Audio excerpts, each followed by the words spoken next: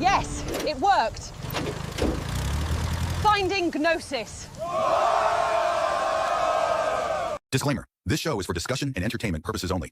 The Finding Gnosis Show is a platform for open discussion, exploration, and opinion sharing. The views expressed by hosts, guests, and participants are personal opinions and do not constitute professional, medical, legal, or financial advice. All topics discussed are only intended to spark curiosity, entertain, and encourage independent thought. If any subject interests you, we strongly advise conducting your own thorough research using reliable and professional sources. Critical thinking and due diligence is key. Stay curious, stay informed, be well, be lucky, and don't be an arsehole.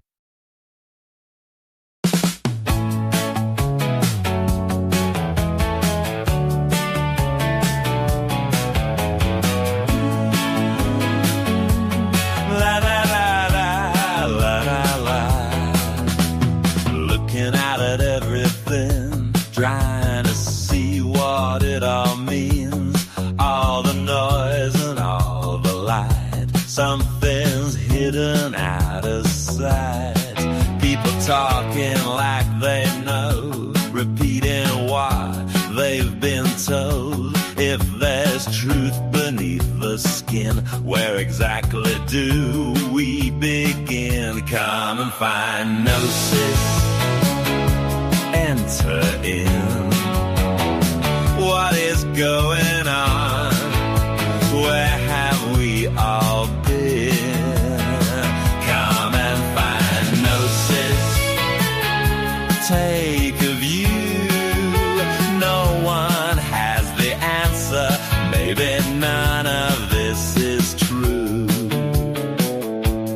No one's coming with a guide. No one's got it all inside. Every voice just plays a part. Every mind a different start. Questions moving through the air. Something felt but not made clear. If it's there, then let it show. If it's not, then let it go. Come and find Gnosis. Step inside. What is going on? No more place to hide. Come and find Gnosis. Take a seat. Say what's on your mind. Let the unknown speak.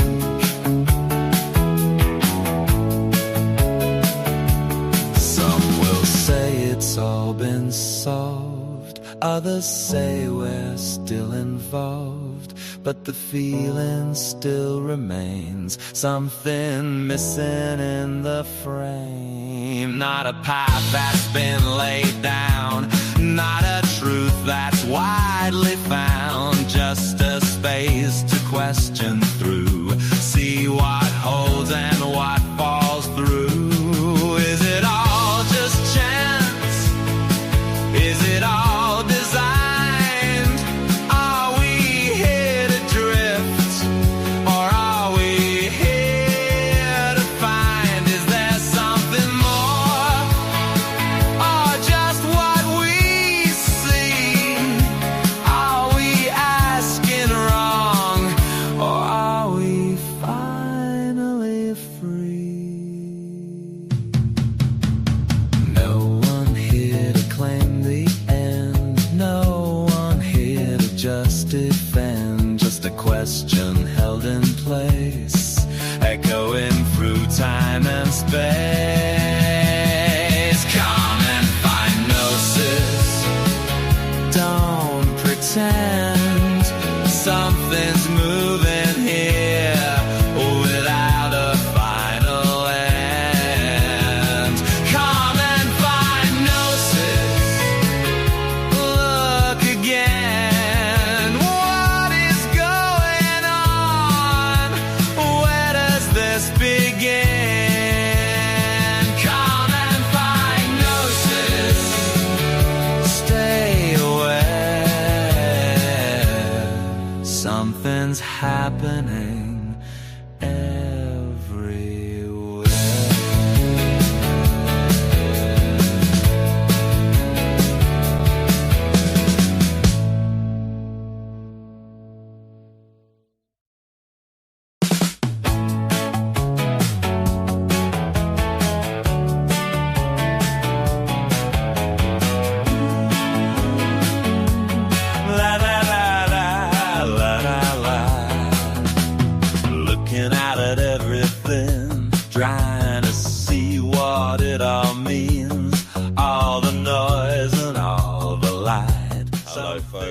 will be with you shortly. Link is in the, well, it's under the video in the description if you want to come on to start the show.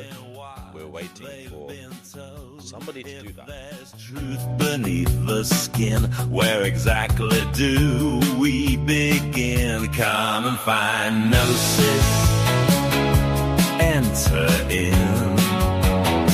What is going on? Where have we all been? Come and find Gnosis. Take a view. No one has the answer. Maybe none of this is true. No one's coming with a guide. No one's got it all inside. Every voice just plays a part. Every mind a different start. Questions moving through the air. Something felt but not made clear. If it's there, then let it show. If it's not, then let it go. Come and find Gnosis. Step inside. What is going on? No more place to hide. Come and find Gnosis. Take a seat. Say what's on your mind. Let the unknown speak.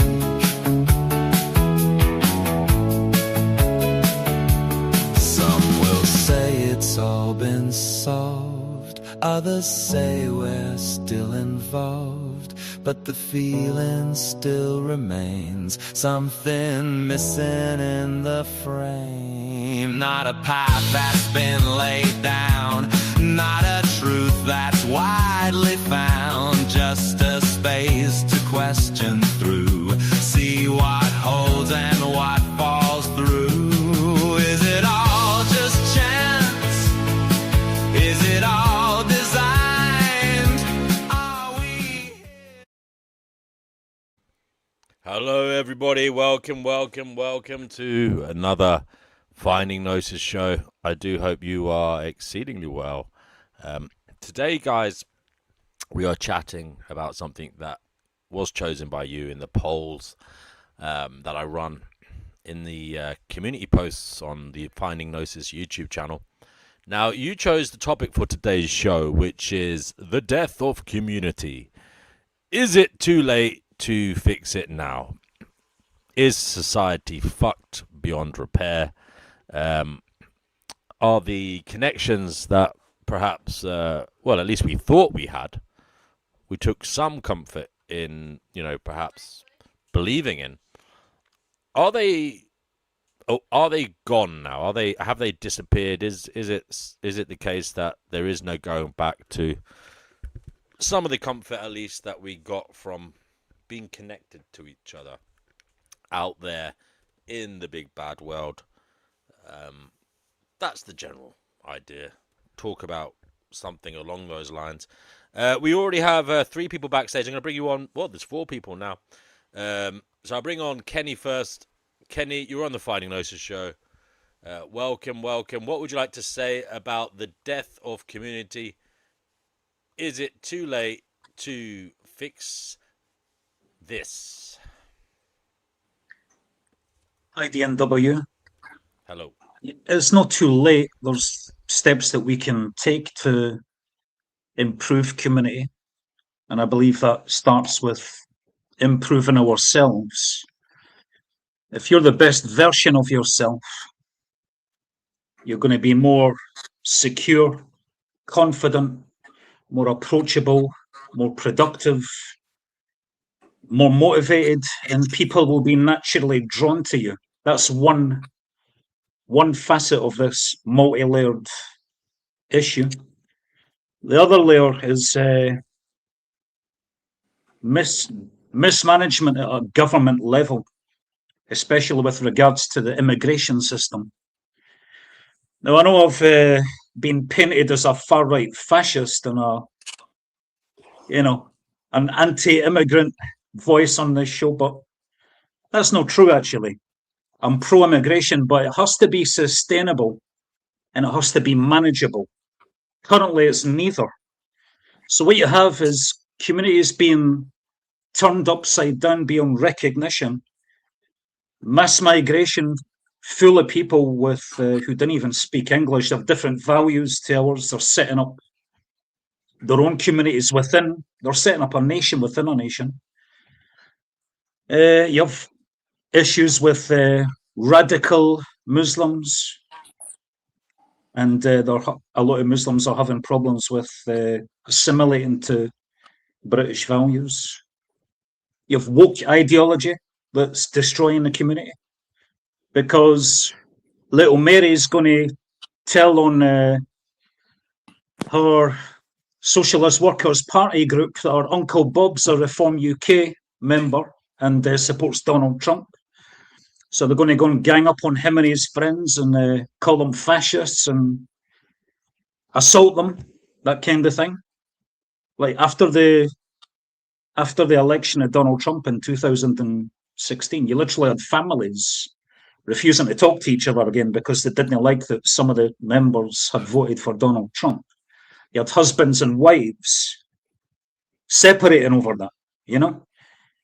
So there's some issues that are destroying society that I can just mention off the top of my head. Obviously, inflation as well. The price of housing getting more expensive, so people are putting off having kids. That's causing an aging population. So the government's part of the reason why they're bringing in so many foreigners from other countries is to counter the aging population. So I don't believe it's unfixable. One thing I'm doing is I'm a member of Reform UK, and I think voting Reform UK and getting Nigel Farage in number 10 will help.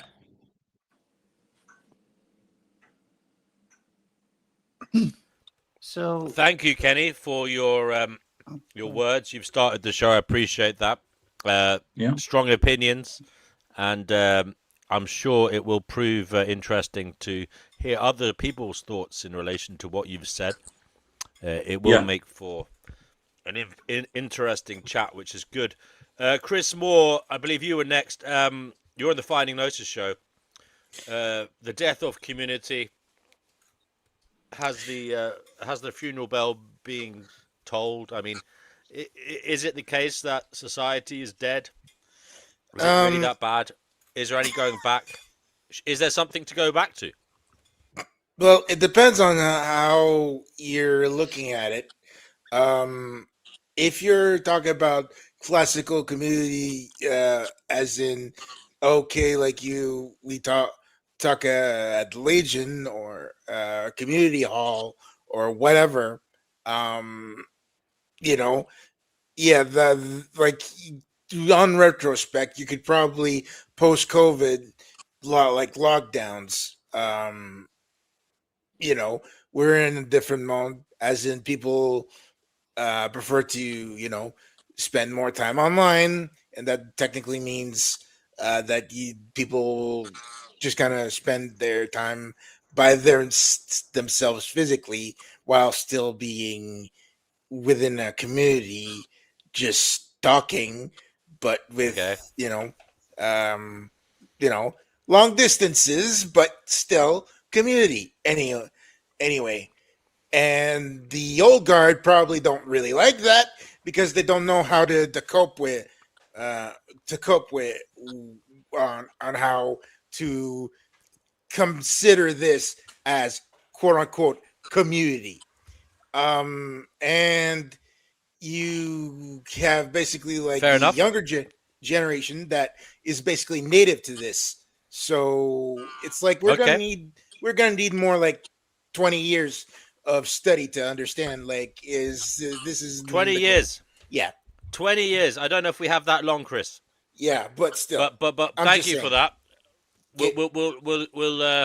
We'll come back to you in a little bit. Vibe, welcome again, sir. You're on the Finding Gnosis show. We are talking about what some people say is happening, and that is the death of community. Nobody gives a rat's ass about their neighbours anymore. Nobody cares about, you know, picking up litter or looking after elderly down the street. They say community is dying, if not dead. And some people say it's too late to go back. We are an atomized, broken people.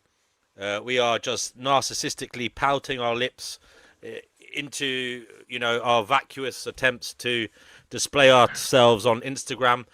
Is there any way of going back to a different way of being where at least we had a semblance of connection to others? Or was that an illusion? Was there ever something that was worthwhile? I mean, just give me your thoughts. Go ahead, Vibe. Yeah, I mean, I was quite surprised by Kenny's opening actually, because I had a thought about this, and his thoughts were completely different than mine. I'm not saying that Kenny's wrong, but he did look at it completely different. I think some of the areas that we went wrong, like in the United States, what we saw in like the 50s is people had front porches, and they used to sit on their front porches, and they used to have block parties, and that was a community in that neighborhood, right? And what we've seen in how we build houses now is the front yards are almost all gone, and we've moved them to the backyards, so everybody can have their own private parties and not be included as part of the neighborhood. They can actually bring their friends in from a little bit further, right? And that might be the invention of freeways and cars and more transportation. We can actually map that on top of cell phones as well. So there used to be this time when you would go to In-N-Out Burger. I'm in California. It's a place called In-N-Out Burger. They always have this big line, and you would sit there and you didn't have a cell phone. So you would strike up a conversation with the person next to you. Now that we have cell phones, nobody strikes up a conversation to the person next to you, because they're striking up a conversation with somebody that may be in another state, in another world, or anything like that. So that's kind of where I feel like things went wrong. But at the same time, I'm not actually saying that community is gone and that it's actually dying at all. Because what might be right, I'm not saying it is right, is that right now we just built a community here. All of us are talking. It may not be to our neighbor, and my neighbor may be an asshole. And I found some people that I actually like talking to. So I've actually expanded my community. My community just doesn't have to be my neighbor anymore. Something else that we've seen, especially with like Gen Z and the way the housing is happening in the United States, is we see that they're actually removing the front yards and the backyards. It's all about the house. We just got to build a house on the whole property. But then what they do is they make a really big, like resort-like social meeting area for everybody. So in a sense, they're saying, okay, we're not going to build the community on the front yard or on the street. We're not going to build it in your backyard either. We're going to create a really nice meeting place, and everybody has to pay a little fee for the house they bought there, but they all come together there. And so community is changing. Now, one of the things I thought was interesting on Kenny's take was when he was talking about immigration and things like that. Part of community is where your background is from, right? That is your ethnicity has certain socialities to it, right? And you have natural bonds between that. But I don't think that's actually a part of community, that we just take a bunch of random people and then force them to like each other. I think that neighborhoods used to grow when communities found similar people in that community. But now a bunch of people come together in the same community that don't get along, and they reach out online. So my take on this is, yeah, I think I really miss the days of the block parties. And we see this in third world countries. Like if we look at the Philippines, I've got some houses there. Every neighborhood has a basketball court there. All the they don't have front yards or backyards. All the families sit out in the basketball court, watching their kids play. And if they're not watching their kids play, they're doing concerts and they're doing their Christmas events there. They're still a community. But if we look at the third world countries graduating into like what the United States and the UK and Europe are starting to become, we're going to start seeing that separation where we don't have that community area anymore. And it might not be bad because it might be just digital. Maybe it's just changing. But so do I think it can be saved? Maybe it doesn't have to be saved. Maybe it's already there. It's just changing and we don't like the change because we're old farts. Well, I'm an old fart. So maybe I just don't like the change because I'm used to the old and the new doesn't fit my old model. Vibe, I think it's interesting what you brought up about the way they're building towns and new properties these days in these estates where, yeah, you're right, they have a common kind of area outside for people to walk around and enjoy the flowers and the plants and walk their dogs or whatever, but there's no private kind of gardens. But do you think that could potentially be negative in some way too? I mean, forcing people to assemble outside together when perhaps they want to have some privacy with their family in their own backyard. I mean, is there something about forcing people to get together in a public area that makes people lose that kind of safety net of having a safe place for the children to play, in their Well, own backyard, it really depends, right? So they're trying to make the houses bigger so you can actually have more like entertainment within your house for your family. But they're removing the pools from the backyard, they're removing the gardens from the front yard, and they're bringing everybody together. And I don't think anybody's forcing them to, per se, because you can choose to move into that neighborhood or not. Sorry, Kenny was just showing a message. Yeah, you can choose to live there or not. That's true. That's true. And there's plenty of older properties if people want to do the old way. We'll go to Paul next. Paul, you're on the Finding Gnosis show. We are talking about the death of community. Is this something you believe has happened, or do you believe it is dying, or do you believe it's just the same as it always was? What's going on in society?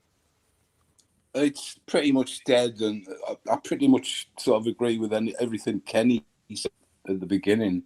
Apart from the political sort of persuasion with Farage, etc. I think that the whole political system's absolutely corrupt, and I think that's been demonstrated right in front of everybody's eyes for the last few years. It's completely broken. Who believes any politician these days? It's just gone. They've taken away all that belief in democracy. Not that it ever existed anyway, but it's just not a belief that anyone has anymore.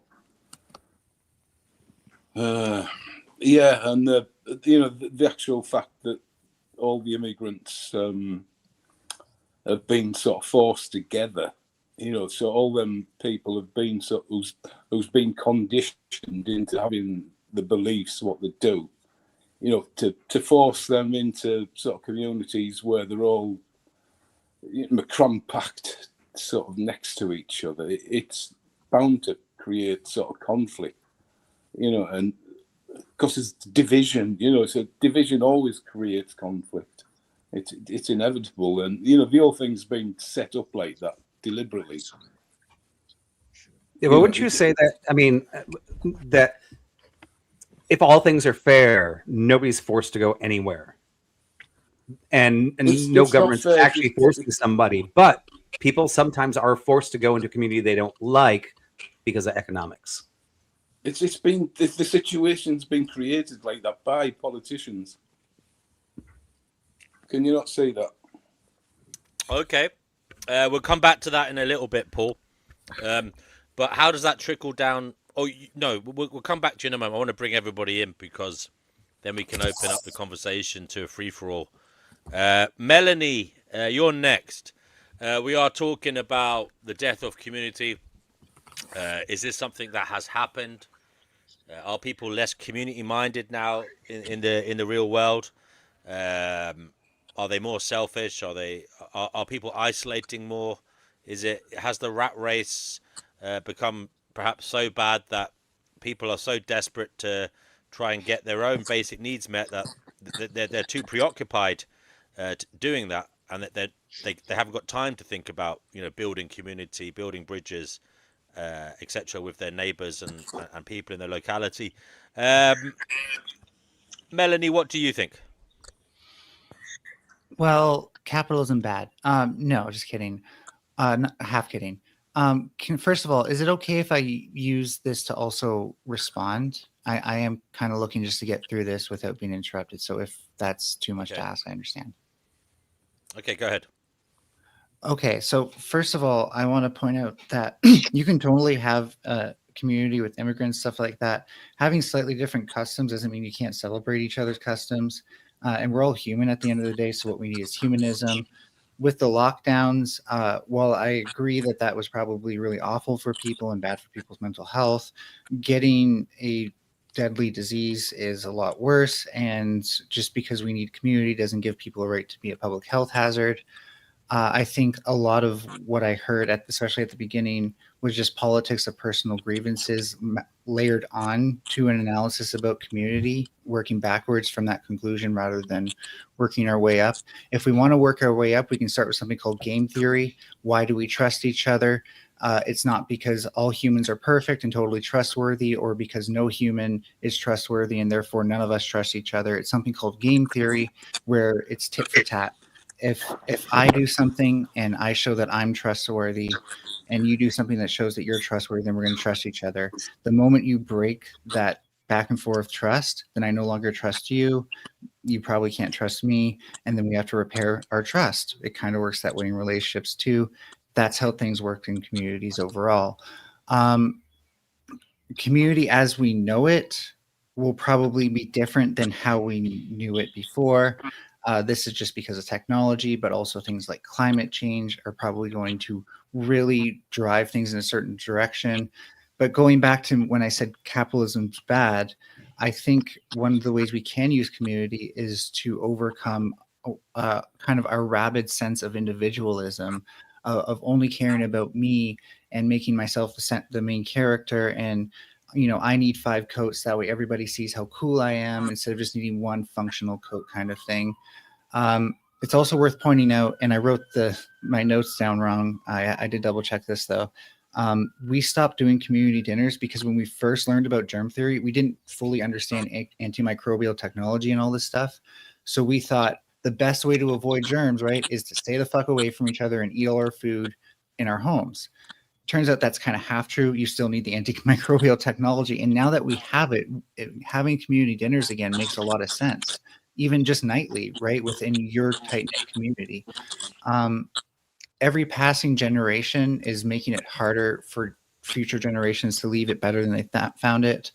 There's a song called Where Will the Children Play by Cat Stevens, aka Yusuf Islam, I think he goes by now, if I'm not mistaken. And that's really quite beautiful. Speaking of Islam, if you're really worried about Islam, the calls coming from within inside the house, because Christian fundamentalism is at least just as much of a threat. It just seems more familiar. But I just wanted to make sure I got that. And then, so in conclusion, I would say communities are not dead, but they are fragmented and dried out. And if you know anything about ecology, which I think is how we should frame our communities, is by looking at ecology and the solutions that ecology provides. That means that we can rejuvenate it by, first of all, putting moisture and refertilizing the lands. And that means and then we have fertile soils for community again. The internet, as great as it is not the best place for that. But more so, I think we can start to have communities that are social experiments. Like, do we really need capitalism? Do we really need consumerism and individual identitarianism and stuff like that? Okay, thank you, Melanie. I'm sure there'll be some people who want to, come back to some of those points you raised. But we'll go to Fatima next. Fatima, you're on the Fine Notion Show. What do you want to say about the death of community? Is it something you believe has happened, or is it are we in a process of dying? Is it a terminal decline? Is it something that can't be fixed, or is it redeemable in some way? Go ahead, Fatima.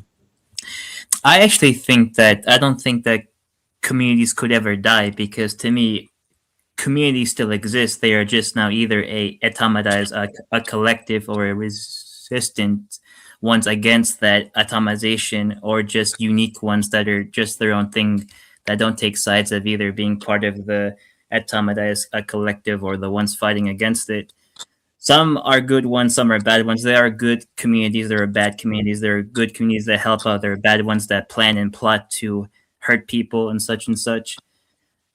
Because, and I say this because we are ontologically wired to be social. We are social creatures. Even me, being a pretty misanthropic person, I have to admit we are inherently social. All of the philosophers I've been reading, and I agreed with, they all come to the conclusion that we are social creatures shaped by habit and language. So there's that.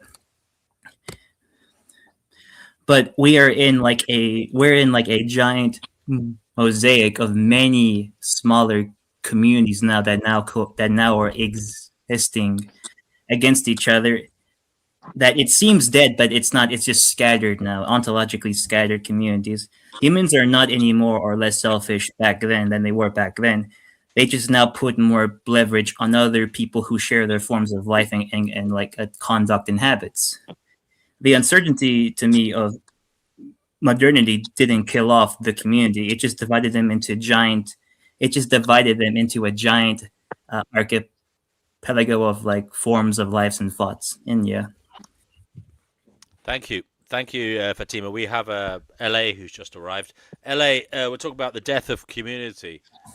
Do you believe community is dead, or is it something that we shouldn't be worried about, or perhaps maybe it is damaged, it is dying in some way, but maybe it is not irredeemable. Maybe we can fix it. What do you think's going on, LA? Well, I mean, I'm not a huge fan of globalization, but I think globalization has really changed the way communities look. That people are not so insular. It's not necessarily like drawn up based on like race or ethnicity. It's based on things like your ethics and your values. I mean, like, and then it's not necessarily like your geographic community. You may actually have like a community that you form through social media. Like, I think that we have a community for anti-natalists.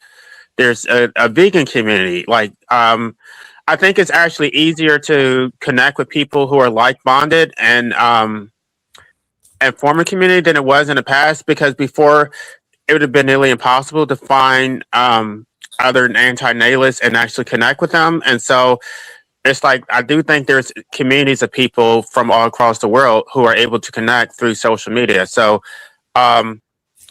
I do think that this whole us versus them is sort of dangerous to try to group people. I think you can do that about anybody, to say that they have traits that are undesirable. And if you're going to do that for one group, then basically it becomes fair game for all groups. And I just don't like the whole cherry picking to say that one group is more dangerous than another. So I don't know. I mean, I do see that that communities are important for like your survival and all that, but I think we've gone. It's kind of far gone. We're not like grouped together based on race and things like that anymore. It's not. I know people do have a problem with that. They do want. They do want to maintain their racial identities, but I think it's too late for that. Thank you, LA. Okay, guys, I'll open it up now. Does anybody want to make a reply to any of the points made? We can start in the order that we first spoke. Kenny, have you got anything to say? Yeah, with regards to the Islam situation, over the last couple of weeks, there's been a massive shift in European countries. And the European Union has just passed a legislation proposed by the AfD in Germany that they will focus on remigration of failed asylum seekers, illegal immigrants. So the tide is turning. The centre is shifting to the right, as I predicted it would when October the 7th happened in Israel. And so far I've been correct. Thank you, Kenny. You also have there's a shift. Sure, I'll say just now. I just want to bring in Russ. Russ, you're on the Finding Gnosis show. We are talking about He's gone damage. more. He's just popped off. He'll be back. He'll be back. Sorry, go ahead, guys. Whoever wants to speak next. Yeah, to Kenny's point, I just want to do some clarification here. I am pretty knowledgeable of how countries work, but from the UK status right now, I know like the Muslim immigrants is been a big issue in the European nations and especially the UK. In the United States, I would say, and I'm asking you guys this question, that the South American immigration is the same problem, right? So I'm actually asking a question. Would you guys see that we're both going through similar problems, but yours is more the Middle Eastern immigrants, and ours is more the South American? Even though we both get immigrants from both, but the majority is, hey, we've got this influx of people coming in from South America. You guys have influx coming in from the Middle Eastern area. Do you think they're the same? Do you guys think they're different? Yeah, I personally think it's different, because in the UK you have Islamic societies popping up, pockets of societies. Even got in Whitechapel in London, the sign, the Whitechapel station, it's written in Arabic. And I'm seeing this in hospitals as well, like signs starting to be written in Arabic and Urdu. Is that South Americans are also Christians? I will say one thing. I don't so think they share the same religion as North America, the USA. I would like to push back against that. I think the virulent Islamophobia is absolutely disgusting. If we were to make the same statements about Jews or some other group, Christians, Buddhists, they would be interrupted. No. LA, I'm going to interrupt you.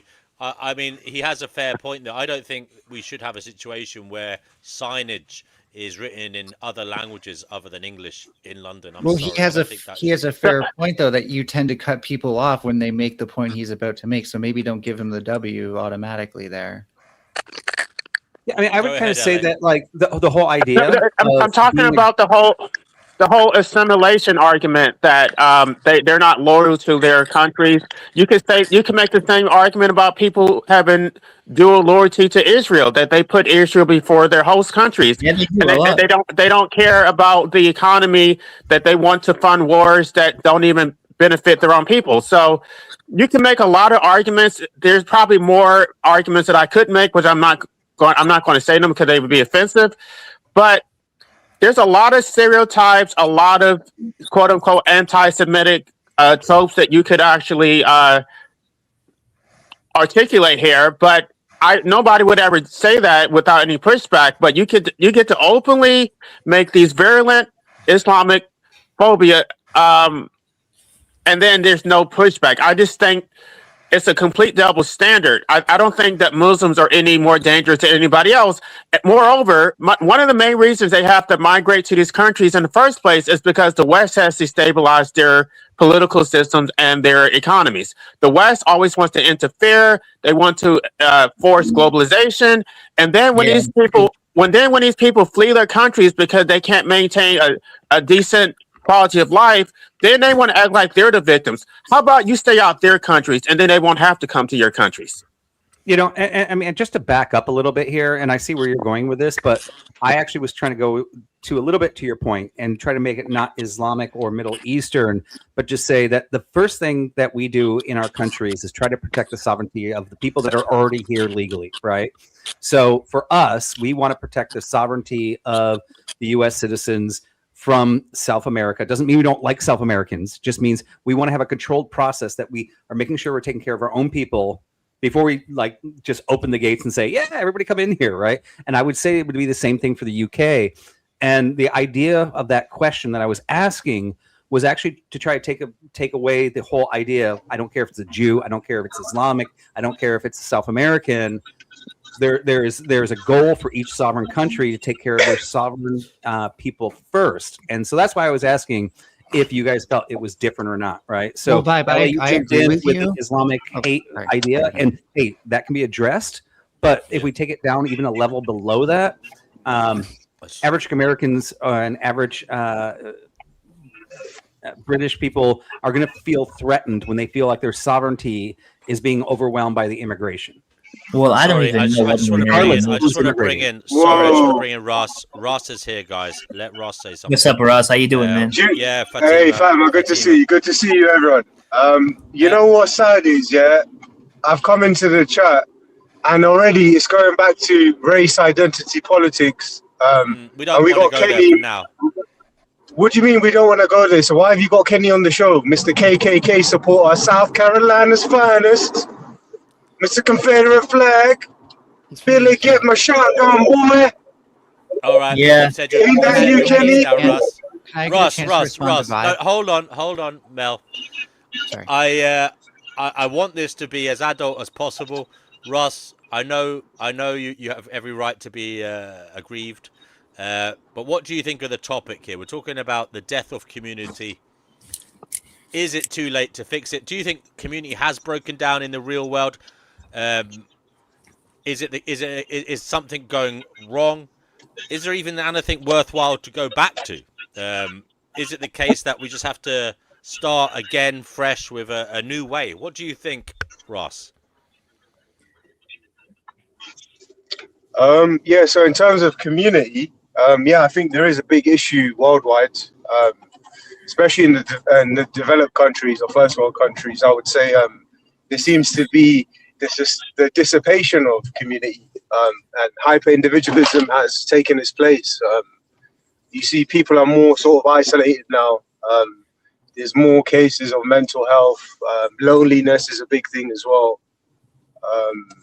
So yeah, I would say community's pretty much eroded away now in this new sort of postmodern world where technology's given us the capability to pretty much do things on our own, which I guess is also detrimental, because what ends up happening is people end up sort of isolating themselves artificially, and then because human beings, we are social animals, that's our nature. But yeah, we find ourselves in this kind of dystopian sort of splintered quote unquote society, I would say. Thank you, Ross. I mean, it's interesting, guys, because I would kind of take Ross's side on everything, what he's just said, yeah. But people like LA, I believe Vibe pointed to it as well. I'm not sure who else did, but they pointed to the fact that we are able to build these communities online and connect with people. You said it as well. We're able to connect with people who share our mindset and maybe form these communities. That's detrimental to our mental health, though. That's as exactly it mentioned my point, in this Kevin. book, the Dose Effect. Bro, Kevin, that book is full of shit. This is what I'm saying. In real life as much. I'm asking, is that actually good? Facebook. Is that wholly good, or are there problems with that? That's exactly what the question. Can you preempt it? It's terrible. Now, the government are now proposing banning social media in schools because of it. It's so bad. How are they going to do that? They can't. That's like that's an overreach. I did ask for a chance to respond to Vibe. Can I get that now? I know we're trying to avoid the topic, but he did state something that I think is okay. And then we'll go back to that point about whether online communities are beneficial, and if their benefits outweigh the problems they cause. Go ahead, Melanie. Thank you. And my bad for getting a little frustrated in the side chat, but I just noticed an opportunity to ask. I think what Vibe, if you're here, but what Vibe said about sovereignty is true. However, I keep hearing things from America and the UK about how they're the greatest countries ever. They're going to hold world peace together, world police type stuff. And that's fine. I actually believe America and the UK are great nations. But it kind of feels like you're either painting yourself as both the bully and the victim, and or immigrants as these very strong, nefarious people, but also these people who are inferior to your culture. So are they smarter than you or dumber than you? That has yet to be determined. I doubt that there's much answers in your rhetoric, but I will point out that your governments, especially the anti-immigration conservative side, are the ones who destroy socialist policies, which would make your country more robust against people coming in having their own needs, because that's what socialism does, right? Is it gives people what they need, directly what they need, if it's done right. I mean, I appreciate that you said rhetoric, but I did point out that I actually live in more than one country. And one of the other countries I live in is the third world country. And I have to say, my neighbors there, they don't have much money. The house that we have there is very humble. And the happiness I see there is absolutely amazing because of the community. And when I come back to the United States, I'm glad I have the clean roads. I'm glad there's no dirt in the road. I'm glad that the neighbors take care of everything. But I kind of feel alone when I'm here in the United States. And when I go back there, I feel like I'm a part of the community, right? So when you made that comment that a third world country is lesser than us, I almost look at them as smarter than us. I didn't say that. Okay. Well, I mean, that's what I heard, and I apologize if I misheard it. No, I just said that America is and UK seem to be these great nations according to their own rhetoric. Okay, I thought you were referring to my rhetoric. I apologize. Is And this so perhaps, guys, something? Sorry. Go ahead, Melanie. Go ahead. Yeah, just I'll to speak wrap it after up. Melanie. Thank you so much. It just seems to me like, again, I can't figure out from your people's side of, or not your people's, but like the anti-immigration side, if immigrants are supposed to be like strong and scary, or so inferior that they can't figure out your culture. But here's the thing: is I don't think that many countries are anti-immigrant. I think that they want to control immigration. And when we say we want to shut down our borders, it doesn't mean we don't want anybody else to come in. We just want to say that we have control of this. Let's make sure we are taking care of the sovereignty of our people, and the people that we're bringing in are also going to be beneficial. When I was 19, I got a Eurail pass and went around Europe, and I loved Switzerland so much. I tried to defect there, and Switzerland laughed in my face, saying, "Go to college, come back someday when you have some value. We don't want you in our country." Now, and I was an American. Vibe. I hear your point, by the way, and I just want to wrap this up. So I think, again, why are we still talking about this, bro? I thought we were talking about not community. only one option. There's not only one option. You don't just have to close down your borders. You can also provide socialist policies to protect against those same things. And what's the socialist? Okay. Leave that point there for now, please, guys. I want to ask, because Vibe, your lack of community where you live in America. I'm just putting this out there. Maybe this is a class issue. You sound like a kind of middle class guy to me. Maybe it's just that the middle class are a bunch of socially awkward weirdos who are kind of made up of introverted, kind of autistic and mousy people who just aren't cool enough to go out and meet their neighbors. Maybe you need to hang out in working class areas a bit more, where people are a little bit more happy-go-lucky, a little bit more down to earth. I mean, I'm just putting that out there, and maybe it gets worse. Maybe it gets even worse the higher up you go, where if you go up to the upper middle class or even the upper class, they become paranoid, narcissistic, psychopathic, people you wouldn't want to hang out with because they're not particularly nice people. I'm just putting that out there as an idea, guys. I mean, have you walked in other areas of America that aren't so, let's just say, well heeled? I have, and they're kind of shitty. Yeah, I have as an American. Like, I can build a community here, but I choose not to because I don't like Americans, and this is coming from an American myself. So yeah, I just choose to leave. I don't like anyone here. I could build a community. In theory, I have all the capabilities, but I hate Americans so much that I'm leaving here. So yeah. But is that one of the mistakes we made as a species? Did we, when we started allowing people to, live in kind of areas associated with their class, how much money they earned? Is that where we went wrong? Is that kind of like maybe it goes back to that that was maybe the start of our downfall? Well, I think that is 100% true, and especially the comment you just made on to me. I mean, I grew up in Michigan with a very strong community. I've been around the world, and I'm in neighborhoods with strong communities. Here, I'm in one of the nicest parts of California, and I've seen that the higher you go up, the more you seclude yourself from everybody else. You go, I don't need to be a part of a community with a community pool. I can have my own pool. I can, the more I get, the more I can seclude myself. I see where you're going, and I don't really feel like I'm part of that class. I do know my neighbors. I love my neighbors. They know my name. We know their names. We take care of them. The one across the street has a very sick father, so we make sure nobody ever parks on the street in front of his house because we want to make sure the car is very close to their house. But I think what you're saying is relevant, may not be relevant to me. It's from what I've seen. And I think everything you did say is very relevant. I think the higher you go up in class, the more you isolate yourself. Yeah, of course. Yeah. I think if anything, but I'm getting kickback, and it's fair enough. Chickpea says, D&W, as humans, we've always been at each other's throats since the beginning of time when we left to go. I mean, look, I've walked in other gritty parts of town. I mean, I understand why people isolate themselves. Because, of course, yeah. I am maybe romanticizing kind of working class communities. Believe me, I've worked in pubs that are very working class, and I've lived in very rough areas, and I don't know if there's a happy medium, guys. I think I was maybe There is romanticizing it none. too If much. there's It's just if there's if there's multiple anything mediums. that is responsible for the breakdown of communities, it would be civilization and globalization. So now people don't live in communities because they live in these large urban cities with skyscraper apartment buildings. It's so overpopulated. Nobody knows anybody. It's just people bumping into each other.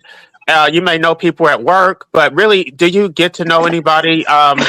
I think that civilization is the root cause of the breakdown of communities. If people lived a more rural, well, if you listen to Witchy was just on here. She lives in a rural area, and she's talking about how they do have a community, much more in an urban city. So everybody wants to talk about civilization, how it's so wonderful, but this is causing the breakdown of communities. I think a Now, big and question I agree that is whether or not more we're altruistic or okay. selfish, right? Because I think the biggest lie ever sold to us, especially by classical liberals and the people and the founders of capitalism, is that we are inherently selfish. But if you look at every other species out No, we're there, not. we have way more altruistic behaviors.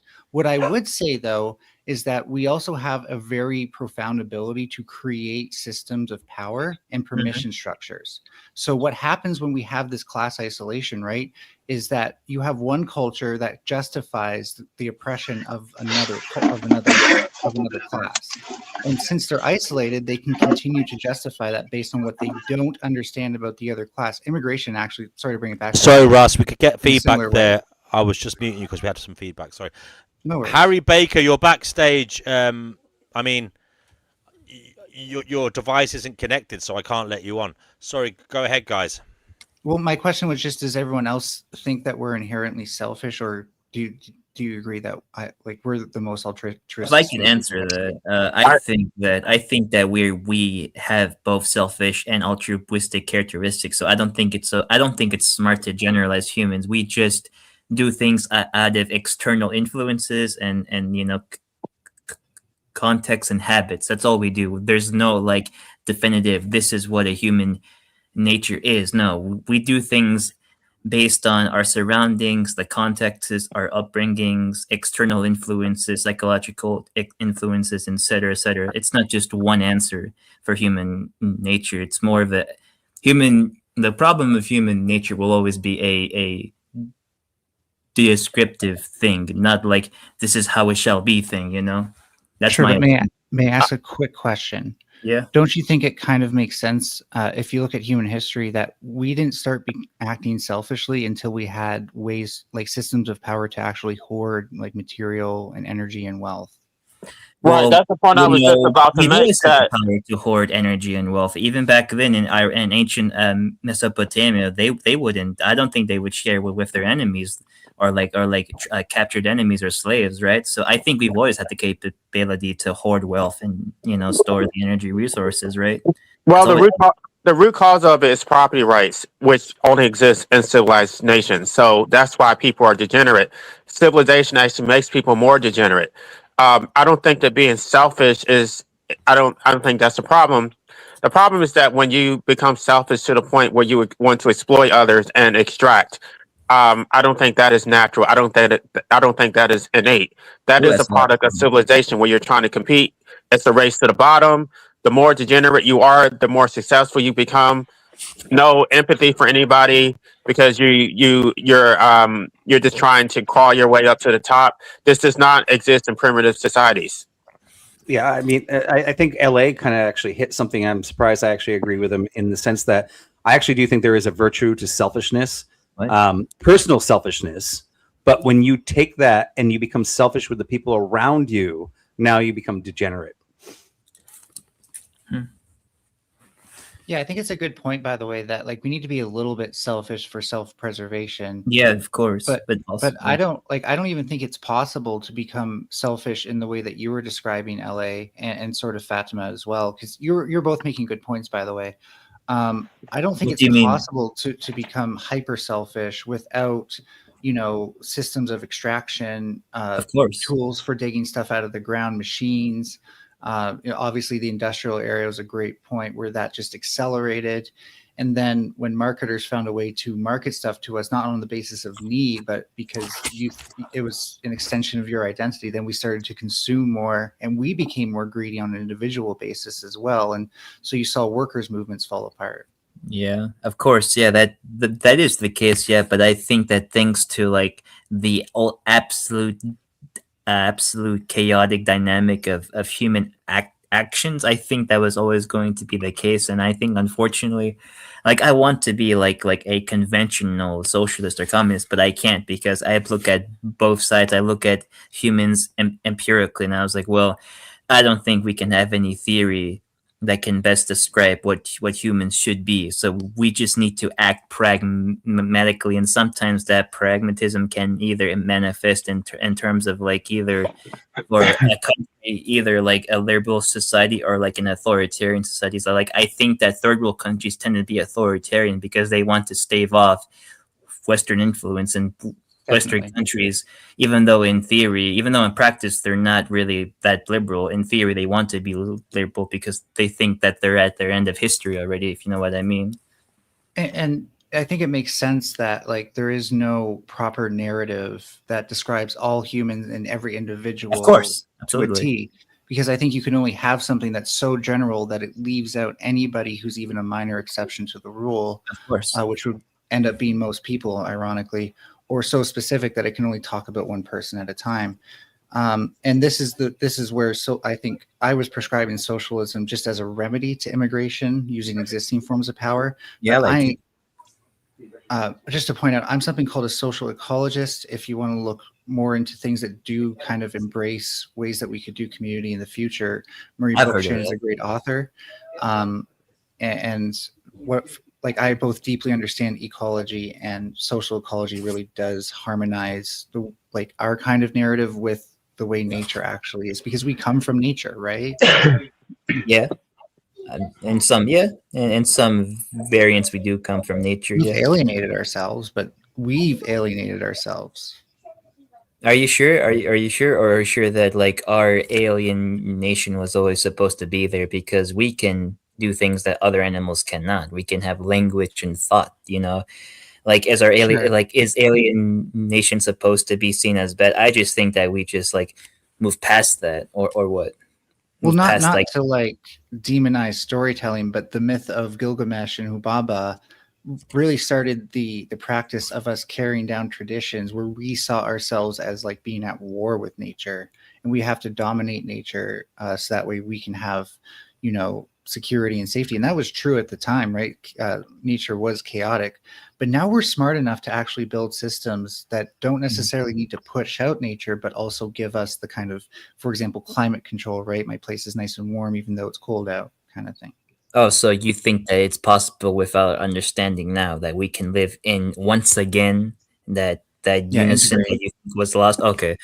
I personally don't follow that. I think that's too much of like a very like, you know, narrative that's very optimistic even for me, but like I can like respect like you have that belief, because like it's not easy to believe in like those ideals anymore, in my opinion, you know. So just to be clear, it's not just a belief, it's something I've spent 15 years learning how to do, and yeah, that's good. It's my project in life. Well, that's good. That's even better. I just want to give an example though, because Chickpea just posted in the comments how, I mean, she has rheumatoid arthritis, and I recommended that she take alpha lipoic acid. She's been to many doctors, and nobody told her that RA is caused by inflammation. Nobody told her what to take. I recommended that she take this supplement, and now she's been talking about how her health has increased dramatically. So that's the type of community that I'm talking about. This community that we have on social media, which would not exist outside of social media. If she, you know, if I didn't talk to her on social media, she probably would not have come into that information, and she probably would still be struggling with her RA. Yeah, that's a good point. You know, that is a very good point. And like she has said a lot of times that this is like a form of like group therapy for her that does like make her smile and laugh. Hold back, guys. Hold back now. I mean, this does kind of go back to my original opening here in the idea that D&W, you're very quiet, by the way. Maybe we can't hear Maybe you. you guys can't hear me. No, me. Can you hear me better now? Yeah, we can. Oh, I'm For a second, Can hear you you. got quiet again. I apologize. So That's weird. That's weird. Guys, I want to you go. go back to the point that we were. I don't know if we addressed it properly, and that is, whilst we are building communities online, and some of you said that compensates for the loss of community in the outside world.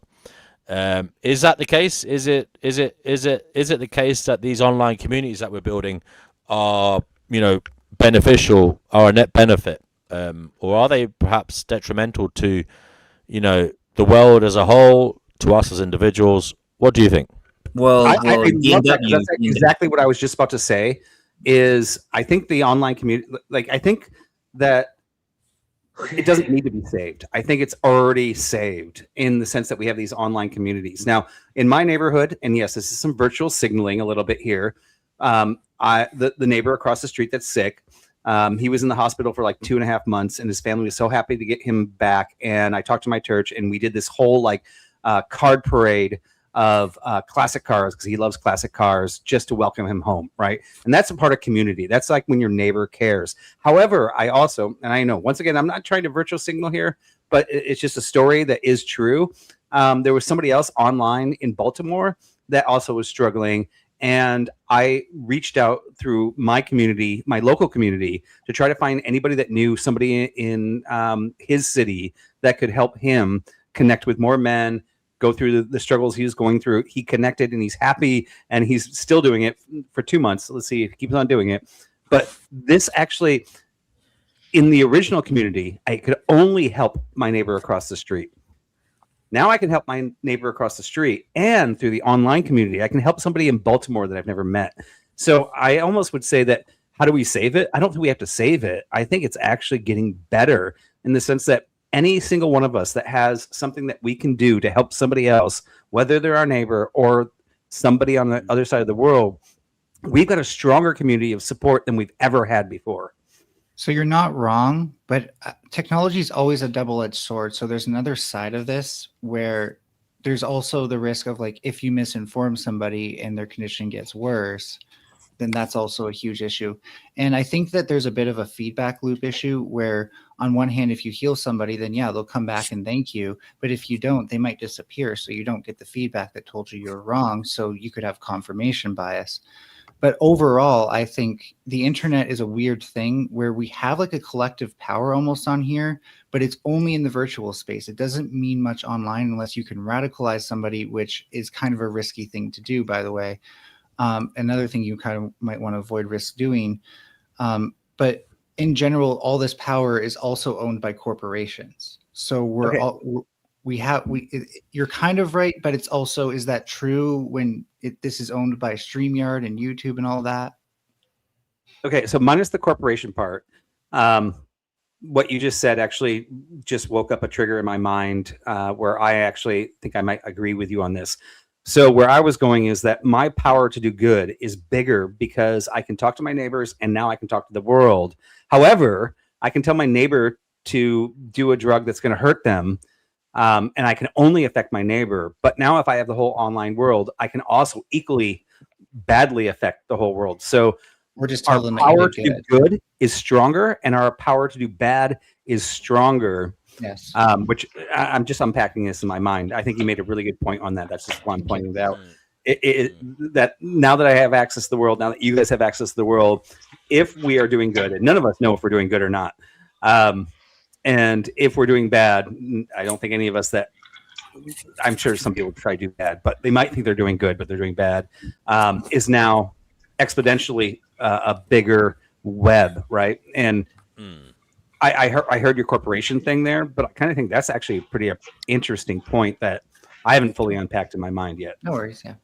See, Yeah, but guys, isn't that I think this is- I think this is an individual state matter, because I know in the past I've used online to mix with others in the real world as well. So, I'm just thinking, I've gone on Eventbrite and I've gone to events.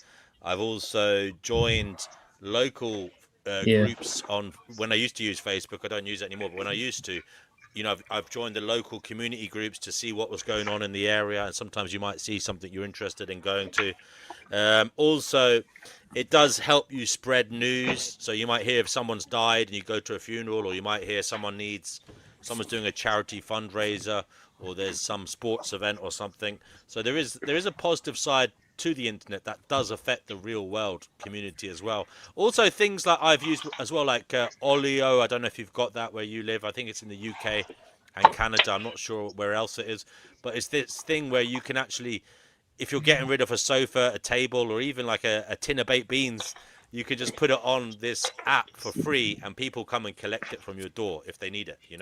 Yeah. So And there are lots of apps, and there are lots of things about the internet that benefit real world community. And I used to do a lot of work using things like Twitter, when I did landscaping and stuff years back. I used to use these social media, and there was a big community of people on these apps, like Twitter back in the day.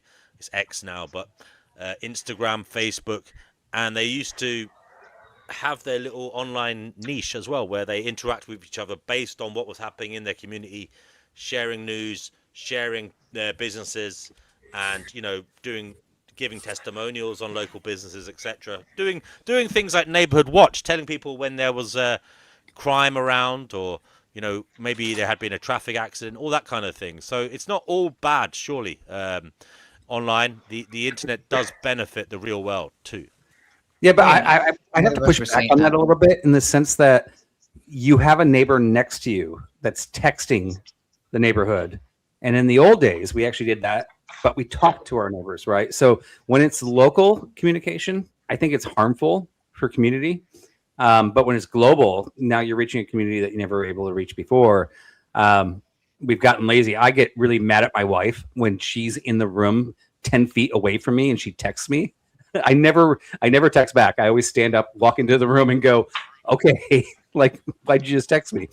Like that convenience of texting in a community is what I think breaks a local community apart. Yeah, the internet's just a shovel, or it's like a shovel, right? Like, it's just a tool. I can either dig a hole and plant a tree, and then we can all eat apples once it starts bearing fruit, or I can beat you all to death with it, right? Yeah, but I was going to say the onus is on the person, whoever's reading information online, is to double check it and fact check it. So if people are getting wrong information online, then that's their problem, not mine. If you're dumb enough to read if you're dumb enough to read something and not even try to falsify it or verify it, then good luck to you. Yeah, that's true. Yeah. I think it takes for granted, though, that we're all really good at critical thinking. But shouldn't there be some responsibility as you as a person to the community to actually verify the information you're feeding people, unless you're just doing it for profit and selfishness?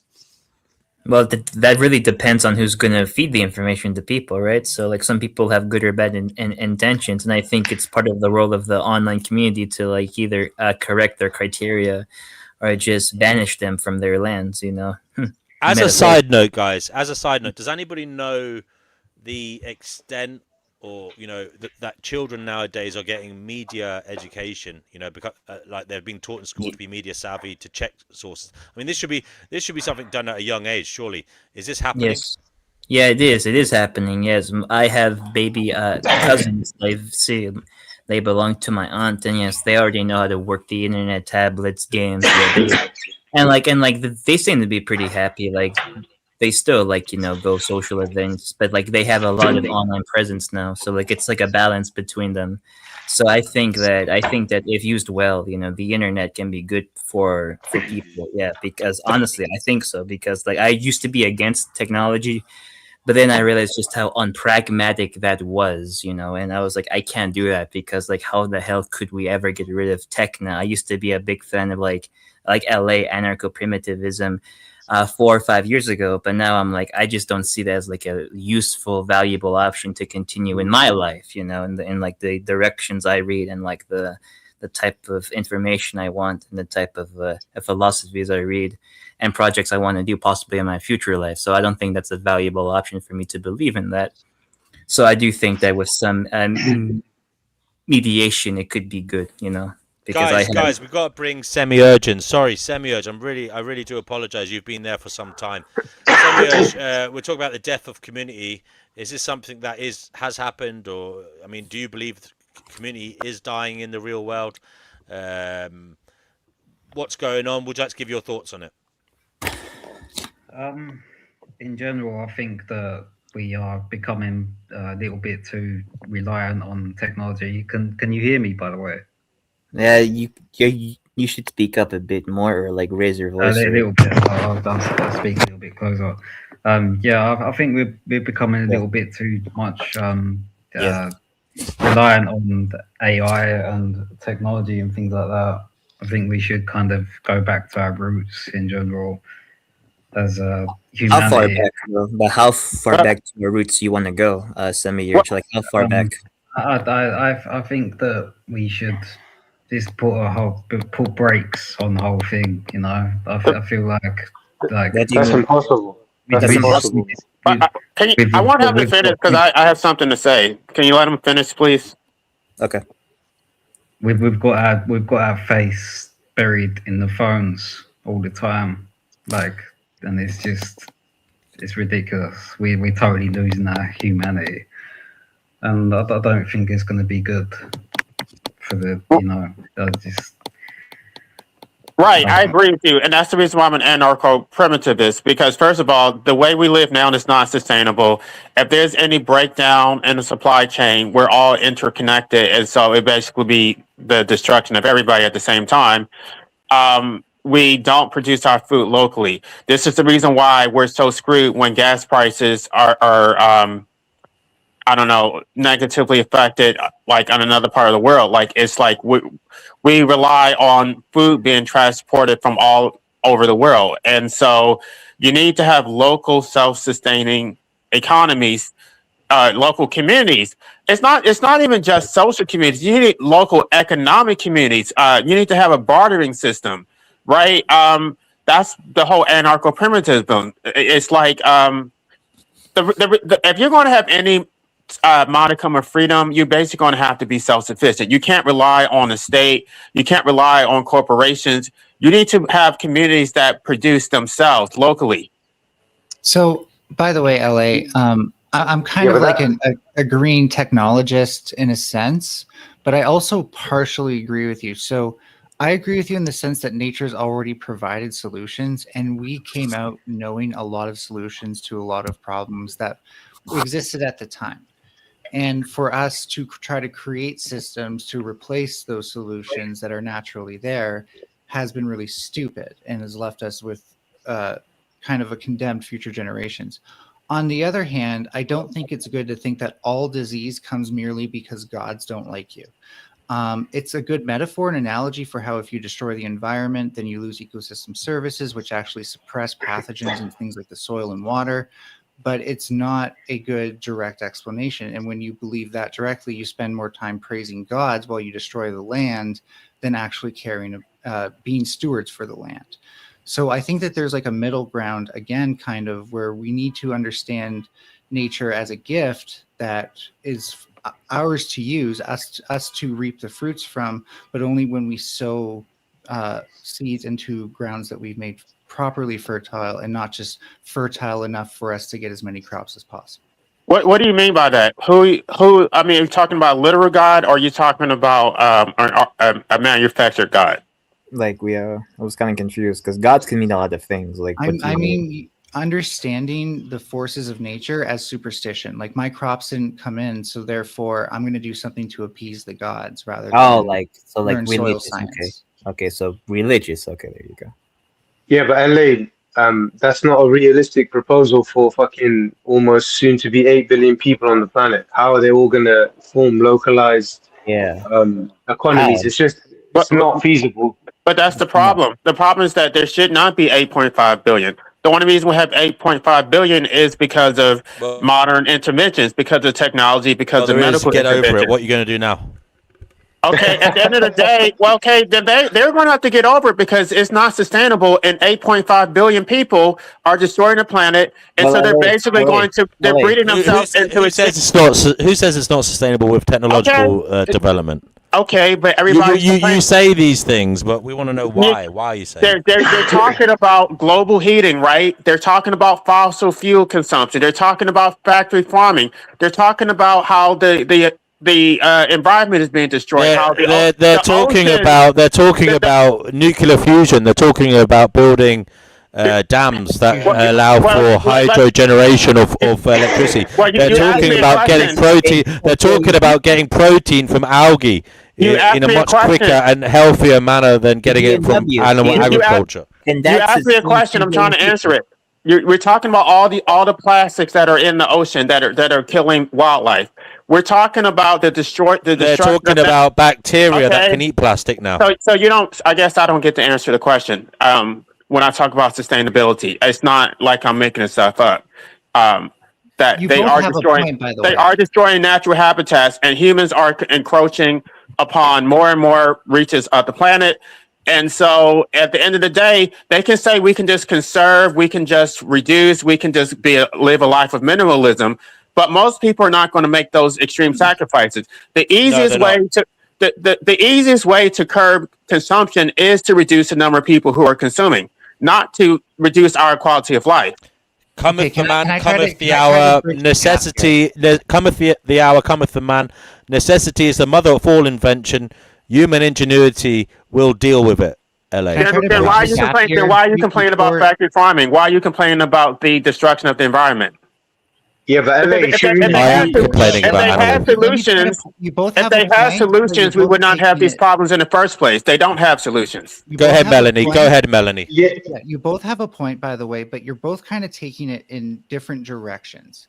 So the point is that, yes, there are things that are destroying the planet, probably, sorry, DNW, but probably faster than we can integrate the technologies we need to get it back. However, I think where you go wrong, LA, is by saying, and you actually kind of admit part of the fault in it, is that the easiest way is to get rid of the population. Well, I agree with you that the way we deal with current population levels is unsustainable. I think it's impossible to control populations directly without becoming a bit of a monster yourself. And That's not true. That's not true. There's what you can through education. Actually, through education, you can let Melanie speak, guys, and then LA, and then we'll go to Russ after that. Yeah, so Melanie, LA, Russ. We talk about the ecosystem's ability to handle a certain population size in terms of carrying capacity, and so where you have a point is that the systems that we've created to try to increase carrying capacity are terrible. They're way too centralized. They're overblown, bloated, and not sustainable. DNW, you also have a point that there are a lot of emerging technologies, but where you're kind of wrong is that we don't have enough time to necessarily integrate them into our ecosystems. We can't just have them be factories and stuff like that. We need to find ways to make this a feature of the land and the water itself, so that way they can actually do something. And that's going to definitely take a long time. We know that these technologies are possible. We don't exactly have exact sciences for how to integrate them. And yeah, no, I agree. I agree. That's why I said, cometh the man, cometh the hour. Necessity is the mother of all invention. Shit is going to hit the fan. But human ingenuity may bring us out of it. But no, Fatima, I don't want to hear from you at the moment. LA, then Ross. LA, go ahead, and please, Melanie, just let these two speak, and then we'll give the mic to whoever wants to reply. It's not true that you would need authoritarianism in order to curb the population problem. You would actually just stop intervening. There are natural checks that would curb population, disease, famine, pestilence. Because I mean, you have to listen to Thomas Malthus and what he says about overpopulation. It's because the government has intervened. If we stop intervening, stop responding to natural disasters, stop feeding people when they are, when they have some type of calamity, then it would naturally have a check. But because we keep intervening, the human species is the only species of animals that has no natural limitations. We can have infinite population growth, and we're the most destructive species on the planet. So you don't have to do anything. You don't have to. By the way, China's one-child policy was not forcing people to stop having children. Their policy was that if you had more than one children, you would basically be kicked off the system. You would not be eligible for any financial services. So because of that, people decided they were only going to have one child. So there was a whole culture of infanticide. One sentence response. Make your point. Then we're going to Ross, and then we're going to Vibe because Vibe wants to say something. Can I get a one sentence response as well? Okay, what? Yeah, go ahead and say it. The rich will die last. There you go. That's it. LA, is that LA? Have you finished what you're saying? I guess so.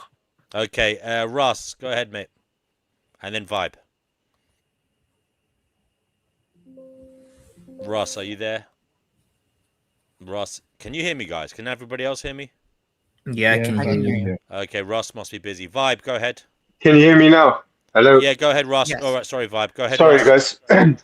Yeah, so I was just responding to whoever said that you might have to become a monster, but in reality, you don't. Through education, you can get people to curb the population sensibly without causing any violence or destruction. The problem is, if we look at the world, it's the first world developed countries that are going below replacement rate. And I think Japan, South Korea, they're ahead of the curve. And I think we're going to be following suit very quickly after them.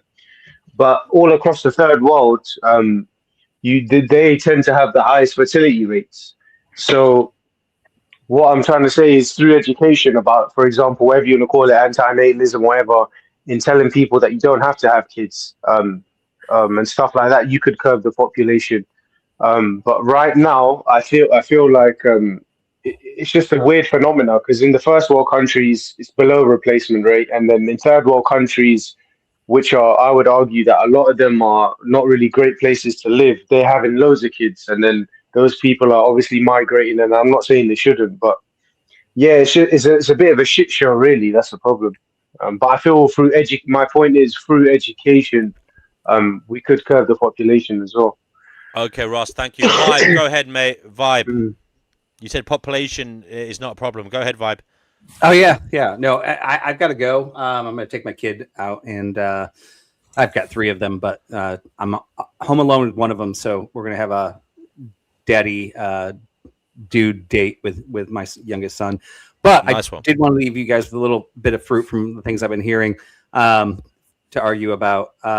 When LA was talking about the barter system, I was thinking, well, yeah, barter system is really good in the local community. However, the reason that, like, if you're making boots and I'm making corn, maybe you don't need corn, and maybe I don't need boots, or maybe I need boots and you don't need corn. So how do I solve this bartering problem? And basically, it'd be a certificate for the work that I put into that, right? That certificate turned into money. So the bartering system has to be funded by something. And that is part of a community where the community says, hey, yeah, I know that if we trade this certificate, then one person gets the corn, the other person doesn't get the boots, but you can take that certificate and trade the boots. No. That's how we got to this problem in the first place, because of this paper money stuff, these certificates. I'll be right back, guys. Behave yourselves. These certificates are why we got in this problem, because you put into it. And if you need something that you want from me, right? First off, if you need something that you want from me, but the thing that you have that you worked for locally doesn't apply to me and I don't need it, what do? You have that. You have whatever surplus you have, then you would trade it with other communities. Trade with me, or do we just, as a community, come together and go, "Hey, you know what? This is fair. I'm going to have a certificate. From that certificate, I'm going to we're going to honor that as a community, right? This is how. Oh my gosh, this is how we got to where we are, because the money, the so-called certificates, leads to exploitation. Because basically, money gives an unnatural birth to itself, and it leads to usury, and so now it becomes divorced from the actual product. So That's No, no. The bartering system is completely separate from the whole purpose of the bartering system is to get away from the monetary system. Yeah, but you can't barter if the person that you need the thing from doesn't need the thing that you create in that society. That's not true. You would trade your surplus with other communities, and then it would be mutually beneficial. All around town to get my boots from you because you're not willing to participate in this community. You're saying, no, I'm not going to give you these boots because I don't participate in the community. Therefore, I'm not going to accept this certificate. Anyways, I don't want to argue with you on that. I just want to throw a couple other things out there as well, right? And the population crisis thing. Right now, we are still expanding in population. I know a lot of people online say that population isn't a decrease. Yes, there is a prediction that it's going to decrease, but that's actually not something that's happening right now. It's not. And by the way, we do have plenty of resources in the world to support the current population we have. We just don't have the worldwide systems to be able to support those and the movement of that because of capitalism. And the final thing I wanted to throw out there before I leave here, and I brought this up on this show before, only 0.00001% of the population are actually the ones that have given us all the gifts of televisions, phones, internet, the wheel, stairs, the creativity that then now 49.1111% of the population tries to profit off. So you're talking about white people. Is that what you're talking about? Yeah, I gotta get a chance to get in here. No, don't race bait him, Ellen. He's not. Why are you race baiting him for? He never said white people. No, because when they talk about that, they always talk about how white people built everything. Okay, I think Vibe is wrapping up, and I just want to clarify what he was asking, what he was saying. Few people that actually build all the things that we barter on. There's another percentage, which is probably half of the population, that actually takes advantage of it and profits from it, and the other 50% don't care. They just want to raise their kids, marry their wife, and have a family. I actually have a book for both of you to read, LA and Vibe. It's called The Serviceberry by Robin Wall Kimmerer. It explores something called a gift economy. I think you'd both be interested in that. Oh, the gift economy. I've heard of that before. Yeah, gift economy. So basically, we distribute our needs to who needs them, and then abundance is something that we share and possibly barter. Yeah, it's called a horizontal economy instead of like the vertical economy. Yeah. And I apologize, LA, if you think I threw anything racist in there. I don't think I said white people once, but if that's what you're. No, you didn't. That's why I asked for clarification. Are you talking about white people? Because when people make that argument, they're usually talking about the West, how they civilized everybody and create all this technology. Is it easier for me to respond to you here or on Discord? Population. I didn't say what race they are, where they came from, what country they came from. Has created. Okay, but I'm asking you though, who is that 0.1%? Who is that? Who is that percent that you're talking about? And powerful is what he's referring to. Vibe. I have a bit of a link. The ones that created stairs, the one that created the wheel. I don't know if they're black, white, Indian, Asian, right? Like I could probably do a study on this. I can probably give you the breakout on that, and I don't know where the thing's going to be. I'm just saying that most of us, and probably every one of us on this panel, have done nothing to move society forward. But we are the ones that maintain the things that those people invented to keep moving society forward. Vibe, I have a response. Would you prefer I do it here or on Discord since you're trying to go? I apologize. I do have to go. My son's like running around really mad at me right now. Check your Discord then. And a little bit of the virtue of selfishness. I do love talking to everybody in here. I think this is a community. I don't think communities are dying. It's not. I hope to be here again. DNW, you're always awesome. I always appreciate your topics, and I'm a tiny little YouTuber. If any of you guys like what I'm saying or like the logic I'm using, please subscribe to Vibe on YouTube. Okay, Vibe. Thanks for being here, and enjoy your evening with your children. All right, thank you guys. Take care, buddy. Bye-bye. Later. LA, you had some really good points, by the way, but I think what Vibe has a pretty decent point, which is that at some point people are going to specialize. I don't think we need entire nations to specialize, as Vibe was pointing out, because that's how traditional economics looks at it. But especially now that production is something that you can do on your own benchtop with things like 3D printers, we're smart enough to do that now. Not saying plastics are good, but and since we're smart enough to do that now, you can have a whole community where each individual person specializes. Now we might not be. Now you might still need to specialize as a community and trade with other community. Think very complicated things like microchips, but if you start at the basics, right? Who's specializing on food? Who's specializing on making houses? Who's specializing on making clothes? And then you gradually increase complexity, so long as the ecosystem around you has carrying capacity. I think that can be sustainable. What Vibe got wrong is that that 1% of people who've done all that, sure, that's come at the expense of 99% of the people throughout history bearing that burden for their sake, because that usually is concentrated with the rich and powerful, which, if we do bring race into it, tends to favor white people. And so that's kind of what Vibe's forgetting, is that they created something that destroyed the world as well. He also got the part wrong where he was talking about certificates. Like you said, if it was organized properly, you would not have any surplus. And if there was any surplus, you could trade with other communities, but you don't need certificates. This paper money is why if you want to have that's the whole purpose of getting out of this monetary system and replacing it with a bartering system. Is that it is self-sufficient. You can actually see the value of a product, right, that is tangible, and see that you're getting fair trade. But when you're trading in a certificate, you don't know that it's a fair trade, and you skim off the top. There's all this usury. There's people who get money without ever producing anything, right? You can look at an attorney who charges $500 an hour. What do they actually produce? Nothing. There's no actual tangible good. Okay, guys, 1 second. We'll take a little break. Kenny, are you ready for us to share? Kenny wants to share something.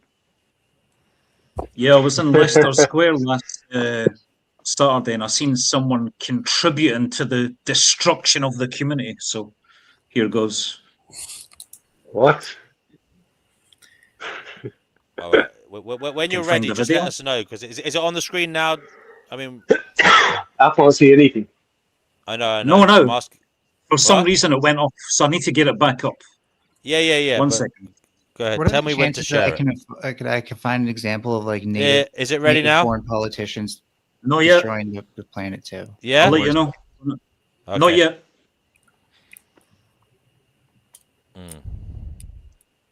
By the way, Kenny, you're better off sharing only the tab that it's on rather than your whole desktop. It's worth bearing in mind, folks, that the people with more power tend to have the most freedom to destroy the planet. Yeah, that's true. Oh, he's no, gone. I disagree with that, because China's not part of the what's that? There's a global green agreement of many countries, and China refuses to join. So China and India create a way a lot more pollution and don't give a shit about global warming. So for you to just call out the West is a bit biased. Right now. China also pollutes because they have an elite class as well, which kind of aids my point that I was saying. Yeah, elite class. They do have the most billionaires out of any country. China, a communist country has the most billionaires out of any. Even though now the new leader is purging all of like the. And if it wasn't the West, I still don't agree with that point, Fox, because if it wasn't the West, it's just we're just ahead of the curve. The Gulf states do it. Look at the lifestyles they promote. What you think those places are promoting? Sustainable living. They're all about luxury. So the Gulf countries do it. The Gulf states are doing that so we can have energy and petroleum products. No, that's a byproduct. That's because it's good business for them selling us energy. But look at the lifestyle they promote. So that's why they're called OPEC nations. No, but what I'm trying to explain to you is, like countries like Dubai and all that, they push. I'm in Leicester Square, anyway, because of this and I can hear a familiar voice. We are fucked. I wonder who it is. Hey, it's Tiny. It's Danny Shine. Yeah, he's cool. Together? No. Okay, fine. Fair enough, that's all right then. You're safe. Vagina is a trap. Yes, Daddy, go on, bro. The vagina is a trap. There are many well-curated vaginas around here. Yeah. I'm going to ask shout out to W Daddy. to share my screen tonight, and I'm going to show everybody this. He's in Leicester Square up to his usual tricks. There you go. Thank you, Kenny. We are, eh? You're welcome. Yeah. So you believe that Kenny says that was contributing to the breakdown of society. What Danny's doing. There you go. Yeah, he's not Okay. really. Danny doesn't have any power. Most people are just gonna laugh at him. Yeah, like Danny cannot make any like Well, it was a policies. joke. I think Kenny was only joking. Of course, yeah. Yeah, it's being facetious. Yeah. Okay, as you were, guys. Actually, D&W, I want to ask you a question. You say that with like technology, right? We can pull ourselves out of like any harm, but like how can you trust like those people that are in charge? What if they will help us, but there's a catch to it? Because you always have to be skeptical. No, we can doesn't mean we will. I don't say that we will. I'm just saying the possibility is there. Okay. That's what I mean. Oh, okay. Yeah, because I'm always skeptical about like solutions that like tech savvy people like. I like. But the possibility is there. We have to try. That's all I'm saying. Oh, of course, yeah. You know, I think that there was a counterbalance to all this. Sorry. Hello. Oh, hello. Yeah, sorry. I can barely hear you. Can you guys hear me? Yeah, you might want to speak closer to your microphone, Semi-Urge. Yeah. Sorry. Yeah. So I just wanted to ask everyone like what you think about this situation with Iran, because it is fucking scaring the shit out of me. I'm not gonna lie. If we can't have fuel anymore, then we're basically screwed, aren't we? I couldn't hear that quite well. What did you say? Something about the war with Iran or something. Oh, Did I hear that right? we actually had a topic about that, right? We actually had a show. Yeah, no. I'll give me a second. Is basically like if we are gonna go to war with Iran, they're doing all this shit with the fucking fuel and all that shit, then we're screwed, aren't we? And I mean that we ain't gonna be able to get food into the supermarket. I mean, like it seems though in the short term we are, but like in the long term, like America, like they're lifting sanctions out of like countries that they put like 20 years sanctions on. Like they lift sanctions from Russia and Iran just for now because they need more cheaper fuel sources. Yeah, it's very, very backwater and very, very almost very like shady because like those are official sanctions. I think Russia has over like 30,000 sanctions placed on them, and like they're like lifting them up now just so they can have free access to some oil. It's not a lot though because I mean they're blocking up the what do you call them? The Strait of Hawaii. Yeah. It's real. Yeah, it's real. It's real. like where the fuck are we gonna get our oil from? I just said that America's like lifting up sanctions from other countries now just so they can get some oil and now they're gonna go for like alternate routes now, like Africa. Yeah, where do you live? You're in America. You're probably gonna be alright. I live in England. We're probably not gonna be so good. You know what I'm saying? Well, here's the thing. Ross is gonna fucking agree with me. You know what I'm saying? Where the fuck are we gonna get our oil from? Russia. The EU wants to go to Russia for oil now because of this shit. Yeah, Russia. That's where you. It's a crazy situation where Russia is benefiting from this at the moment. Yes, it is. It's crazy. Yeah, no, and they're allies. They're allies with Iran. Yes. So it's actually benefiting Iran through the back door, obviously as well. Exactly. Yes, it is. Yes, and China too, because China is also benefiting from this. Horrible situation for the West. It's a major win for Iran, China, Russia. You know what's going on. Yeah, they're laughing. They're laughing. Yeah. Well, we have the paedophile of the United States of America to thank for fucking this war. So Yeah. I mean, they're literally paying Russia at the moment. Yes, they are. It's crazy because yeah. because only 4 years ago they were enemies of Europe, right? Because of their own independent war in Ukraine, and now that Ukraine is joining the war because now there was like a drone from Ukraine that was shot down in freaking Dubai just years ago. Yeah, like it's crazy how how things can become connected. That's why I think we're in a type of preliminary to World War III. It could go nuclear. I really think it could. Nuclear?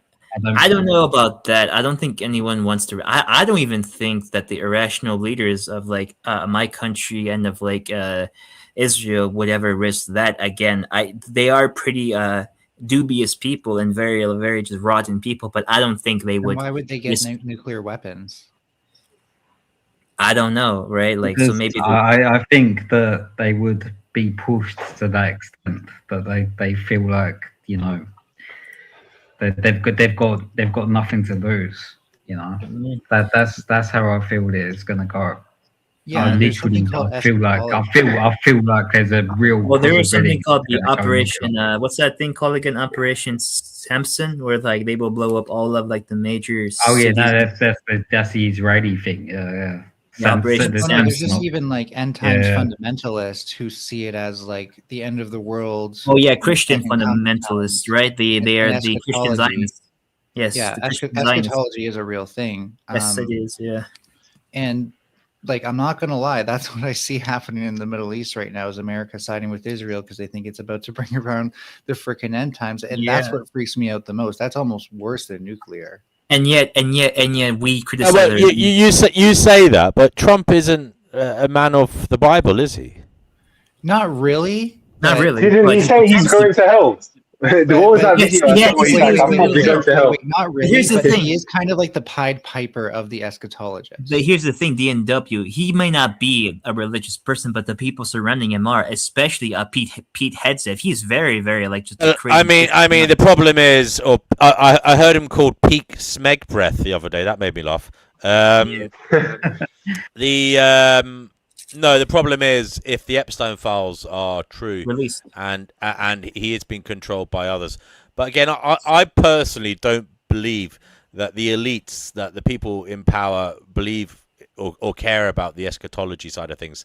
I think that's just something that is the military does it. You sure? You sure, DNW? Yeah, no, I really don't. I don't think they do. No, I don't think they do. Yeah, you know what? I'm going to agree with DNW because it reminds me of that Seneca quote. Where he said religion is regarded by the common people as true, by the wise as false, and by the rulers as useful. I agree with DNW, Chris. And it's that's what I believe. I believe they're just oh yeah, we'll just use this for our own agenda, but we'll just toe this line of Christianity or whatever he said, eschatology. Yeah. So, yeah, but they don't really believe in the theology. And to be clear, for the politicians who don't believe in this stuff, I agree with that. But there are definitely some politicians who at least point to believing it for some reason. Sarah Palin's coming to mind. You may be right. There are some politicians, but I'm interested in the ones who have their fingers on the button, so to speak. And look, Trump doesn't believe it.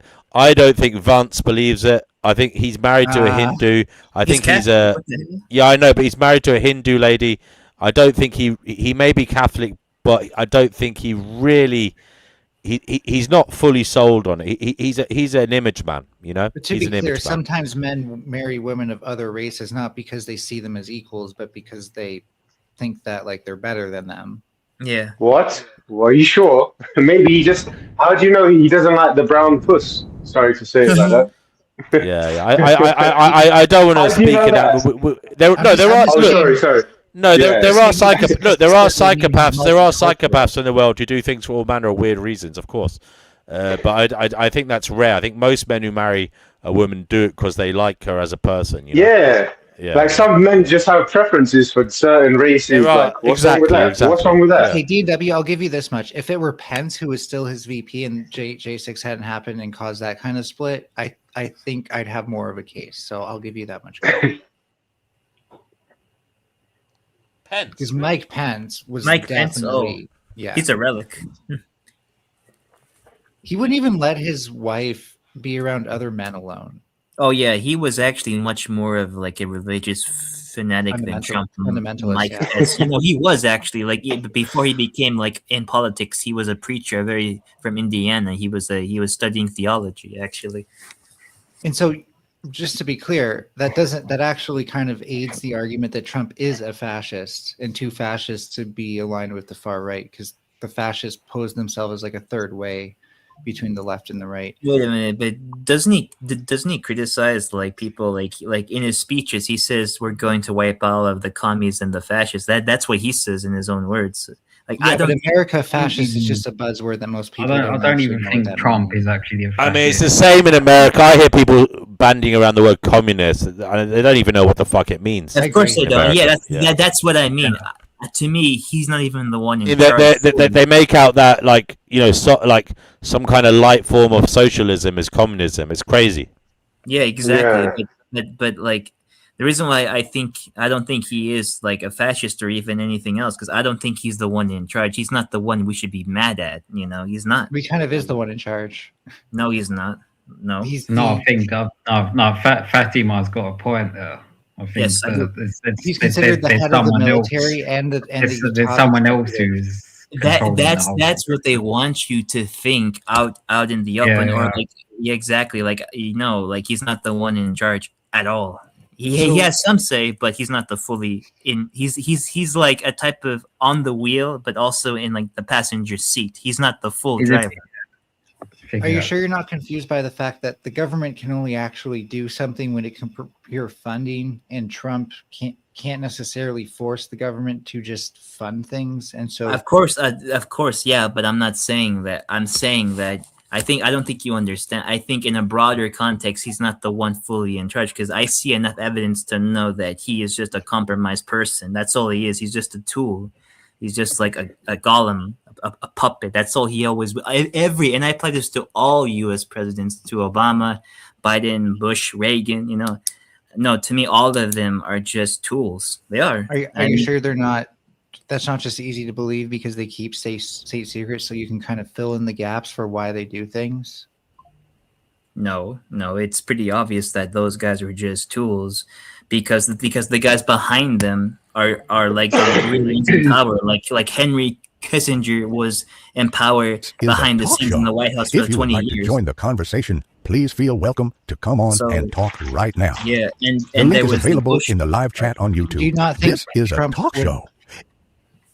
Do you not think Trump went into Iran because Hegseth influenced him too directly, as has actually been reported? No, I think that he was blackmailed to do all of that. He was blackmailed entirely to do. Just clear, somebody who tends to speak like they think the government should be able to do whatever Trump wants it to do, you agree that it would need fund like procurement and not just funding, right? Like energy, materials, and with the Strait of Hormuz closed, Trump can't probably do many of his political goals if the military and and the government can't get the funding and procurement it needs, right? So to me, there's a very simple and obvious explanation for why Trump would want the state, and why most nations would want the Strait of Hormuz unblocked, because they can't do much without petroleum products. I know everyone knows that. That's common sense to know. Oil is like the prime mover of like the global economy of energy. Everyone knows that. But I'm saying, as an American, I'm not sure if you live in America or not. I can safely say, oh, of course. Okay, so you have a relative idea, but me being a direct person who lives here, I live close to like a lot of like government agencies. I live close to the capital of America. I can safely say, and we're reading about the history of this place and reading about the files, I can say that, yes, I can say that like there is a shadow government higher than any president or any chamber of power that's now that's like the public face. I can safely say that. And there is that's no just anecdotal. And the reason that's just anecdotal, and the reason I can't do anything with that is because I have to weigh that against, again, the evidence that there's obvious reasons for them to just be mad at Iran, and not blaming Iran there, just to be clear, but also on top of that, like there's plenty of other people who say they've looked at the records or got inside information, who are just basically in the same boat as you. And now it's just like, which one of you do I take their word for it, right? So, well, you can also take the guy who left his position, Joe Kent. Joe Kent said on the Tucker Carlson show that Trump is very, very compromised, and that's coming from a person who worked for the Trump administration. And this happened this year after the Iran war started. Has Joe Kent gone on any shows where he'd be fact checked heavily? Yes, he has stated all over his social media, his blogs, his interviews prior. After that, no, like CNN. I get that. Like, you probably don't like CNN. Sounds like. But I don't like CNN, I don't like any American mainstream if media. you went on CNN, let's just give credit where it's due. CNN would try to like fact check him. Wait, do you think that CNN is actually? Oh, do you think any like mainstream media news outlets? Well, you agree that actually CNN is reliable? biased against right wingers, right? Of Yeah, course. I think. Okay, I so think. don't you think they would take the opportunity to fact check a right winger who's wrong on their program and give themselves the optional W? No, of course not. I don't think No, any no, media. I don't think they would. No. I think they'll do the absolutely. opposite. I think they would rather allow somebody to talk absolute nonsense just Yes, as long as they toe their right wing propaganda line. Yeah. exactly. Come on, Yeah. dude. No, they You're would telling only me. want nonsense when it But- agrees with them. You're talking about somebody who's saying something from the right wing, who's a right wing No, propaganda. So they but that would goes the never- other way too, because when a leftist, like somebody like Obama or somebody who I'm they not like, they saying- don't. I'm not okay. I'm not doing the both sides thing. What I'm saying is that Well, you kind of have to, because it does happen on both sides, and I it forget his happens name in already, reality. but if he went on to a media source that wasn't already biased in his favor, I'd be more likely to watch that, because then they'd at least be more likely Why? to fact check him. Just like Tucker Carlson is more likely to ask investigative questions to left wing To a Democrat. Okay, but To a my Democrat. point is Yeah, that yeah. Oh, in that case, I don't I see think- what you mean. Yeah. Guys, Danny is here. Danny Shine is here. We have to. Hey, Danny Shine, what's up? Hey, Hello, Danny, we saw Danny your little boy. skit in Leicester Square. Was it What's Leicester your Square, Oxford Circus, bro?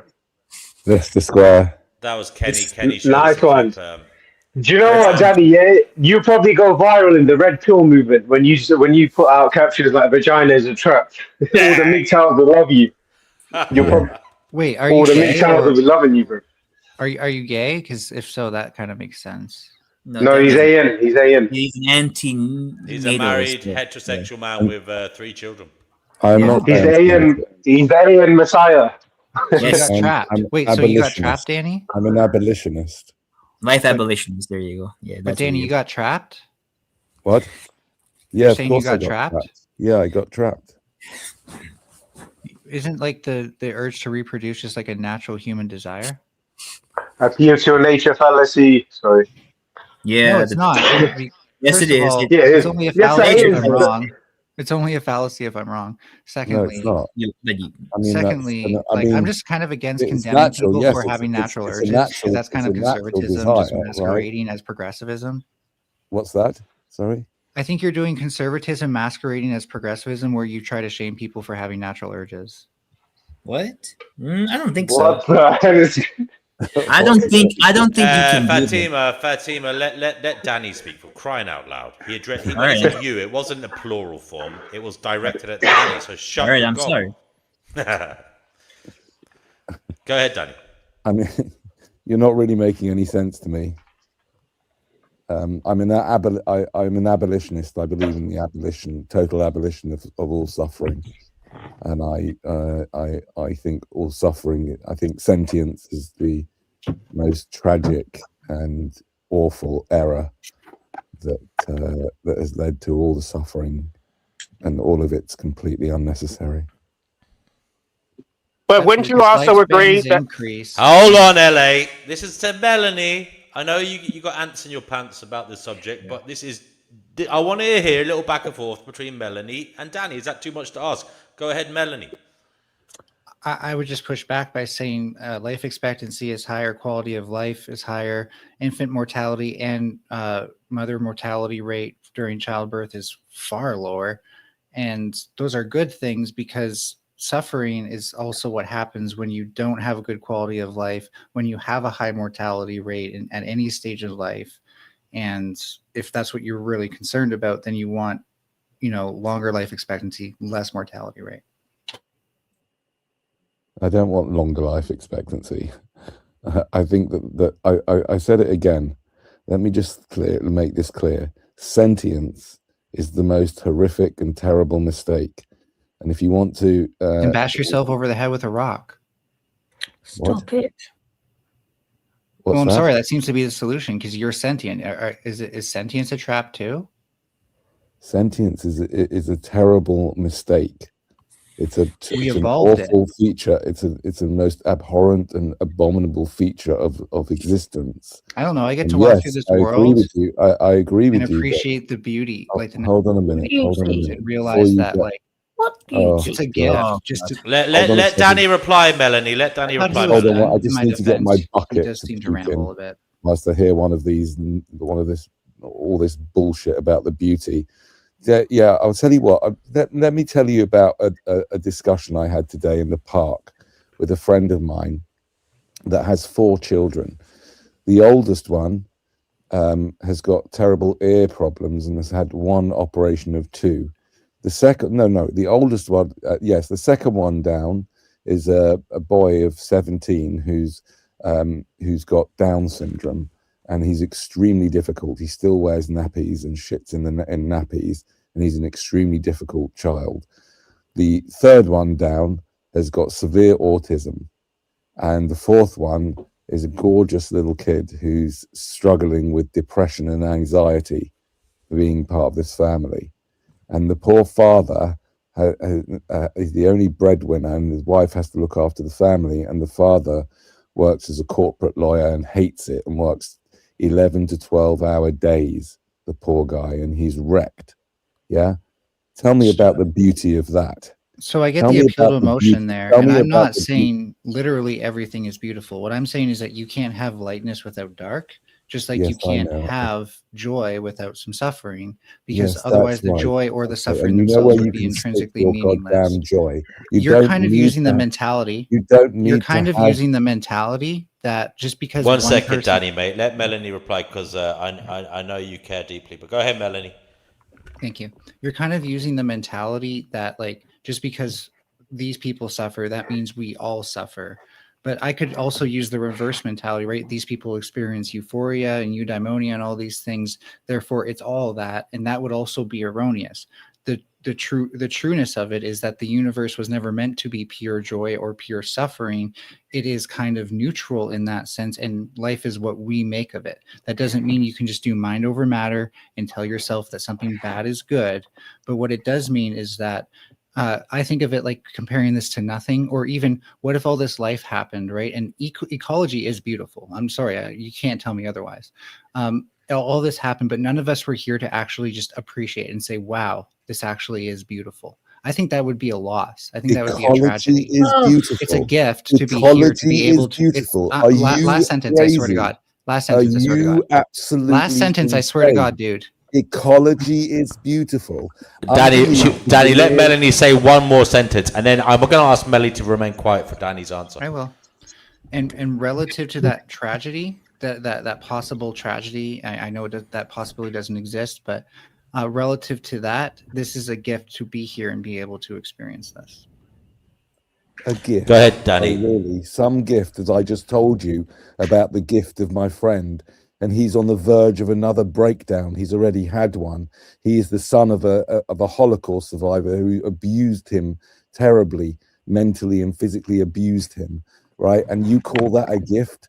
How dare you? And you talk about the beauty of ecology. Are you mad? Do you realize the immensity of the animal suffering in the world? Do you realize that under the veneer of this beautiful veneer, when you're when you're seeing beautiful fields and trees, underneath there is the horror killing fields everywhere, killing fields.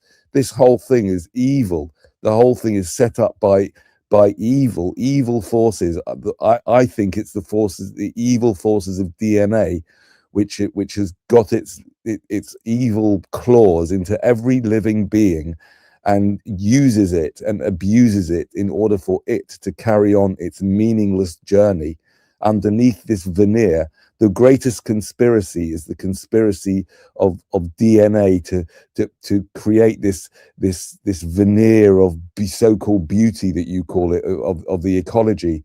Yet the wild animal suffering, the vastness of the suffering of wild animals, even puts all the suffering of humans into context. It's horrific, you know. And I personally only learned of wild animal suffering recently in the last couple of years. Look it up and you'll see how beautiful the ecology is. Please spare me that nonsense, that romanticization of nature as if it's good. No, nature is horrific, absolutely horrific.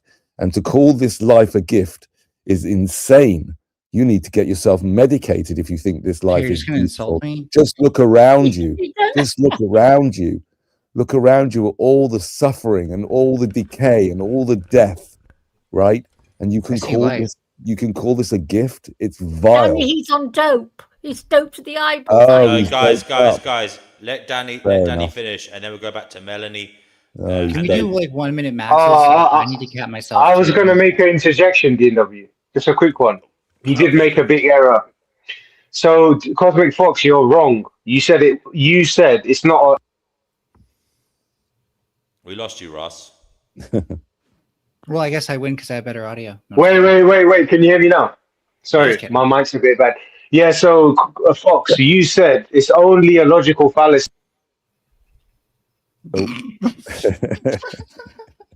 Okay. Ross is not. Oh, you okay, man? Ross, I'm sorry, we're gonna have to go back to Melanie. Guys, what's wrong with my mic? Is it like low or it what? just keeps cutting out when you're mid-sentence. It keeps cutting out, unfortunately. Yeah. Okay, let me try one more time. 3 is a magic number. Can you guys hear me? Yeah. Yes. Quickly. Okay, Fox. So you were incorrect. Okay, I'm sorry. We're gonna have to best point that's been made all show. There you go, Melanie. The debate has been won. I'm only joking. Go ahead. Yeah, so I'm not trying to minimize suffering. So the "how dare you" thing is just kind of theatrical to me, because I literally said you can't have one without the other. And I think if anything, you're trying to minimize my joy. I've had a really hard life. I've suffered a lot as a child, no less. And I've had to fight my way to having a place where I'm not in suffering anymore.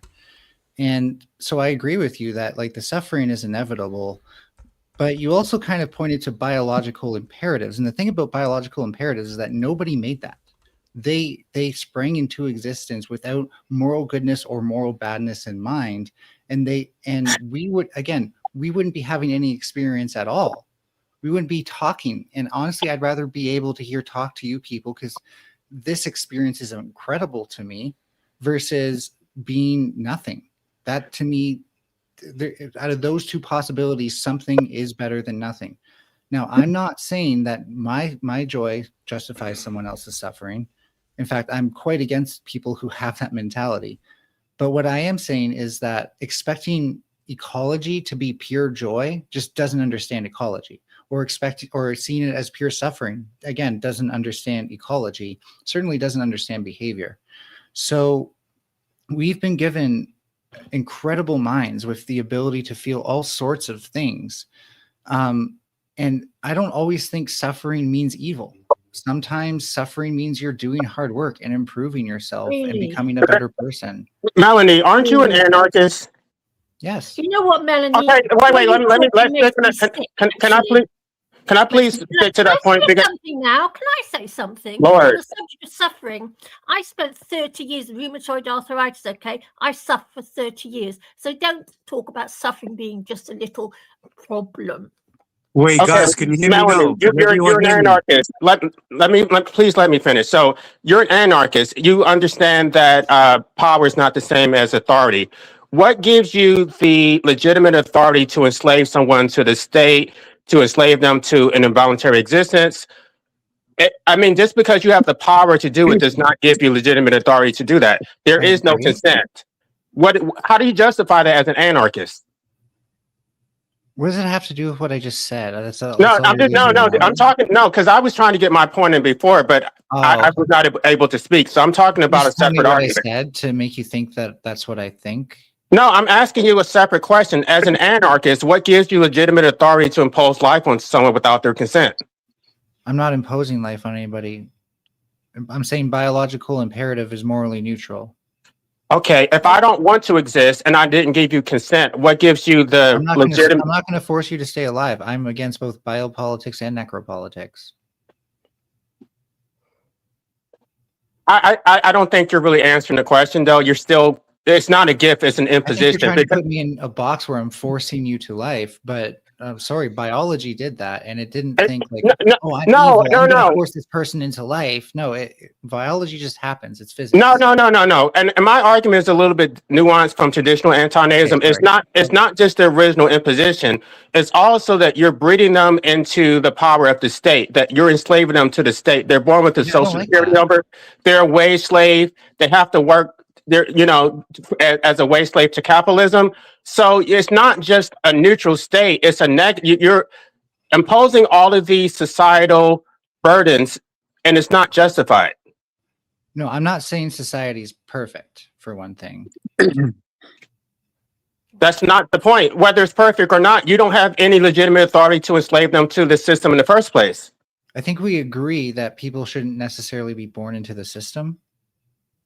Right. So then, therefore, you should be an anti-natalist. At least you should be an anti-natalist under the state. No. Wait, just here. Let me explain why. Because I don't think population control is a solution to things like climate change and/or not having proper distribution systems to give. I'm not talking about population control. That's a separate argument. I'm just talking about subjecting someone to a lifetime of slavery to the state. How can you justify that? Well, I'm against it because I'm a humanist. You're a humanist who supports slavery to the state. So basically, no, I don't. That basically makes you a statist, because you're fueling the state. You're giving them more slaves. At this point, dude, it's so disingenuous. Wait, can everyone hear me now? Yes, hello. Yeah, LA, make your point. I want to jump in next, please. There's so many points that I was waiting, and I don't even remember everything that I wanted to say. But I know that it's not a gift; it's an imposition that you did not consent to. I know you are projecting them. Okay, no, I know what I wanted to say. It's about, you were talking about, it's a natural desire to procreate. I would say that as an intelligent human being, I also have a natural desire to protect my future offspring. So I'm not a dog or a cat. I'm actually intelligent enough, and my natural inclination would be to protect them from the state, which would be to not put them in the system in the first place. So you seem to be struggling with steel personing my argument, because I never said we were fruit flies or dogs or cats. What I did say is that that the biological imperative is morally neutral. The fact that the state exploits that is not morally neutral. So I don't know where you. But you're participating in that exploitation, though. Because I don't really have much of a choice. You do have a choice. You could abstain from procreation. I could kill myself. Yeah, I know. No, you don't have to kill yourself. You can abstain from procreation. You can just use birth control. Oh, I already do. So how do you justify procreation? How do you justify enslaving someone to the state? Biological imperatives are not inherently good or bad, and I don't necessarily blame people for wanting to have kids. Okay, this is going around in a circle. I mean, it's just basically moral bankruptcy to where our consequences don't matter. Ras wanted to say something, and then Cougar goes on. Just a quick one. Are you blocking me? Fox, Chickpea, 1 second. So Fox, can you hear me? Yeah. Yes. Hello. And sorry. Yeah, I think the diabolical DNA forces are trying to prevent me from getting my point across. But anyway, earlier on, I just wanted to point out. You said it wasn't an. It's still happening. That's wow. So there's a character. Chickpea, go ahead. Thank you. Right, you talked about loss of community. I noticed none of you mentioned that all this started with the TV. All this loss of community. Because I can remember when I was a little girl back in the late 50s, early 60s, the TV didn't exist for us proles, and people still talked to their neighbours and to their this and their that. We weren't all glued to a TV set. Not the radio? No, it wasn't. It was different. I can remember when I was a little girl, my mother and my grandmother, my aunts and uncles used to. It was all to do with the TV set. That's the start of it. Are you sure we Really? just didn't get better at portraying that loop of being glued to something? Because using a TV, you can show people staring at a TV. And so it became Sorry, more I've lost real. you now. People didn't sit. Everyone I know is glued. We've got no community where I live because everybody is glued to the TV. But what if I'm all the your only community person I watches the know that same does. TV together? Pardon? What if the same community watches this? Like, what if one Well, community you like can't sit talking and watching it. I've seen, right, when I was in the Navy and when I was at boarding school, you know what? All the little girls, instead of playing with each other, they're all sitting in rows of chairs glued to the telly. I remember that very well. Thank you, Chickpea. Cougar Doomer's here. Cougar Doomer, you're on the Fighting Gnosis show. We're talking about the death of community. Is it all too late to fix matters? Is it even dying? Chickpea, please, just 1 second, darling. After that, you can come back. Cougar Doomer's new here this evening. So go ahead, Cougar Doomer. Yeah, hi, thanks. Well, if you're talking about community, and I don't think we can do it, to be honest. I don't think we have time. Even if there's going to be people that have an inclination and really understand the urgency of the hour, I don't think they could do it. My wife and I have this argument fairly frequently. She's very much a humanist, and she thinks that people have the capability of seeing the way forward, and I think that she's wrong. I think that people are dumb as a sack of busted hammers. And when I come on here and you people are arguing about evil DNA, I don't, whatever. It's a fantasy world. You're living in a fantasy world, and nature's going to kill you. Nature's just going to pick you up in a heat wave and slam you against the wall, and you're going to be dead because you're just completely detached from reality. And you've got a little bit of time left to figure your retarded shit out because you're going to be slammed. You're going to be body slammed. And I guess then your problems are over. So fine, take your evil, wicked DNA with you when you go, because the rest of us are sick of your shit. Wow. Stop correcting us, and then you don't have to deal with our shit. I actually I understand your feelings and where you're coming from, because climate change is happening way faster than any of us want to believe it is, and it's going to make things that we take for granted a lot more difficult than it already is. So it's hard to be optimistic. However, I think one of the great things about people is that, and I know the anti-natalists are going to disagree, but is that we're very adaptable and resilient. Even in, like, I don't want us to die, but there will at least be some people left. And I think that the world we need to live in afterwards is one where we finally understand that when we do something like capitalism or we do something like a communism, it's an experiment. And when you do an experiment, you have a hypothesis, even a null hypothesis, you're trying to reject the null hypothesis. But if you end up rejecting your main hypothesis, then you can no longer go forward with your theory. This is what we did with capitalism, right? We ended up rejecting the hypothesis and showing that we do need socialism. We need socialist policies like healthcare and housing and all this stuff, because poor people will always exist. And yet we still kept going forward with capitalism because we didn't realize at the time that all these things are just experiments.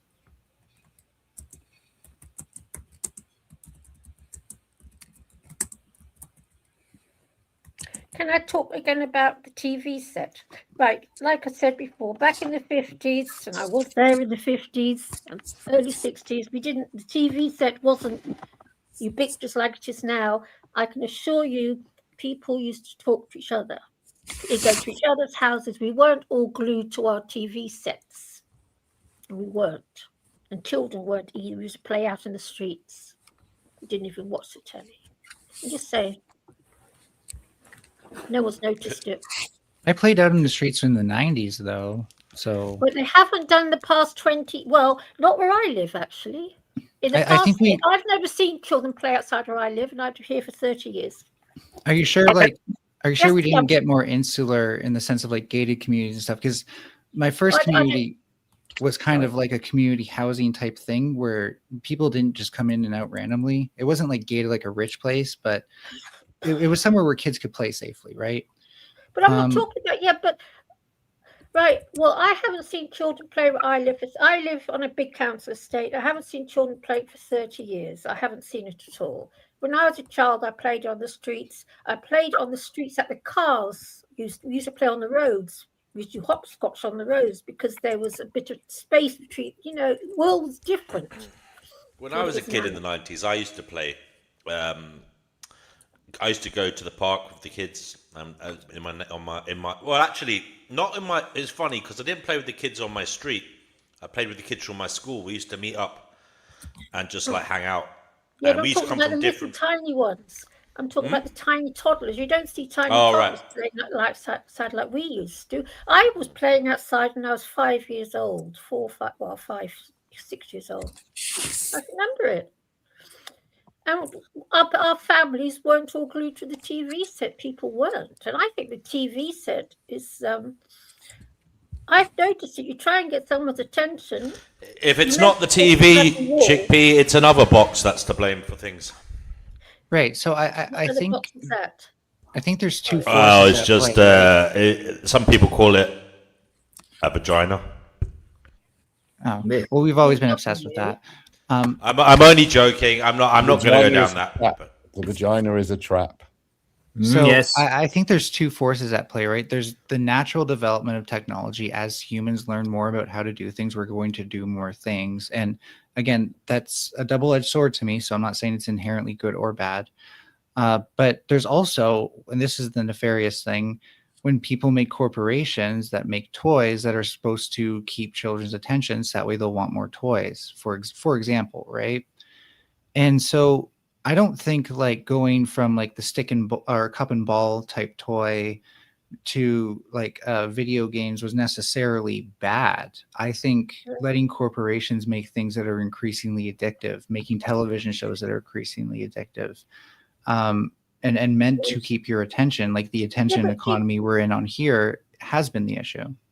But people sit to watch all sorts of crap. Now, I know for myself, because I'm not a great TV watcher, but I've sat and watched people watch the biggest load of shit you can imagine and sit there and moan about it while they're watching it. Say, isn't it a load of rubbish? They don't turn it off, they carry on watching. Well, I think part of it is that to them that's normal, right? Why don't they just come on here and moan instead, Chickpea? Why don't they just come on here and moan instead on the Finding Gnosis? Well, it didn't exist in those days, D&W. Oh, sorry, you're talking about the past. Yeah. But Chickpea, like I agree, by the way, like there has been a push. I don't think it's a conspiracy, but I think there's been market incentives because of marketing and advertising to get people to accept dumber and dumber content overall. Yeah, no, well, but it's worth noting, like that's normal to them, right? Like that's what feels normal. And it's not necessarily that like they're trapped, but you're dealing with something that like that's part of their identity. Even like I'm somebody who watches these shows and enjoys these shows. And to be clear, like but what I'm saying is prior to the TV set, okay, people didn't have that, so you communicate with each other. It's all started with the telly. I don't know about how people lived hundreds of years ago and come in because I wasn't there then, but I do know prior to the TV turning up, people did talk to each other more. We used to invite each other around to each other's houses because we weren't all glued to the telly, which people are nowadays. Well, everybody I know is. Everyone. You know, every single home I go into, you can guarantee there's a big black thing on the wall and they're all glued to it. All of them. So I think that there's some utility that we can at least agree to, like with something like weather and knowing when a storm's coming, to be able to broadcast that information onto some sort of screen that people can get. We're talking. I'm not talking. No, I'm sorry. I'm going to acknowledge your side of things just real quick. I fenced it a lot on here, but on the other hand, I think we got carried away is the best way to think of it. We got carried away with accepting that corporations have our best interests in mind, all this stuff, but that more importantly, that that using the TV as a marketing tool was even a good thing. Yes, Because, that's why it's called a program. They're programming you. well, no, program comes Oh, they way are. back. Oh, yes, they well are. back before that. I tell you, the TV is a hypnotic. I don't know if you know that. Program comes from theater. Well, I've got a book on this subject actually about the whole thing with the TV. And I tell you something, when you watch the TV, you are being Chickpea's been programmed reading by David that. Icke again. I have. Hell yeah. Well, David Icke's got more between his ears than you lot put together. There you go. You shouldn't have said that. Hey, Well, hold on a minute. there isn't a well-studied you including phenomenon me in of that? the alpha brainwave, by the way. So I'll be facetious. There is a well-studied phenomenon of the alpha brainwave that you do go into when you watch TV or screens in general, and that is real. Thank you. I just said it's. Thank you, Jay. I do love you, Jay. JE. Yes. Yeah, programming is real. You know, programming. It's patterns. There are patterns out there in the world. Yeah. So we do not know how to program brains directly. What we can try to do is influences people's opinions and perceptions about others and themselves. So in particular, what someone named Edward Bernays, who was the nephew of Sigmund Freud, Thank you. he realized that you can market stuff to people. You can market more than one coat, or you can make women start to want to smoke cigarettes by making that a part of their identity, somehow making them embrace that as their identity, right? So this is why I'm going back to saying it's all about how they use it as advertising. When there's programming on channels that also have advertisers, those channels care more about keeping their advertisers than keeping the shows. So therefore, they're putting more pressure on the shows to be advertiser friendly and fit their narrative. I know already. You're telling me stuff I know But that's already. not programming. No, but in a way, the shows are advertising for the next show. If you know what I mean, in the future, because they want people to watch them, so that because they're trying to make people watch the next show. So it's but just because they've watched your show doesn't mean you know what they're going to do when they leave their front door. So they're not programmed. Now what you're talking about? I was just saying people are hooked to their TVs. I never said. No, I do believe. No. I will say one thing. I think Chippy's just making this basic point, and it is true. You can't deny this. Television has been used for some effort at social engineering. Oh yeah, some effort. To be clear, and it still is. And manipulation, but to be clear, social engineering is also something you can do when you want to get behind like the counter at a hotel and you trick the person into thinking you're like an electrician or something. So that can be a very broad thing. Is all I'm caveating. Yeah. I mean, the internet is doing it now. The algorithms are doing it. And this is more coincidental that this happened to be true, but the alpha brainwave thing is really important, right? Because when you're in that less heightened state of mind, you're not critically thinking about the stuff you're watching, and you're kind of just stuff is being stored in memory passively rather than you actively categorizing stuff. So you're not storing the stuff you've seen based on true or false. And so the key thing there isn't that you're necessarily being programmed, but that you're not necessarily sorting the information you receive based on how real and valuable it truly is. Now, I just came here to say I think this whole thing started with the TV. I didn't, I've read Edward Bernays' book, so I do know what you're talking about. All I was saying was, since the advent of the TV, community has broken down between neighbours.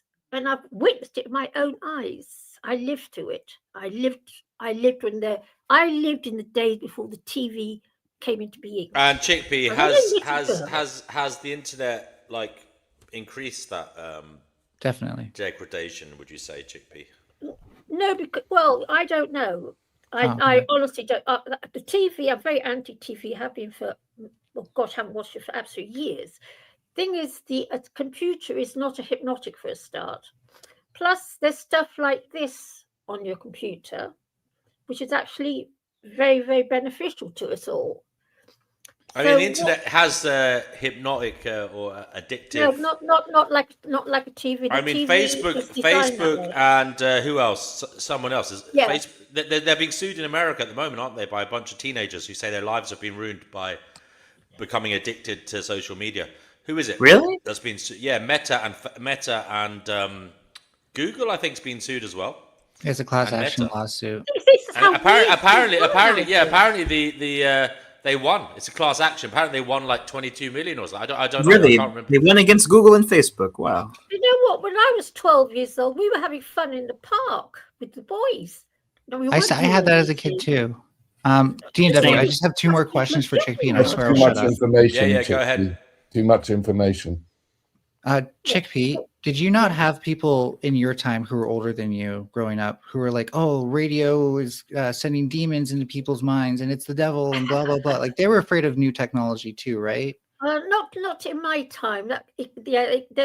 Not as far as I was. When I was young, most people were completely hooked on pop music, your word, because that was all very new. And, right, pop music. They were afraid of pop music. That's what I was thinking. Well, I never heard anyone being scared of pop music. I have read people saying that pop music is demonic. Well, if that's what people want to think, then feel free to think it. But I'm just saying, I have read accounts of that. Yeah, well, I don't know. I never. Terrible. Pop music is demonic. Okay. Pop music is the most evil, demonic, nasty, vicious stuff. It's horrible. No. Most of it is full of the most nasty ideas. Before we argue that, I have call one me more simple baby. question. It's all about super quick fake question. love. Sorry to cut you off, but I'm trying to finish my line of question. You are right. Chickpea, It's not all bad. Hold on. I heard a great song the other day. 1 second, I'll play it.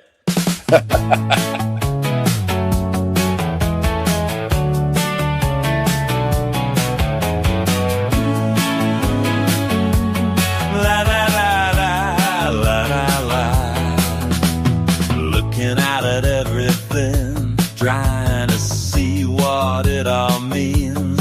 All the noise and all the light. Something's hidden out of sight. People talking like they know, repeating what they've been told. If there's truth beneath the skin, where exactly do we begin? Come and find Gnosis. Enter in. What is going on? I won't play anymore. Okay, may I get my last question in? Hey, that was nice, DNW. That sounded like an anime. That was actually, believe it or not, I made the lyrics and I put them into Suno. Very now good. It's got this thing where you can sing into it and it makes the song in your voice. Apparently that's based on my voice, and I'm really worried because I sound like a cross between the bloke out of Scissor Sisters and like David Bowie or something. You sound like the Beatles to me. Do I? So okay, I have one more question for Chickpea, and it's very short this time. Yeah. Have you seen some documentaries by Adam Curtis called Century of the Self and Hypernormalization? I know you said you read Bernays, but I'm wondering because those documentaries are fantastic about how it puts it all together. I have. Right. I've seen them. They're very good. Right. If not, read about it again and I'll write it down. I can put the links. They're on YouTube. I wouldn't in recommend the side chat if you want. What's it called? That wasn't so good. I think Century of the Self is much better. Hypernormal. Okay, fair enough. I think I probably have. I'll put the links to. They're on YouTube for free, and so I'll put them in the private chat. So I'm typing it up. Century of the Self and Hypernormalization by Adam Curtis. The Century of the Self is like a 4-part series, and Hypernormalization is one single documentary. But yeah, they kind of going to what you're saying about using Suno. Like that's great that you did that. That actually didn't sound half bad, and it did sound like your voice. Sorry to tell you, but at the same time, it comes down to these things are double-edged swords that depends on how we use them, right? Like I have knives in my drawer. I can use them to cut up food and eat really delicious food, or I can use them to go stab everybody in my building. Sorry to use extremes, but the problem that we keep doing is we let corporations decide how this technology is getting used at the end of the day instead of finding our own ways to use it. So for example, I think that the internet's been great for having open source communities, right to repair, and reverse engineering that actually get us to give us the means to make this stuff work for ourselves instead. Yeah, but sadly, the corporations run our whole lives. So, it's the grim, brutal reality of the world we live in. And I'm agreeing, but I'm also admitting, like, we kind of let them. We kind of said, yes, like, okay. Of course we did. Yeah, I really, yes. I'll admit, I really want lipstick. And I can't be bothered to find, like, a local lipstick maker or whatever. So I buy from corporations, right? But yes, once our community changes. Why do you buy lipstick? Why on earth are you buying lipstick? Because I'm trans. So what? So what? That's not my point. That's not my point. What? Why are you buying face paint? Why do any women or anyone buy that? Because I feel like it. Fuck's the I point of don't. that? I don't. Nasty. So brave. But no, the point Just is don't that like shit. when we have Only a community whores wear where makeup. when we have a community where we think, oh, I want Wow, something, for real, Danny. Danny, are you for real? you're kind of Yes, missing I'm my fucking point. for real. You're kind of missing my point. But So I does want that to mean- wear the makeup, Danny. What do you say about You me? can do what you like, but only whores wear makeup. Why do you want to wear makeup? Because I'm a whore. Oh. Because I like it. Because I I'm a would like whore. it, and I tried it before. Good. Well, then, Okay. then you're a whore. So I think you're missing I the point, tell you, though. Danny. I've been I called think you're worse. missing Don't the worry point. about it. I've It's been part called of the everything. reason. Daddy wants me to play this, guys. I'm sorry. Just to Can make I up finish for my the- point then, please? Because I feel like I'm being cut off. Go on then. My point wasn't so much about the lipstick as when we feel like that there's always someone local who can sell us the stuff we're used to using, then we stop thinking of corporations as solutions. We only thought of them as solutions because at a certain point they were bringing stuff to us that we couldn't get before. But now we can make all that stuff in our backyards. And it just takes networking and actually building a local community, which is probably really difficult right now. But I don't think we could ever fill all our needs with a local community.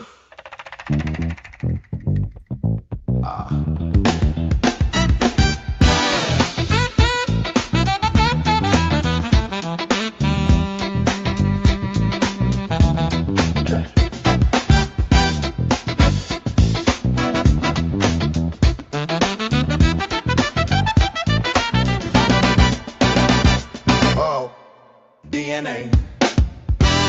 You sly little snake. Oh yeah. Whispering sweet lies, make no mistake. You dress it up in heat, in passion, in fire. But it's a contract signed with a faulty wire. Uh-huh. Got us dancing to your twisted tune, under the spell of the big old moon.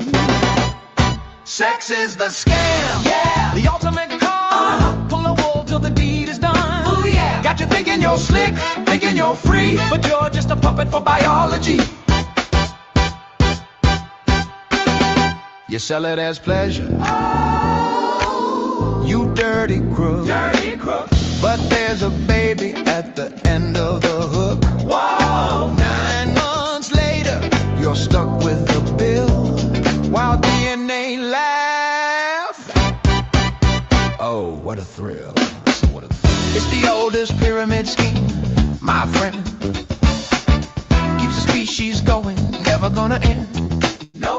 One night of fun, and then the trap is sprung. Now you're singing lullabies instead of being young.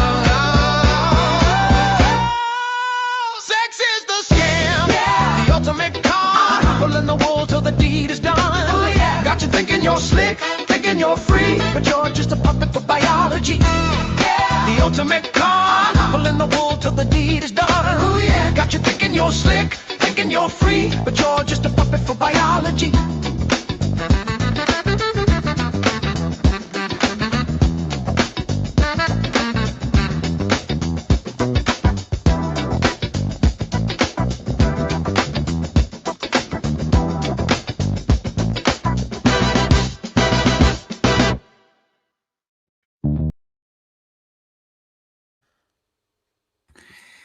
Okay, Yeah. thanks. That was Danny. Danny's Danny channel. Shinester. Yeah. Very nice. By the way, I know you don't have the money to pay like artists to do this stuff for you. So this doesn't apply to you, but more so in the future, if you were to get that money, that just a reminder that there always are artists out there who can do that stuff. And I think so long as we're always appreciating those artists more than we appreciate AI art, and always paying them when we can, when it starts to fit into like your business model or whatever, then that's an example of not letting the corporations take control and rob the artists who are your local producers of that product. Danny himself is a musician and singer. He was a professional musician singer. I don't. Oh, think he I meant cares the about visual anything. art too. But if that was Oh, right, okay. all that music was done by Danny, that's really good. No, it he wasn't. didn't. No, it wasn't done by him, but he has been a professional musician for. Who is Danny? Oh, Danny, I'm teaching myself music. So if we ever find some common ground and you want to make some music together, I'm always putting that out on the table since I'm just starting. Okay. Danny, who What are you kind of with? music do you make? Danny doesn't. Danny, I'm warning you. Danny doesn't do anything with pronatalists. Yeah, exactly. That's why I said if we ever find common ground. Yeah, he believes in segregation, though. He thinks it's the he does. Hell yeah. And we respect him. I'm too. Yeah, I would push back on that, but honestly, I am a pot smoker, and it's starting to catch up on me. It's been a lovely. Well, you see, Melanie. The thing is, Danny's not. That's why I'm happy while it's winter. When it's summer, I don't Danny need doesn't drink, smoke. Yeah, I don't. And neither does Chickpea. These are sober people. Feel free to show your superiority with a 1v1 debate. I'm always open to that. No, Melanie. Okay, that's why Melanie, when I used to smoke and drink, can I say something? When I used to One smoke second, Christine. it did not cheer me up. It makes a heck of a difference to your mentality and how everything else you see the world. A huge difference. When you're stone cold sober all the time and you also don't overeat and do other stupid things, you've got nothing to dull your brain against it. You just feel it head on. Yeah, no. And during the summer, I don't need anything to do that. I want to. Speaking of trying to, this week I'm going to start a diet, so I need to lose some weight. So any advice, I would appreciate it. Preoccupation. Keep your hands and your mind busy, and whenever you're feeling an urge, try to find something else you can do. D&W, do you go to the gym? Weigh yourself every morning. I do, and I do some manual work as well, so I should. That's good. That's no, I don't go to. No, I don't go to the gym at the moment. No, I am going to start again though. Really good. Please do. It's really good. I go to the gym 4 times a week. Yep. Download the audiobook "Defeat Your Cravings," and you can. They've got a whole technique there. Oh, I think for me and Danny are quite similar in that sense. He's done very well with it though, but we do have this kind of similar brain in that we get addicted to things, and I don't know what type of is it. I don't know what it is. It's like sometimes I've eaten when I'm not even hungry, you know, and it's crazy. You know, sweet. I don't buy sweet things in my house, you know, can't do it. Yeah, otherwise they're gone. I can't even buy a packet of dates. You know, dates like the big, the lovely dates. Really? You can't get really stuff for dates? Wow. I honestly would like. I'd eat the whole packet because they're so nice. You know. Oh my god. Yeah. I shouldn't they're lie. Lovely. They are. You know, pitted dates. They're just so nice.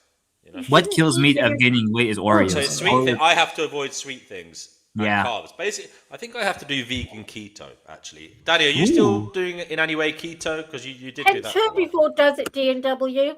I know. I did it before. It does work. Danny, you did it before. Are you still doing that? Or no, I didn't do keto. I did this "Defeat Your Cravings" thing.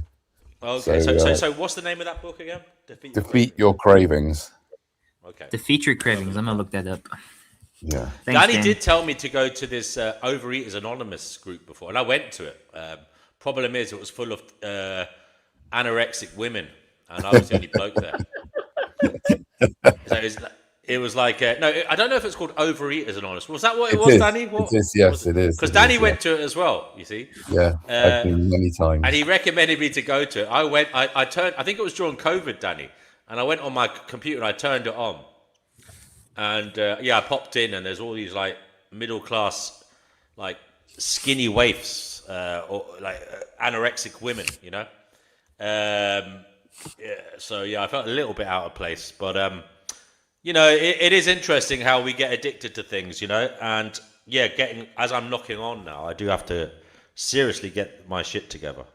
But Kenny says he lost 20 kg in 4 months on keto. Wow, I can't imagine Kenny carrying 40 kg. Wow, no, sorry, carrying 20 kg. That's a lot. D&W, you have to remember, nothing tastes as good as skinny feels. Oh, I know that. We know that one. Yes. Yeah. Mm. I know it feels good to be lighter. I know that. Yeah. Yes. It's not necessary. Yeah, I do want to be lighter. Like I used to delude myself thinking, well, I'm strong, you know, but no, I want to be lighter. You know, that's How much do you weigh, D&W? I agree, Dean. I don't even know what I am at the moment. It's out of control. Really? It's not. I'm not Michelin Man. I'm not Michelin Man or anything like that. Danny had a glimpse at me, but he might not be that rude. Yeah. So, Okay. Danny, do you think that because I know I was talking about taking dope. Do you feel that the world's hard if you don't drink and smoke and overeat because you just see the grim, brutal truth? Yeah. Well, I don't. I mean, I'm going through just a period of a few weeks where I'm abstaining from cannabis, and it's really quite. Cannabis? What's that? Do you take cannabis? Yeah, I eat it. I don't smoke it. Oh, Yeah. right. Does it make a difference then? I mean, I've used it as part of my cancer protocol. Oh, right. Of course, I keep forgetting about that. Sorry. Yeah. Yes. But I used it before that as well, and it's quite grim life without it, to be honest. Yes. And Yes. yeah, sober life, it's grim. Yeah, because I've been on codeine for the past 30 years, and since Oh I my met God. LA, yeah, it's been 30 years. But since I met LA in the past year, I've been taking this particular herb, and my levels have plummeted. So now I'm coming off the codeine because I no longer nice. need it, and I'm finding it really hard. Which herb is that? No, codeine, the drug codeine. No, you said herb. You've been taking a herb. Oh, sorry, the herb. Yeah, I'm taking a thing called alpha lipoic acid. Oh, that I've got that as well. Yeah, I'm starting to take that. Godsend, isn't it? Do you take it? I've only just got it, so I'm going to start. It's an absolute godsend. I have spent so much pain the past 30 years that I haven't been able to work or do anything. Not that matters. What's it for? Is it just for pain? Because I'm not in pain. What else does it do? No, it's for inflammation, basically. All right. I mean, it's always good to take an anti-inflammatory. Inflammation. Everyone gets inflammation. Yeah, that's what I. Why don't you send that to me in a message or something, and then I'll have a look at it as well. Yeah. Because I won't remember to look it up myself. Yeah, Danny. I had this terrible RA. Nothing the doctors gave me worked. Started taking this, and this works. Because I used to be on something like 240 milligrams of codeine a day, which is a lot. Wow. And I'm coming off. Yeah, I'm coming right off. But it's worked Nice. like a dream on me. Have you ever thought, Danny, that maybe you should go back to that message you had before? Mike brings it up here in the chat. Danny used to have t-shirts that said "Smart people take drugs." Maybe that is the solution, given reality. It's like we need to find some kind of pharmaceutical solution, or to matters. What do you think of that? And what does Kukujuma think of that? Maybe I think that David Pearce speaks about it, about engineering. You should have. I think people should have. I'm a big fan of what he says, to be honest with you. Yeah.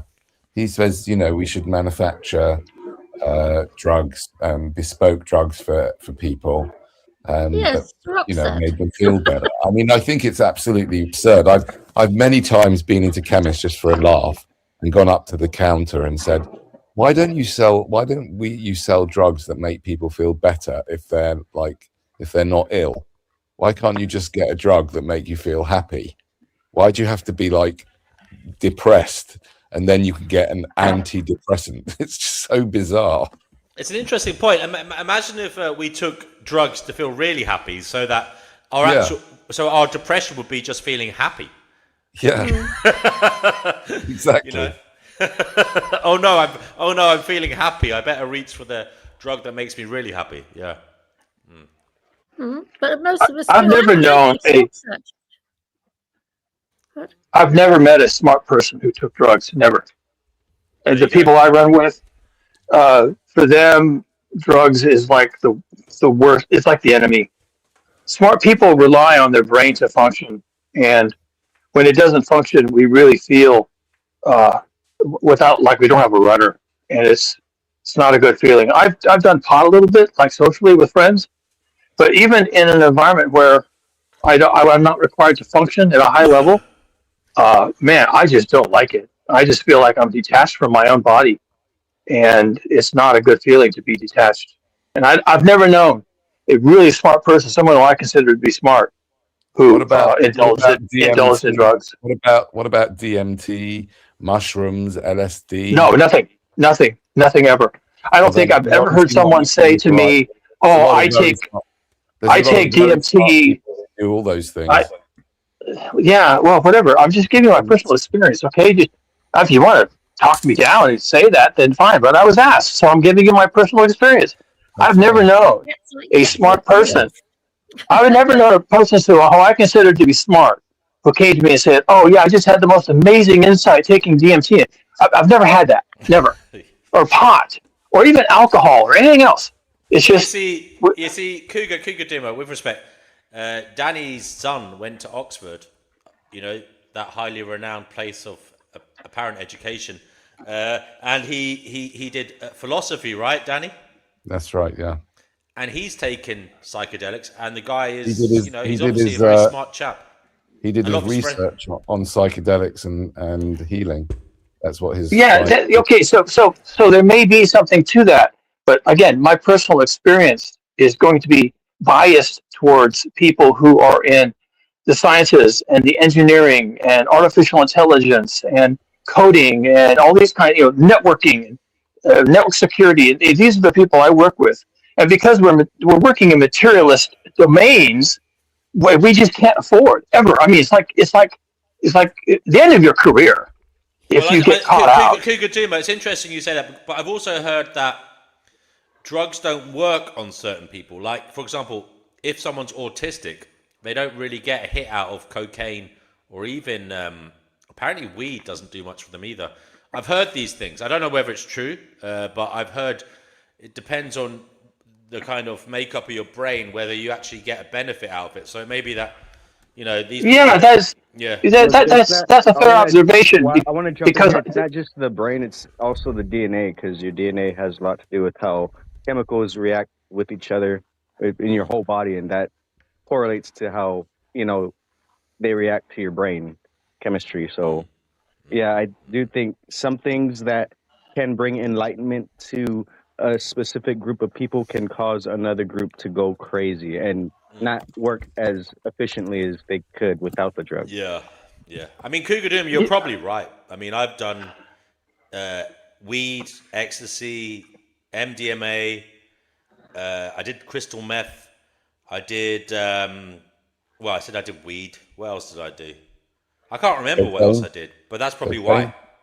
Sorry? Have you done cocaine? Yes, I've done cocaine, but that didn't do anything for me, and I think that's probably I don't know why that was, but I did do that a few times. Yeah. Now, in fairness, because of the circles on which I travel, I probably do rub shoulders with a lot of people that are on the spectrum, as we like to say. And I'm probably on the spectrum too. Somehow, my wife says that I'm autistic, and I don't think that she's joking when she says it. So, for those of us that have a certain set of neurological, alignments, maybe these things are really scary to us, and we just don't have good experiences, and we don't repeat those experiences. And I have not repeated any of my experiences from the past because I just don't like it. It's really a nightmare for me.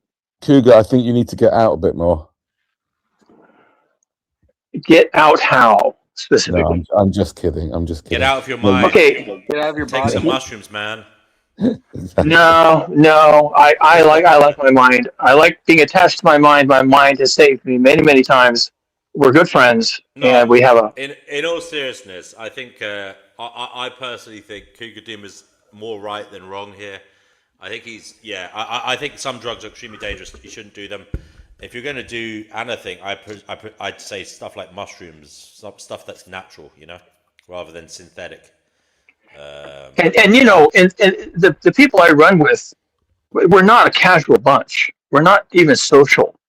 We're highly judgmental, and it really is a survival of the fittest. A lot of these people are alphas, hard sigmas, just lone wolves, and with an emphasis on wolf. Okay, and if you can't keep the pace, if you can't keep with the pack, you fall behind. And there really is a performance culture. Now that's why someone like Elon Musk gets into keto. I think he believes it makes him more performant without fucking with his mind. All right. Now, that's debatable, but that's his way forward as being neurodivergent to try the keto thing. I think he should stop. Coffee? What about caffeine, sugar, alcohol? Do you ever do any of those? Yeah, that's funny because people in my crowd, we exist on caffeine. We survive on caffeine. So you do take drugs. I will concede the point, but I don't want to call it a mind-altering experience. I mean, I'm not having euphoric episodes. It's a mind-altering experience. It's just not euphoric, but it's mind-altering. Of course it is. No, it's not mind-altering. It's an accelerant. My mind is my mind. I recognize it when it's working. I also recognize it when it's not. It's like it's like someone left the room. And what the caffeine does is it kicks me to another level, and I perform better, and I like how I perform when I'm performing better. And it doesn't change me. It just makes me do what I do normally better. Adderall does that as well. Like Adderall. Amphetamines, yeah. Yeah, maybe. Like I say, I don't need these things, so I don't explode them. I haven't gone to a doctor and say, prescribe something for me. If I need a cup of coffee, I just pour a cup of coffee, and that's the end of it, right? It's good enough for me. Who takes Adderall? Why did they take Adderall? To concentrate. I thought Elon Musk. I'm pretty sure Elon Musk was doing some kind of Adderall or something like that. Apparently, yeah, people with ADHD take it to concentrate, but also apparently students take it to concentrate for exams. Yeah. Oh, okay, all right, fair enough. It's not really advised, but they do it when they're cramming for exams. They do it. It's a kind of thing they do. I don't know. Does anybody know anybody who's done that? Has it been? Yeah, my son's done that. Is it beneficial? At university, it's terrible.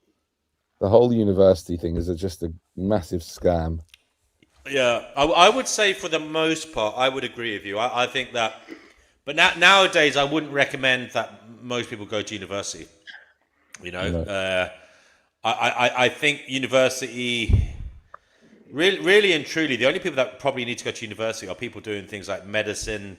Yeah. Obviously, probably law, but things like engineering and Even sciences. law, not. Even law, not. Well, you need to. Unfortunately, you still need to have a degree, don't you, to get into the school? I don't know if you do. Well, you need to do.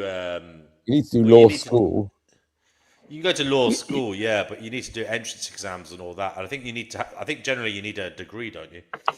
I think it's pretty obvious if you're following trends that universities are going to revert back to what they were in the 1800s, which is just finishing schools for wealthy young men, where they get, they basically they pull them away from the young women, or at least protect them if they get into picadillos, and they raise them because the parents are too busy making money to raise their young men and deal with them. So I think the universities are probably going to revert to that because honestly, they're given the rise of AI and its attack on white collar jobs. The idea of going to university to try and get a white collar job is laughable.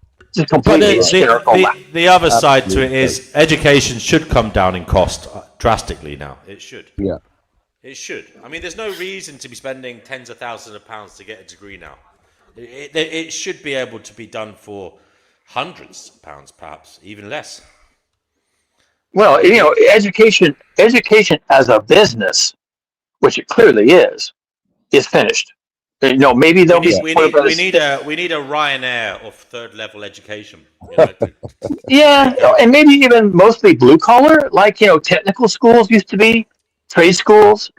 Yeah, and the highfalutin university where your degree is in philosophy or communications or something. Why don't we start the Finding Gnosis institution of further education? I think Kugajima, Brother Marcus would be good professors, and maybe Danny can be a dean or something. We'll work on it. It's something to think about. Yeah. Yeah, sure. You write out the proposal. I'll give my input. By the way, Brother Marcus is here. Brother Marcus, brother, welcome. You're on the Fine Gnosis show. What would you like to say? I don't think it's too late. I don't know if it needs fixing. It's if you want community, you can either make community or join communities. There's always pockets of communities, and I consider this a type of community as well. There you go. Thank you very much. We lost Melanie. Thank you, Melanie, for joining us today. We also have the Mind here. The Mind, what did you want to say? Yeah, I just heard you talking about the drug conversation, and I wanted to just throw in my 2 cents about just drugs. I having different effects on people. Really, that was kind of where I was interested, but I think we kind of moved on a little bit from the drug conversation. I was gonna say that too. Any kind of stimulant, I do consider like cigarettes, caffeine, sugar, like all that is kind of affecting your brain chemistry, and I do think that is considered a drug technically. But that was it. I didn't really have much more. I was more just listening right now. So Thank you, the Mind. Great to have you here. Haven't seen you for a while, so it's good to have you back. Yeah. Okay. Well, what about detoxing, Danny, your mind and bringing it back to its organic nature? Is that something you do? Because I know you're into your detoxing and fasting and all that. Is this something you practice? Do you feel better sometimes when you just let go of all your stimulants and whatever, caffeine and sugar, all these things that affect your neurology? Is this something you practice? And do you feel better when you go that way? I mean, I had practiced it last year after my diagnosis. I went 17 days on a water fast, and that was pretty. It was difficult.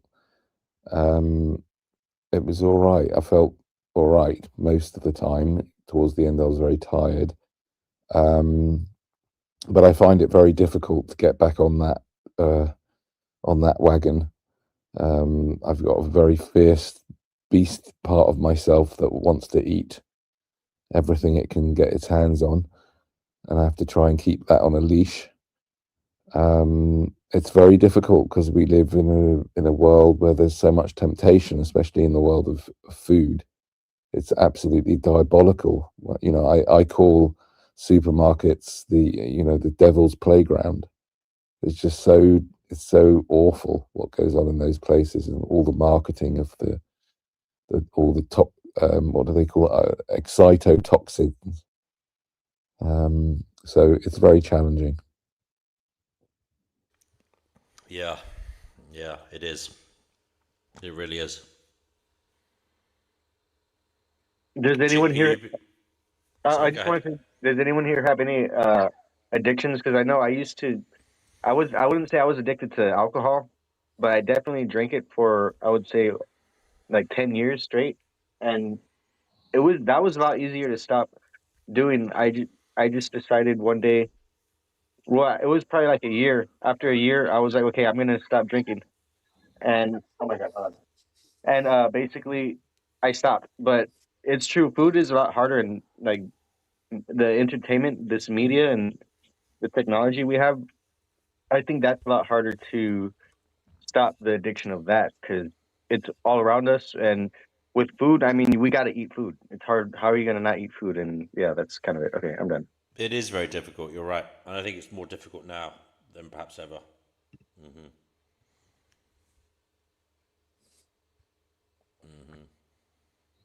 Yeah, I mean, it's funny that alcohol thing. I was walking my dog today, and I saw this woman. I don't know what age she was, maybe about 35, maybe, drinking a bottle of wine.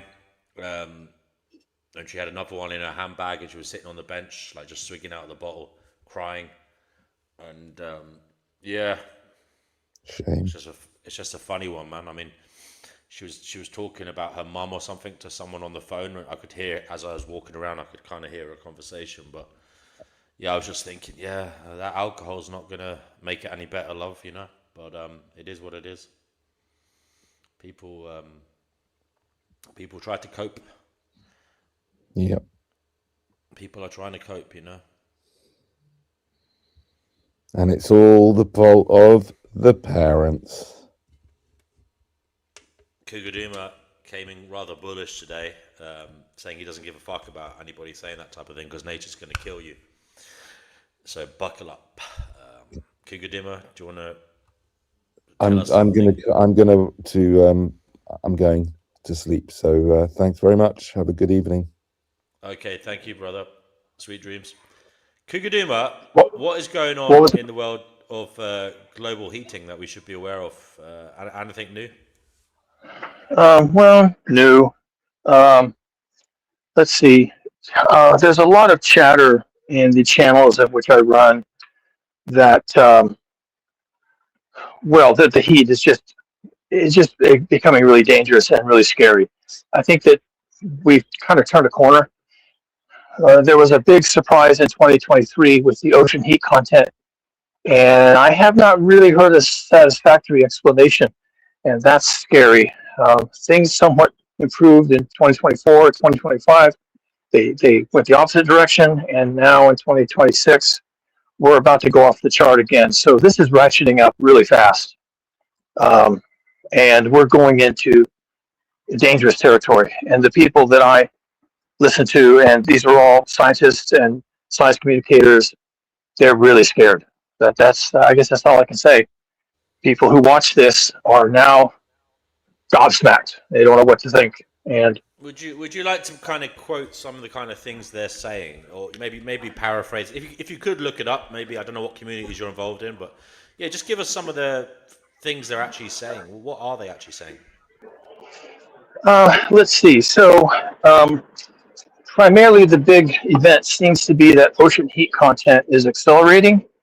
We're about to go into a fairly significant El Nino event, which is a ocean event that somewhat defines global weather patterns, in particular the jet stream behavior. And what people are basically saying is, and my wife and I joke about it, people are running out of superlatives. Like, severe, sinister, evil. We are definitely, everyone now has the sense, anyone who's willing to talk plainly anyway, people still sandbag because they're afraid of their, impacting their careers, but people who are willing to speak plainly don't know what to say at this point. And we're watching, it's going to be evil. We're going into something evil, and it's going to be hot. We just exited the hottest winter on record in the United States of America. There was a point at which the state of Alaska was actually hotter than the state of Florida. We had the hottest Christmas on record in the United States. Even with all the cold snaps and the 3, 8, 6 feet of snow, it was still the warmest winter on record. People don't know that. People don't believe that. They have all this anecdotal evidence that it wasn't true. And the meteorologists tell you, look, numbers are numbers. Data is data. And we don't care about your personal feelings. And now, of course, we're going into this massive El Nino that has got everyone scared absolutely spitless. And I guess right now we're just in kind of a holding pattern. I was talking to my son today. He works for an ambulance company, and they're always dealing with emergency management. And they're talking about it among themselves. They're talking about how badly things can go and how they're going to prepare for it, if they can prepare at all. The state says there's no money to get ahead of this, and I was telling him that means that there's going to be portable morgues to throw the bodies in, to keep them frozen. It's just, I don't know. It's just coming unglued at this point. It's just heat, folks. And then the knock-on effects. We've had massive storms here in the U.S., especially in the eastern third of the country. Storms that have got people absolutely confused. It goes from record snow in the third of the country, and then 4 days later it's record heat, melts all the snow, causing flooding, and then there's record snow again 3 days after that, and then there's record heat 3 days after that, and people have finally started to notice, and they're saying, okay, wait, something's wrong. It's like, yeah, something's wrong. You finally noticed. Read a textbook, go to a YouTube channel. We've been talking about this for 20 years. And yeah, you're just about to find out. This is the FAFO moment. Fuck around to find out. Do you listen to Professor Dave? Yeah. The YouTuber. Yeah, he's good. He's one of my favorite YouTubers. Yeah, his field is chemistry. That's his background. He's got a good idea about the whole situation. Like, Kugaduma, Jay is in the chat. He's asking you what you think of the dust clouds that are causing the red skies in Australia at the moment. Do you know anything about that? I mean, I presume it's just dust from the desert, maybe in the center of Australia, being blown up into the air. I mean, we get dust from the Sahara Desert landing in London. It happens almost every year. So I don't know if it's that much of a big deal, Jay. Maybe you could come on and tell us about it. Yeah. Anyway, Kugaduma has stepped out for a bit. Maybe he'll be back. There's more seats here, guys, if anybody wants to come on. Link is in the chat. The Mind, is community breaking down? Was it ever that good in the first place? Save us and tell us what you think is going on. Okay, you might hear my dog in the background because I'm washing my little dog. Okay, let me see. Society, yeah, I think it's breaking down. I think it's just a transitional shift because there's like obviously this technology that is trying to be implemented right into society. So I do think that's causing a disruption in traditional, what we would call communities, because before, communities were a lot easier to. There was more cohesion to communities back then. Yeah, and it's all always tied to technology. Technology directly affects people's lifestyles and the cohesion of society. So I did think that's a big part of it. But yeah, that's it. That's all right. I think whoever is willing to go with the technological shift is going to see the benefits of what's coming, and because there is a pressure, there is always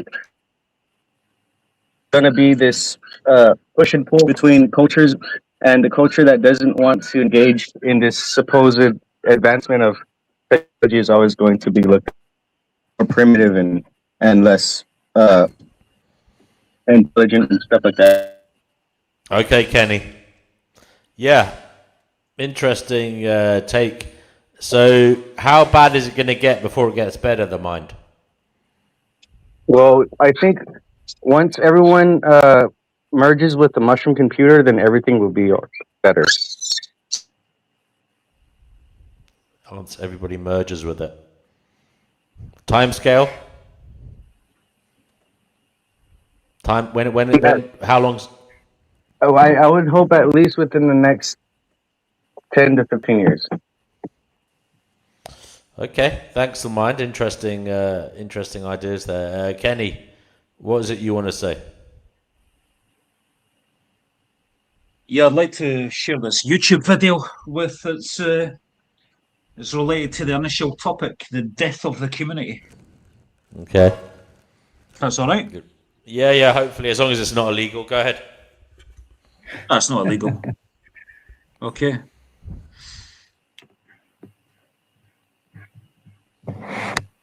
Jay says he doesn't want to merge with the singularity. History. I would say too bad. It's already happened. Everything already happened, and that's it. There you go. Are you ready? Yes. Can I add it now? Yeah, it's ready. There we go. Warning. This episode includes discussions and depictions of sensitive historical events involving racial violence.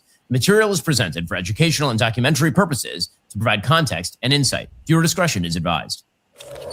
You've been told that Black Americans are being violently victimized by white Americans. White supremacy. White supremacy. White supremacist terrorism. White supremacy. White supremacy. White groups. supremacy is waging a war against us. Every major media story about interracial violence of the last 20 years has featured a Black American being harmed by a white American. You know their names: George Floyd, Ahmaud Arbery, Breonna Taylor, who was shot by the cops accidentally when her boyfriend started shooting at the cops.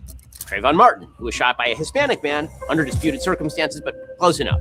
Whenever a black person is shot by a white person, the media are all over it. Joe Biden does press conferences and invites the victim to the White House. Benjamin Crump shows up on CNN and MSNBC to complain about the inherent victimhood of black existence in America. 20 million people go out in the streets to protest in the middle of June 2020. Joy Reid sets her hair on fire. Here's the statistical reality. White Americans are significantly more likely to be victimized by black Americans than black Americans are to be victimized by white Americans when it comes to violent crime. The stats are not close. Again, it's not a race issue, this, but I'll talk about that later. Let's start with a simple fact. Nearly all crime is intra-racial. White on white, black on black, Hispanic on Hispanic. The only group for which that is not true is Asian Americans. But when it comes to black versus white crimes, or white versus black crimes, black Americans are far more likely to be perps than victims. According to the Bureau of Justice Statistics, citing the National Crime Victimization Survey, in 2019, there were 562,550 interracial crimes concerning blacks and whites. 89,980 of those crimes featured a white perp and a black victim. 472,570 of those crimes featured a black perp and a white victim.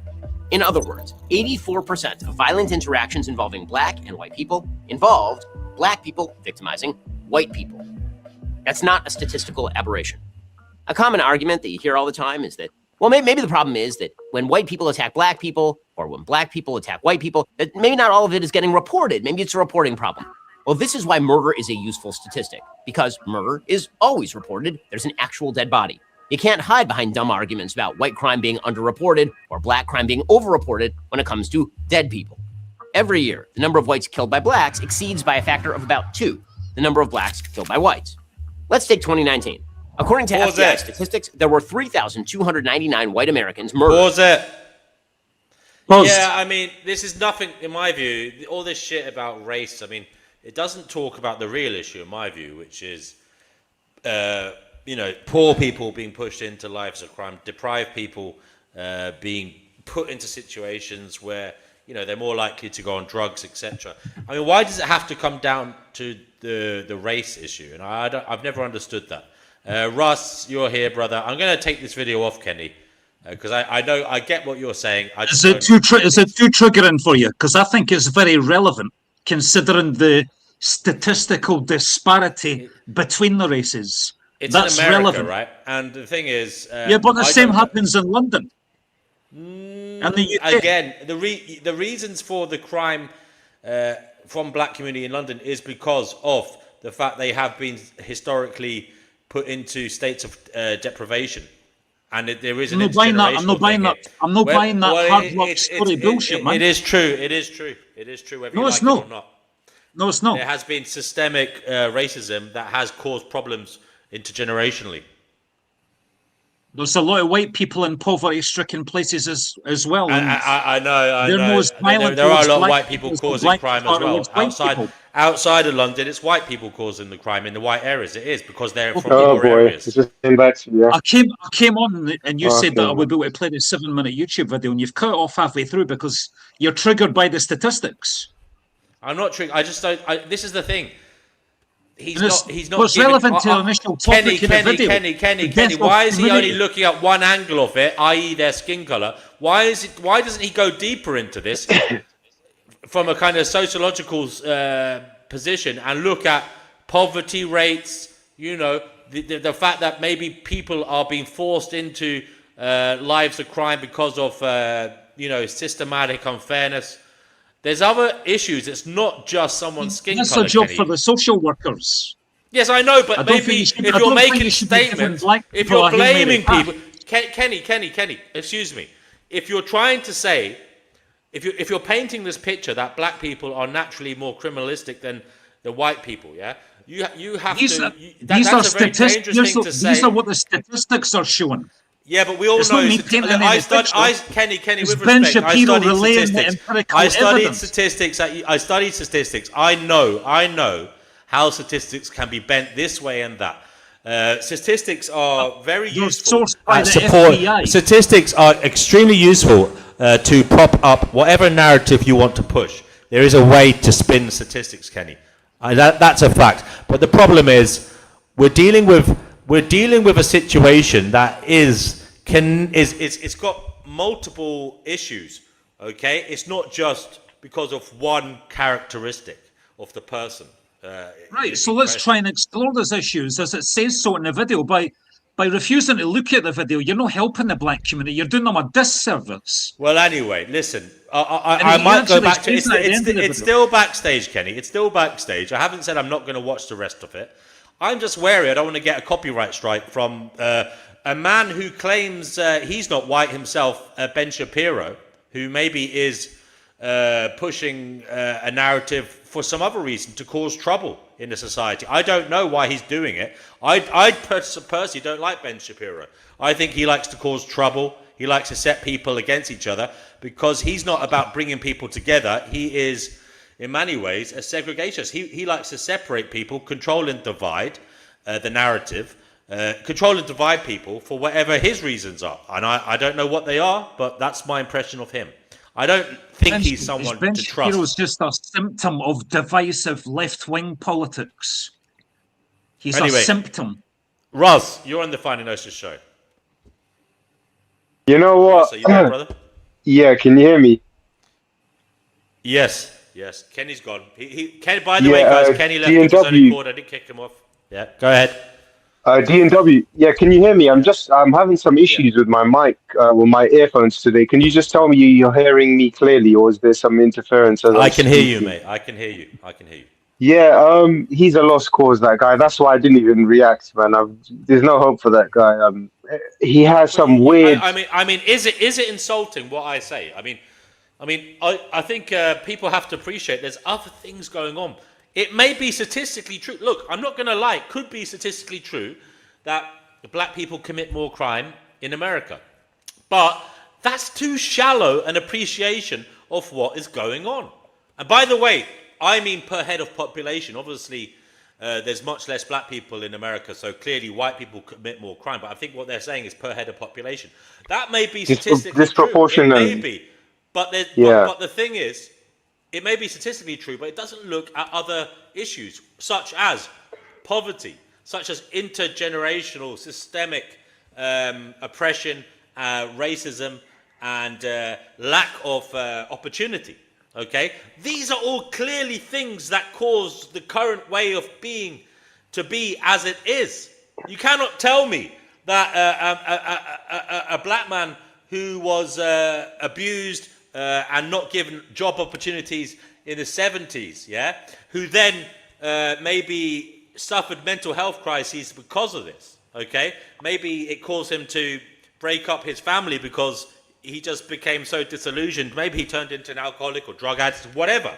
I mean, maybe it broke him.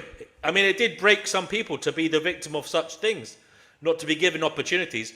And maybe that affected the family, okay, his children, their upbringing, and then maybe it affected the next generation. You can see clearly this could happen. So I don't know why people think it's just because people are black. Clearly there are other issues connected to this. And anybody who says anything otherwise, I believe is, look, at best you're myopic, at worst you're being disingenuous with a malevolent agenda. Sorry, Ross, go ahead. With this guy, he comes from a very sort of malicious sort of angle.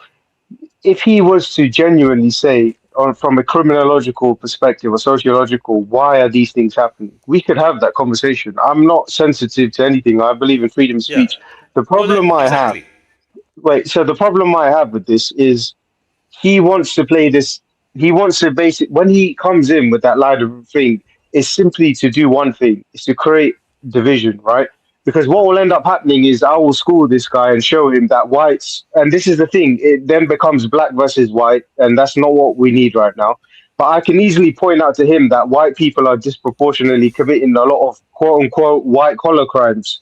So why is he only spinning one narrative? So and again, I'm not picking on any community here, but the Pakistani community was disproportionately committing a lot of grooming cases against white British girls. So why doesn't he talk about that? So he always, what I'm saying, the problem I have with this guy is he's not genuine about his concern. He's spinning a far-right racist narrative. He comes on here with Confederate flags. He gaslights people, and that's why he's a lost cause, this guy.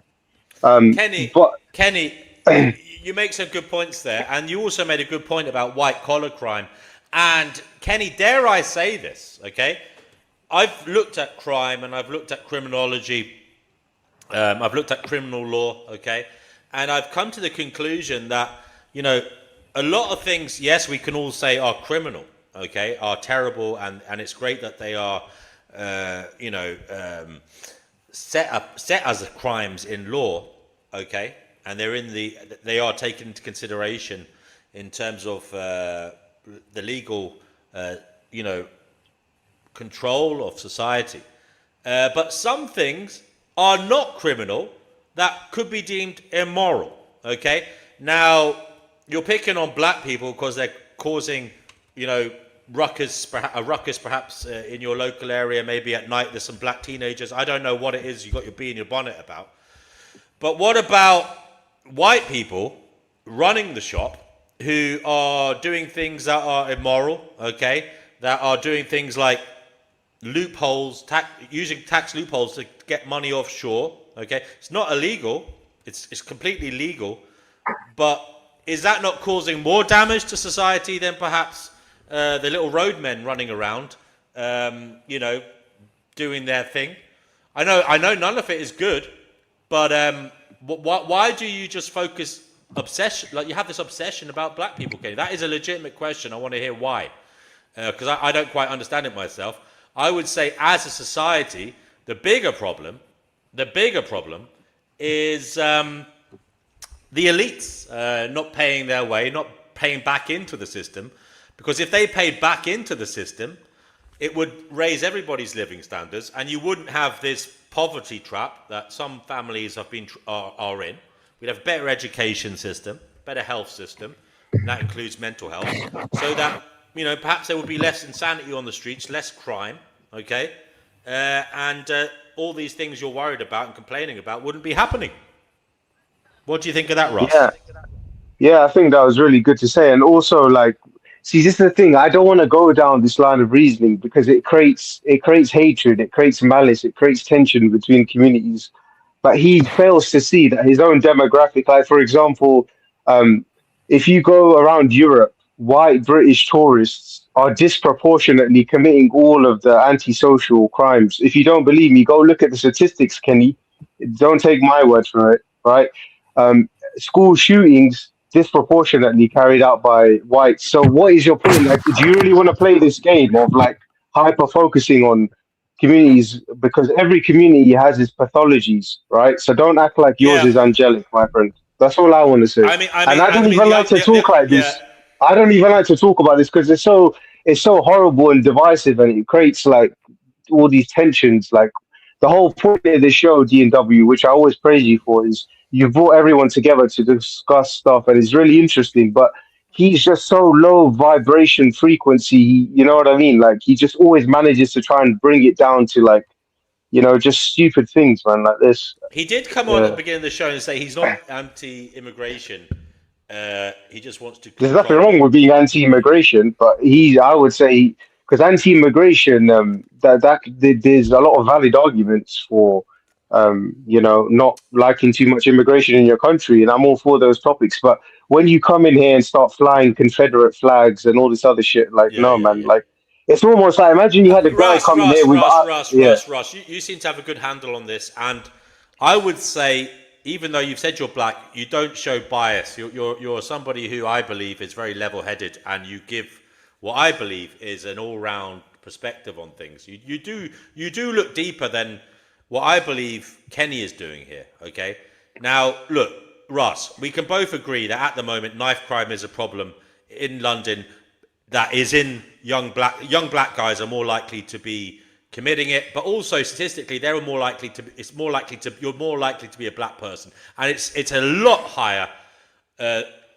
You're more likely to be on the receiving end of the knife crime if you're a black person as well, and I think it's statistically extremely high. Like it's like you're not. I don't know what it is, but it's probably something like 95%. It's likely to be a black person being stabbed. That is a guess, but I would say it's probably as high as that.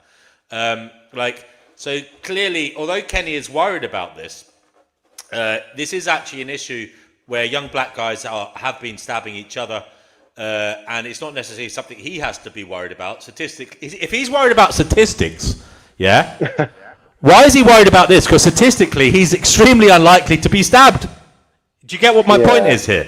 No, but my point, but Russ, as a black guy, you know, I want to hear your perspective on that. And I mean, I've been saying it's about poverty, lack of opportunities, and it's probably intergenerational. Yeah, it's a kind of things got a bit messy in like the 70s, 80s, 90s, and there's still kind of some healing going on in society and in some families that were affected. But why do you think, for example, some young black guys are getting into trouble in London in particular, and in cities where, you know, they have the higher proportion of black people? I mean, I've said before that in the 50s, 60s, it was Cockneys doing it, white Cockneys. But, you know, what do you think is the reason, bro? Go ahead. Just for a quick clarification, I'm not fully black. I do have part, I would say, Kenyan ancestry. So there is part African ancestry there. Okay. But I'm mixed. It's more of an accurate thing. But I won't go into what it is because I don't want to reveal too much. But yeah, it's an interesting thing. And again, there is a problem within the black community in terms of this particular issue. I honestly feel like it's down to certain subcultures that exist within the black community. So what do I mean by that? Which is, so now I'm sure you're aware because you're from London. Well, you're from London, you're from the UK, but you know about drill music, right? Yes, I do. Yeah. It's kind of came up in the grime. I like came up in grime, and they because grime wasn't that bad. Because in my time when I was growing up, we had grime, so we had guys like Kano, and like if somebody got stabbed in my time, it was like your head would turn like, what? That's crazy. And there was only certain areas where there were known to be like shootings and stuff, but not like on this epidemic that it is now. So I would say like there's certain subcultures that glorify this type of low vibrational behavior, low frequency behavior of, you know, like gang culture and ultra violent rap, which is known as drill. It's not just exclusive to the UK, it's in the US as well, in places like Chicago. So I would put it down to there's certain subcultures that for some reason are influencing a lot of people in the black community to behave and to glorify a certain lifestyle. And that's why they're sort of getting involved in all this nonsense. That's my take on it. I could be wrong. But that's what I think. Yeah. Yeah, I mean, no, look. I mean, I remember growing up when I used to listen to Eminem, yeah? And I know he's a white dude, but obviously the genre was deemed black. But, you know, some of the lyrics got me kind of... He used to have a line, gangster map turned me into a maniac. And, you know, sometimes I think, yeah, it kind of did in a way for me as well sometimes. You know, you get a bit carried away with some of the lyrics, and some of them were a little bit antisocial. And maybe a young mind perhaps isn't the best to appreciate that sometimes, because you take it literally. You don't see it as kind of being ironic or satirical sometimes, because maybe you're not. So this is the problem with art in general, though. What I'm saying is, when you put something out there, and this is a huge problem, you may not necessarily be wanting to cause harm, but it can cause harm. You know what I mean? Because the receiver can interpret in all manner of ways. It all depends on their neurochemistry, their level of thinking about matters, their level of experience. But again, that is, I would say, down to the individual, but also maybe down to our education system and how we teach, like, for example, media education, you know, and appreciation of things, you know. Maybe there should be a study in schools on how to interpret, you know, art and music. Maybe that should be done from a younger age, so we don't literally take things as, you know, gospel, and take things as maybe we don't get too carried away, is what I'm saying. You know, we look at the deeper meaning behind it. You know. Yeah. Sorry, I've lost you, Ross. Yeah. I lost. So I would say, can you hear me now? Yeah. Go ahead.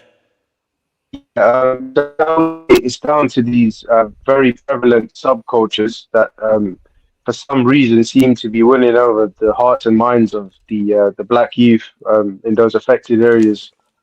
Are you And going to go as unfortunately, far to? Are you going to go? yeah. I want to ask you this, Ross. Do you think? Because I heard this conspiracy before, and I've heard it said by some black people, and that is there are forces. I don't know where they're from or who they are, but there are forces that go in and try to, let's just say, they're conspiring to affect black communities, but also maybe the community at large for some reason or other, by getting involved in music they know is predominantly listened to by young black guys. I can't really. I don't even know about that, to be honest. But It's the you've first heard time that I've theory heard. before, right? You have you not heard that, like, there's been forces outside of like the black community that have kind of co-opted the music industry, got into it and like tried to direct it with an invisible hand for Oh nefarious yeah, I've heard reasons. stuff like that. To be honest, I don't know too much about that and how true that can be. Um, One thing I will say though is another issue is the rates of single motherhoods in the black community, in the diaspora. Because it's very interesting. I mean, if you go to the United States and look at the statistics, I would advise Kelly to as well. I mean, black is not a monolith, right? Because if you look at Nigerians who immigrate to the United States of America, they do really well academically. But again, I'm not calling out the African Americans, but if you compare them to the African American, in terms of academic achievement, it's like quite a stark difference. So Yeah. that's why I said these are subcultures that become very prevalent because Nigerians are still black, and also black is not a monolith. So how comes Nigerians are doing really well in terms of academic achievement, but African That's a Americans very are good not? point. That's a very good Because point. there's a Now, yeah. I've also heard that in the UK, mental health outcomes are actually bad in first generation, second generation immigrants. So what I mean by that is when someone comes here, they have children, their mental health outcomes can be poorer than their parents, and it can go down to the next generation. And I think some of that is because when people migrate to another country, they're so busy working, right, that maybe they're not thinking that they have this like dream, as it were, of buying a house, climbing up the ladder in society, whatever it is. So then they throw out a kid, and the parents are so busy working their arse off that perhaps they're not able to invest enough time emotionally, to their children. And that's why you get these bad mental health outcomes in the next generation. And sometimes that next generation doesn't have any support because, the family is smaller. There's not as much of an extended family as if the parents had stayed in their original native country. So that's another problem here, is that when people migrate, sometimes the parents are so busy working that the children in that family, the nuclear family, don't get as much support as perhaps they need. Do you get what I'm saying? Yeah, I think that's a really interesting point as well. And I think I think that's why it's unfair to compare and contrast them to the white English kids, for example, because the white English kids come from a community that's been settled there for maybe hundreds, thousands of years, whatever. And basically they've got their aunts and uncles, cousins all around. They've got the people that their aunts and uncles know. There's a bigger network to help those people. So some of these immigrants' children don't have that, and sometimes the parents don't even speak English. They're not au fait with the cultural norms, and there's other stuff going on. Like you've got to be a bit street smart in London to kind of help your kids to understand what the hell they're going through. But if you come from another country, you might not necessarily be down with what's going on and the way shit goes, because it can be kind of crazy. You know what I mean? In London, in schools and shit. So I think that's probably why these bad mental health outcomes happen. And again, that might play into this problem that we're seeing where, there is crime, there is poverty, there is poor mental health. And again, it's not to put all the blame on the people perpetrating it. I feel is very harmful. There's greater forces than they themselves at play here. Yeah, like I said, I'm willing to talk about anything. I'm very sort of. Even when LA was, I told LA earlier. I don't know if you caught it, but I said don't race bait him. So I'm not. I don't favoritize per se, but um, I just I just feel like if people are going to talk about certain topics, it should be done with good intent, like as if it's a sort of like investigative investigation, rather than Yeah, just yeah. hyper focusing on statistics and spinning a narrative. And we know where Mr. Kenny's narrative comes from.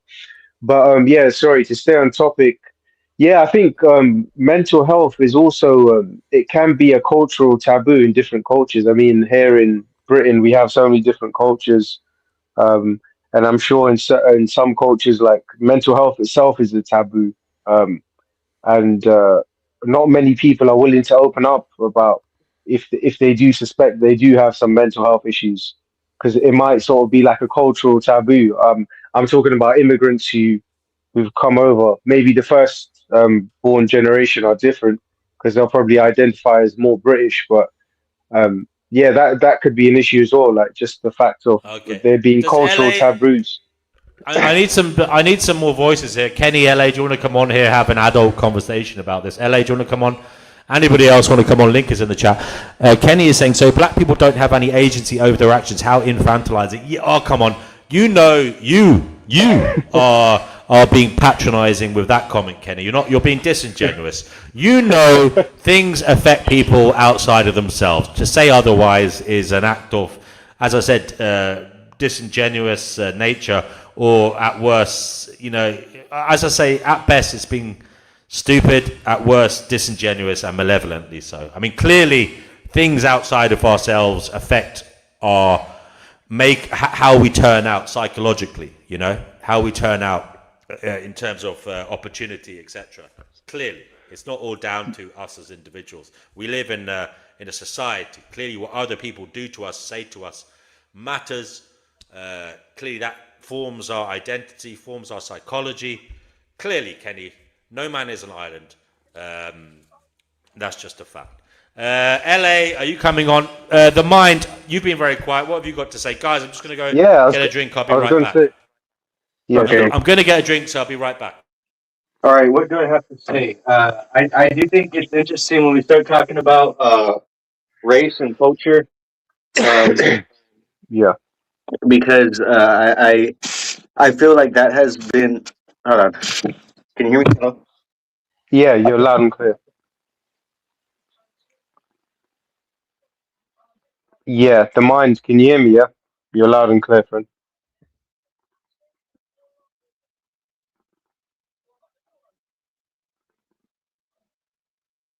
Okay, can you hear me? Yeah, I can hear you now, man. I was saying the idea of race and culture, I think that has been kind of skewed a little bit because, I mean, okay, we talk about the black culture, right? And then I was hearing you say, like, you're half Nigerian and you're half whatever else you're saying you are. Like, I guess. No, not Nigerian. So I have Kenyan ancestry in me. So I have half, Kenyan, like, yeah, but I'm not half. I'm mixed, basically. Because like, what is American black? What would that be? I don't know. I would just say that's Black American or African American, right? Because Black Americans originate from Africa, right? But nowadays they go by the term Black American. So I don't know. You'd have to ask them because they have a totally different culture. Yeah, I mean, this is the thing. You're absolutely right, Ross. And I watched a video once about the difference between Black Britons and Black Americans, and it was quite interesting to hear the different experiences and perspectives on Black identity. And the thing is, I think sometimes we conflate the two too much. They're not the same. And also, we and as I said, we also have a tendency, and I've said this, Ross, I don't know if you agree with me here, but we kind of, it's kind of dehumanizing sometimes the way we throw all black people into this Venn diagram where they're black. You know, black people are a diverse people. Africa has more diversity in terms of genetic material than anywhere else in the world. If you remove Africans from the places outside of Africa, so to me it's problematic, this idea that all blacks are the same, and I think we do play into that a lot. Russ, would you agree with me there? We do when we talk in this polarizing manner, and that's why I don't like to look at the race issue. I like to look beneath that and see what is causing it. So why is it people are being pushed towards crime? Is it because of poverty? Is it because of mental health problems? Is it because of some kind of unfairness in society? What is going on? And I don't think we do enough of that.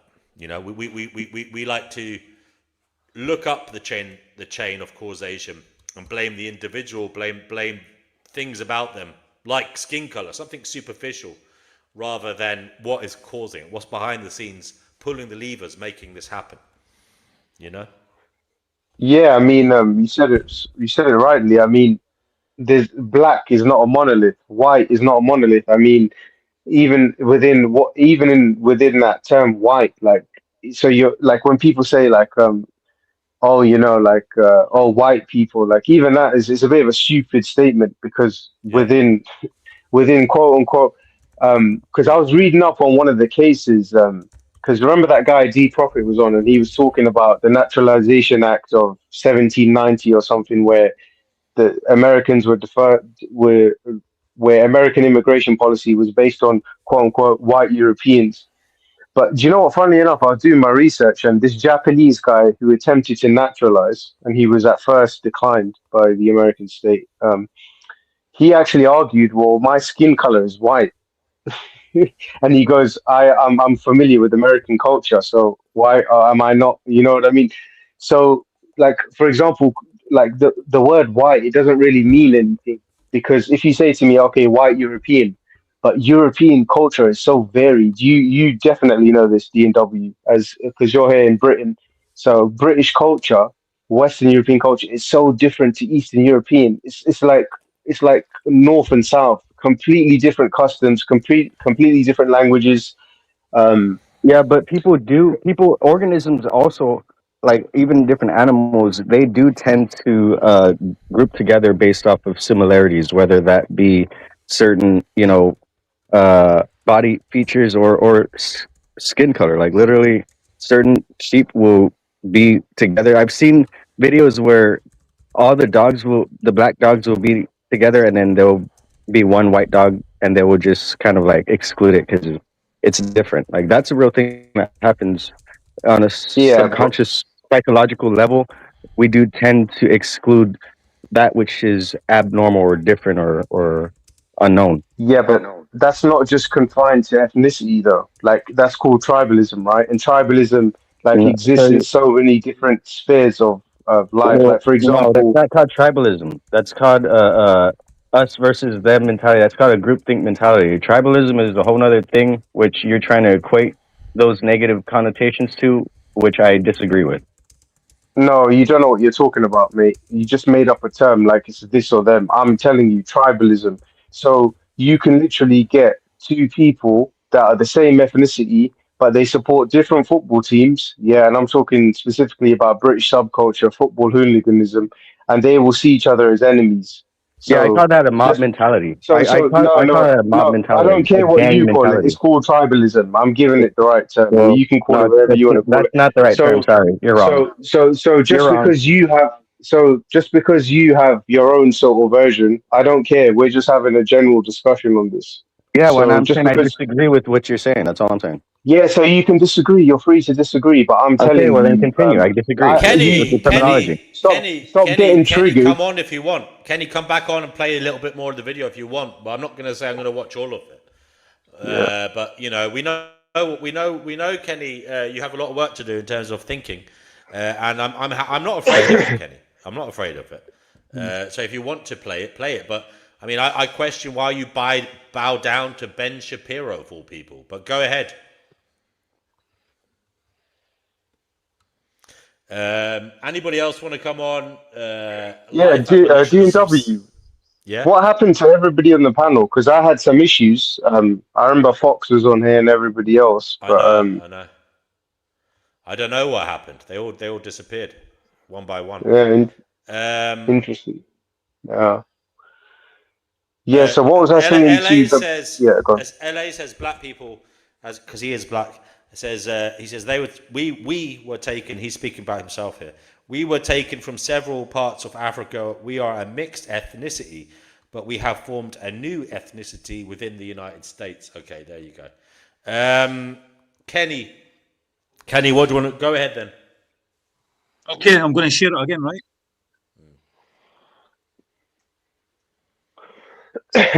Okay, I would like to say, I think. You ready? I think it's. Are you ready? Thank you. Okay, I'll finish talking about it. We can't hear it, Kenny. Can anybody hear that? According to FBI statistics, there were There you go. 3,299 white Americans murdered that year. 2,594 of them, 79%, were killed by white perpetrators. 566, 17%, were killed by black perpetrators. Now, 2,906 black Americans were murdered that same year. 2,574 of them, 89%, were killed by black perpetrators. 246, 8% were killed by white perpetrators. Compare those two numbers. 566 white Americans were killed by black Americans. Only 246 black Americans were killed by white Americans. Now, let's adjust for population size, because it turns out there are a lot more white people in America than black people. So, generally, you'd expect to see, if all the other factors were equal, a lot more white on black crime than the opposite. There are about 235 million white Americans. There are about 47 million black Americans. This means that 1 out of every million white Americans killed a black person. By contrast, 12 out of every million black Americans killed a white person. The disparity between the stats is perfectly obvious. The reason that crime is currently wildly underpoliced in major democratic areas Pause it. Acknowledge reality. Pause it. You see, Ben Shapiro plays whatever card he wants to play, he at a time to suit his own narrative. I mean, I've heard him saying before that Jewish people aren't white, so has he factored that into this equation? I mean, how do we know those white people are actually white from his perspective? I mean, he said before, you can look this up, he said Jewish people are not white. So how do we know all those people are white, Kenny? I don't think he has the full story here. But also, Kenny, come on. He hasn't said anything about poverty levels, any of this. He's so superficial, Kenny. This is ridiculous stuff. It's very childish. We're only 4 minutes. I know, but look, he has. Go ahead. Still 3.5 minutes left. Go on then. We can go to issues of the social work and the poverty later. I'm happy to do that with you. But there's only 3.5 minutes left. Why don't you stick around after? Will not acknowledge reality. Yeah, don't run away. Way better to pretend that the criminal justice system is discriminatory than to acknowledge the obvious truth: disproportionate crime among black populations. But ignoring that problem doesn't make it go away. It makes the problem worse, and the people who generally suffer are not white Americans, they are black Americans. According to Alan Beck of the Bureau of Justice Statistics, quote, relative to their share of the U.S. population, 60%, white people were underrepresented among offenders in non-fatal violent crimes overall, 52%. They accounted for 45% of offenders involved in aggravated assault and 31% of offenders involved in robbery. Black people were overrepresented among offenders in non-fatal violent crimes overall, 29%. Relative to their share of the U.S. population, 13%. Half of all offenders involved in robbery, 51%. A third involved in aggravated assault, 34%. More than a fifth involved in simple assault, 23%. And rape or sexual assault, 22%, were black. According to Pew Research Center, black men are the most likely to go to prison. There were 2,272 inmates per 100,000 black men in 2018, compared with 392 inmates per 100,000 white men. In 2018, black Americans represented 33% of the sentenced prison population, nearly triple their 12 to 13% share of the U.S. adult population. Whites accounted for 30% of prisoners, about half their share of the adult population. According to another study printed in the journal Science Advances, quote, lifetime risk of imprisonment for black males rose from more than 1 in 5, about 20% in 1986, to nearly 1 in 2, about 49.6% in 2004, before falling to roughly 1 in 6, 16.2% in 2016. Even though the way lower than the prior numbers, it's. I mean, in America, sometimes they imprison people for things they don't imprison people for here, such as smoking pot. I mean, you do know that, Kenny. I mean, there's a lot of people. There's a lot of those black people in prison for things that they wouldn't go to prison for here. And one has to wonder. Like we don't know the ins and outs of this. Like, what are these cops like?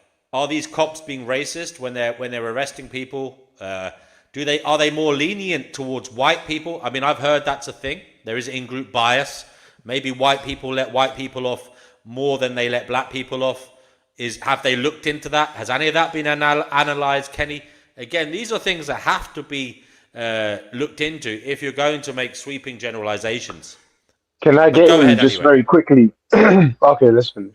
No. All right, go ahead very quickly. You said, go ahead. Yeah, so it's funny because here in Britain, when the whole grooming gangs thing came out and everybody was like, oh, it's the Pakistanis and oh, they were coming out with all this stuff. But how comes when Lucy Letby, a white English girl, was literally murdering babies from what I heard, nobody, there was no real public outcry from those so-called people who were concerned about quote unquote white British children.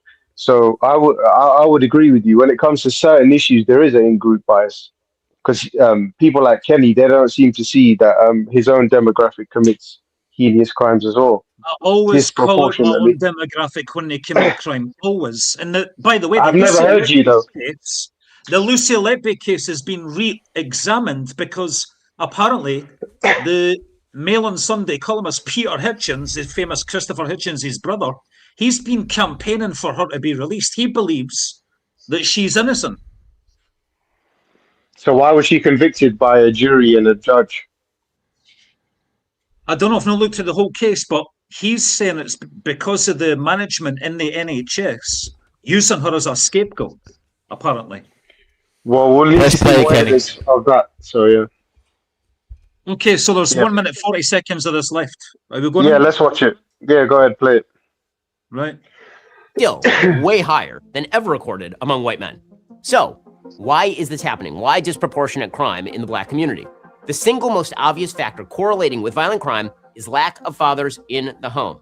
According to the Institute for Family Studies, only 37% of black children are living in a home headed by their biological parents. 72% of black fathers have had a child out of wedlock. Studies show the number of fathers in a neighborhood can actually help alleviate the problem of lack of fathers directly in the home. There's a network effect, a neighborhood effect, but it's rare to find a black neighborhood with a lot of present fathers. As a study from Harvard, Stanford, and the US Census Bureau found, just 4.2% of black kids currently grow up in areas with a poverty rate below 10% and more than half of black fathers present. That compares to 63% of white kids. Now, there are those who will argue that it's white racism that's causing the absence of black fathers. That's a weird argument given the fact that in 1960, when white racism was really a serious American problem, less than a quarter of black children were born to unwed mothers. Today, that number is like 72%. So as racism in the United States plummeted, the rate of single motherhood in the black community went up. Blaming racism for the rise in single motherhood makes no sense statistically speaking. Differential crime rates don't have anything to do with inborn racial differences. This isn't actually about race. It has to do with behavior. When you incentivize father absence, crime goes up. When you fail to police crime, crime goes up. When you make excuses for black on white violence, or pretend that the real problem of violent crime in America is white on black, crime goes up, particularly among the populations who are being ignored, black Americans. There we are.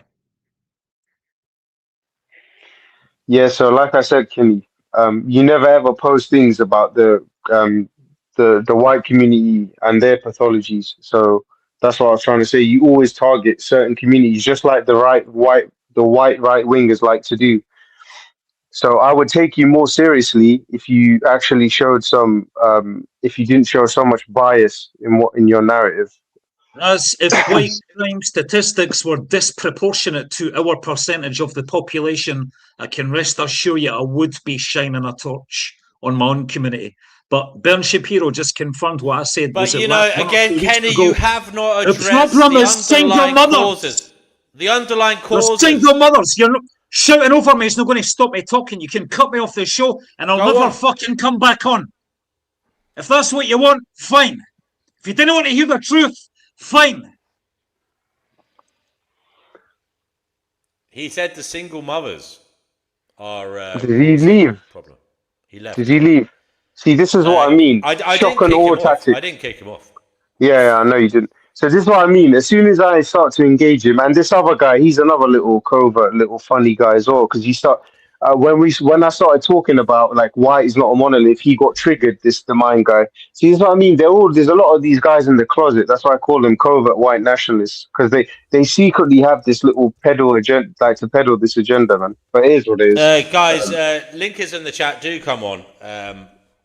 I'm not here to trigger anybody, make anybody angry.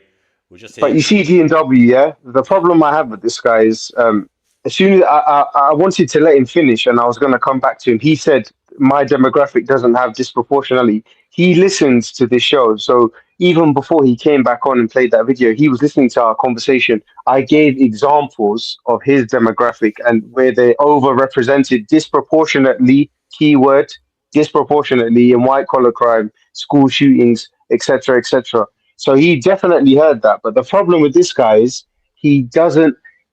He's a far right, basically neo-Nazi type. So they are blind to certain information, and they like to hyper focus on other pieces of information. That's why I don't have any respect or integrity for what he says, because he doesn't have none himself to even stick around and let me give a proper argument. Okay, we have Chickpea. Chickpea, you're on the Fine Notion show. What would you like to say today about community, the death of community? The death of community. Is it too late to fix it now? Oh gosh, no, I think it's too late actually. Actually, I did say what I thought also. I think our architecture's got a lot to do with it as well. Say that again? I think our architecture has a lot to do with it. Living in tower blocks. When you live in a tower block, you don't communicate with your neighbours. It's well documented fact. I've heard this before. Yeah. It was lovely to see you. Sorry. Very nice to see you too, Chickpea. Yeah. Chickpea, great to have you on here. Thank you, dear. Sorry to interrupt, but I'll have you know, Chickpea, my cat is sitting on me as we speak. So yeah, he's part of the show too. Where is he? He's just on my lap. He's literally yeah. He's lounging. Yeah. Ah. Yeah, my ginger Tom's fast asleep. Yeah. Things.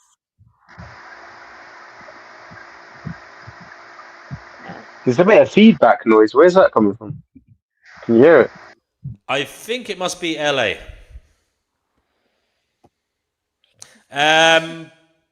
LA, sorry, not LA, Absurd, sorry.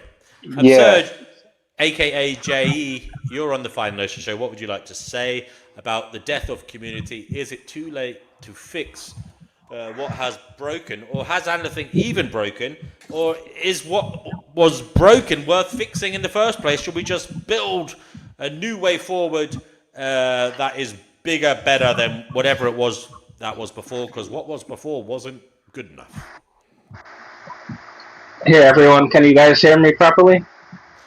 Yeah, you got a lot of horrible background noise. You got a weird kind of like hoovering noise or something. I don't know what it is. Is it better now?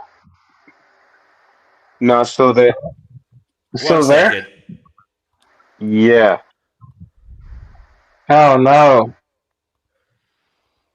Damn it. Alright, let me leave and come back. No, that's better. That's better. No, it's got. Oh shit. He's come It's back. with D&W. I'm having a lovely, lovely super day today. Are you? I said, are you?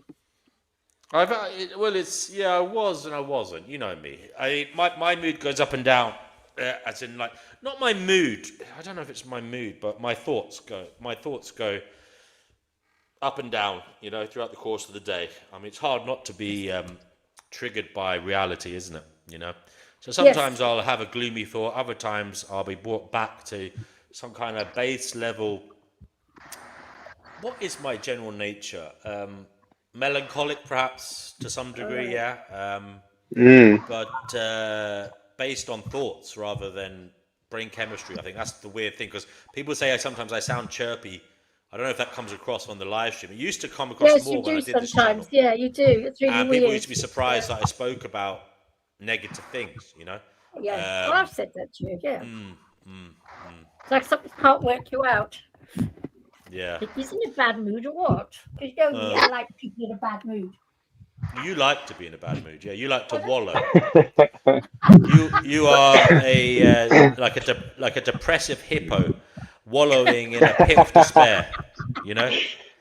Do you know what though? Yeah, I don't know how you guys feel, but Brits are always seen as we're always seen as like cynics, and I think it's true. You know, Yeah, that's why I I've like been it here.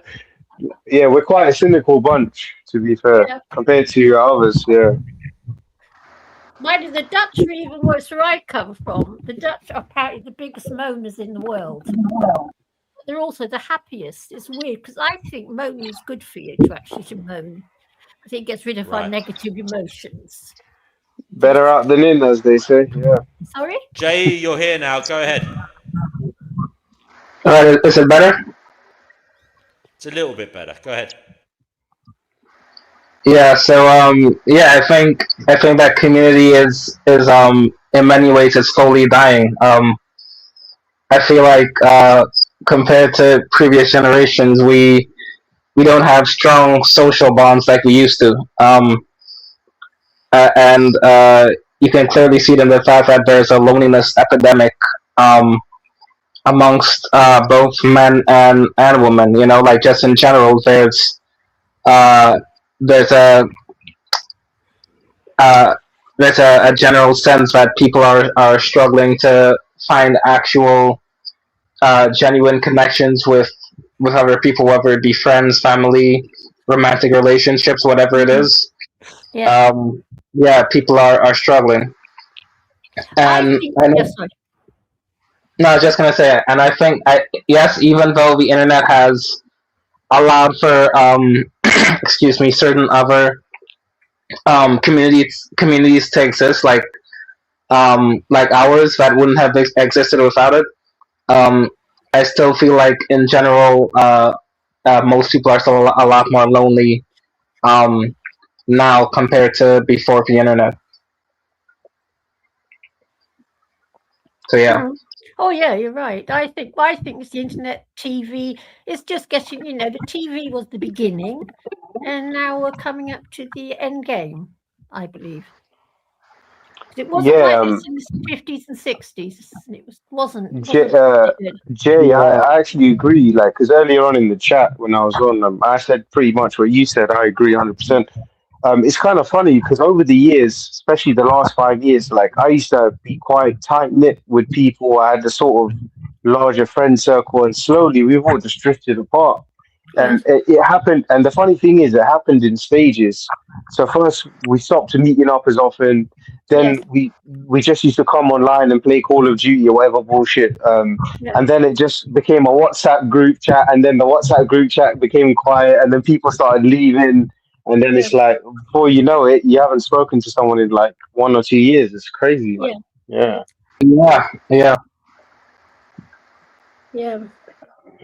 It's not too bad where I live. We still, I live in a small block, and we do still chat to each other and things and moan at each other.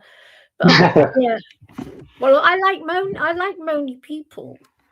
I appreciate that. I like to hear people moan. I find it nice.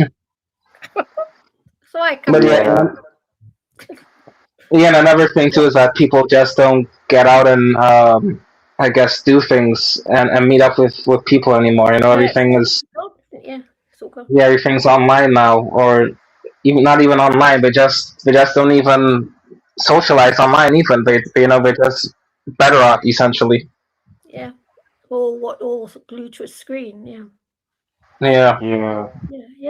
But I just don't see that like turning around anytime soon, because we just every passing year we just keep becoming more and more reliant on technology. You know, so yeah. Yeah, it's getting worse.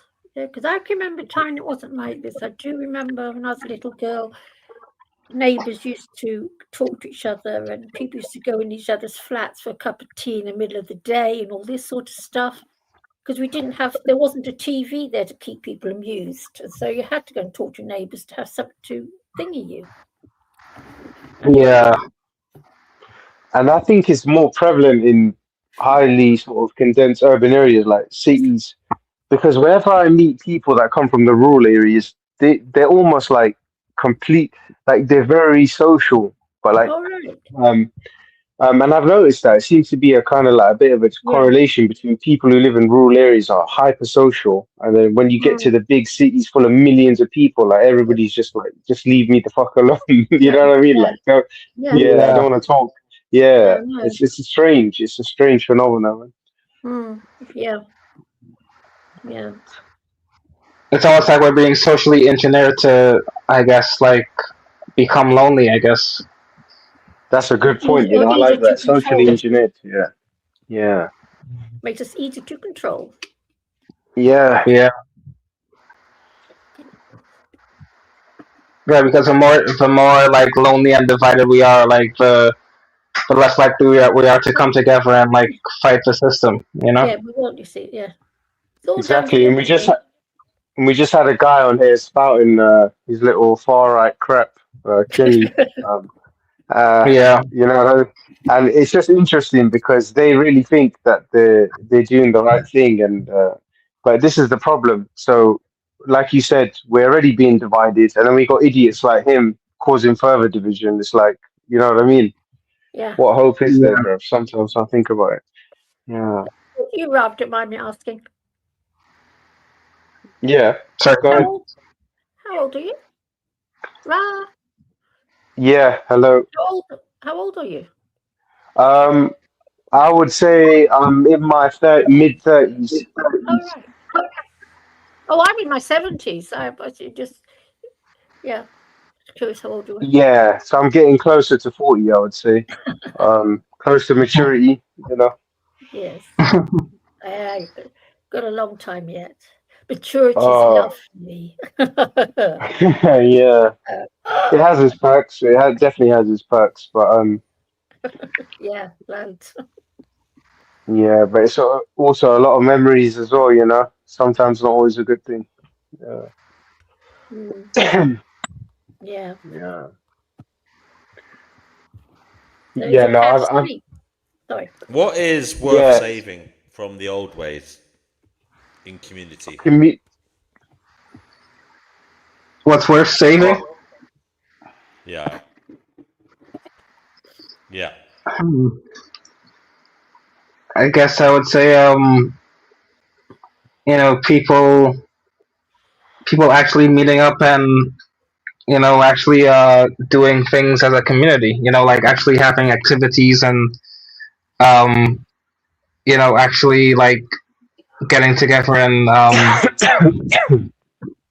you know, like doing activities together and hanging out. I guess it's pretty basic, but yeah, like that, like people underestimate like how much you know, getting out and socializing with a group of people, how much it improves your mental and physical health, you know. Yeah. Yes, you're right. Yeah, I would even say, yeah, although this isn't exactly getting out, but I would say props to D&W, because this is a good space for people to come to, even if it is virtually, and because you're better off talking to somebody in some sense than talking to nobody in no sense. You know what I mean? That's what I think. So, Yeah. Yeah. Yeah. I think D&W, maybe you should make a thing out of it, a little business. Open up several of them. Start charging. Well, if people want to help, they can send me something using the link under the video. You know, it's up to them. But what was I going to say? Oh, Witchy Bishy's here. She says, age is just a number. Some get 80 years, some die in their youth. Witchy Bishy, we would appreciate you coming on here today, darling.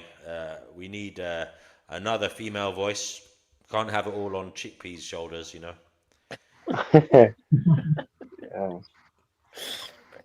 Never guess what I've been watching. You never guess what I've been watching. The Man That Fell from the Sky today.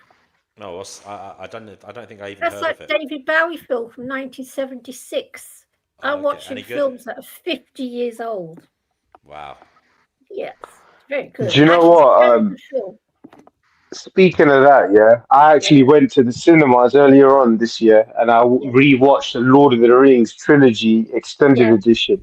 That was fucking enchanting. I'll tell you that much. Oh my Did you go? goodness. Did you? How long did it take to watch that? Did you go a few days in a row, or like? Was it on Yeah, between so candles? it was a bit of a bummer because they only showed each movie. So there's three movies. They only showed them twice within a week and a half period. So what I did was I watched the first two, and then there was a 3 day gap for Return of the King, and it was amazing, man. I went by myself as well. Cool.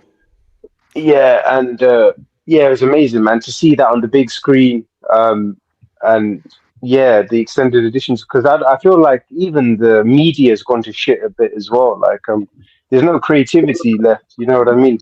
Yes. Yeah. Yeah, I started back. Okay. Oh. Guys, Witchy Bishy has graced us with her presence. Witchy Bishy, great to have you here. We are talking about community, whether it's dying, whether it's dead. What do you think? What would you like to say on the matter?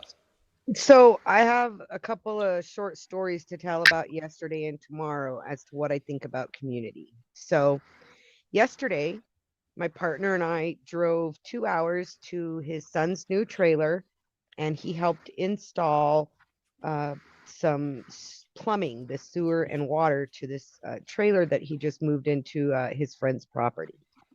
And we're not quite done. We'll have to go back again. But in the time we were there, and his son is, I would think, I don't know, he's 25. So that's what, Gen Z?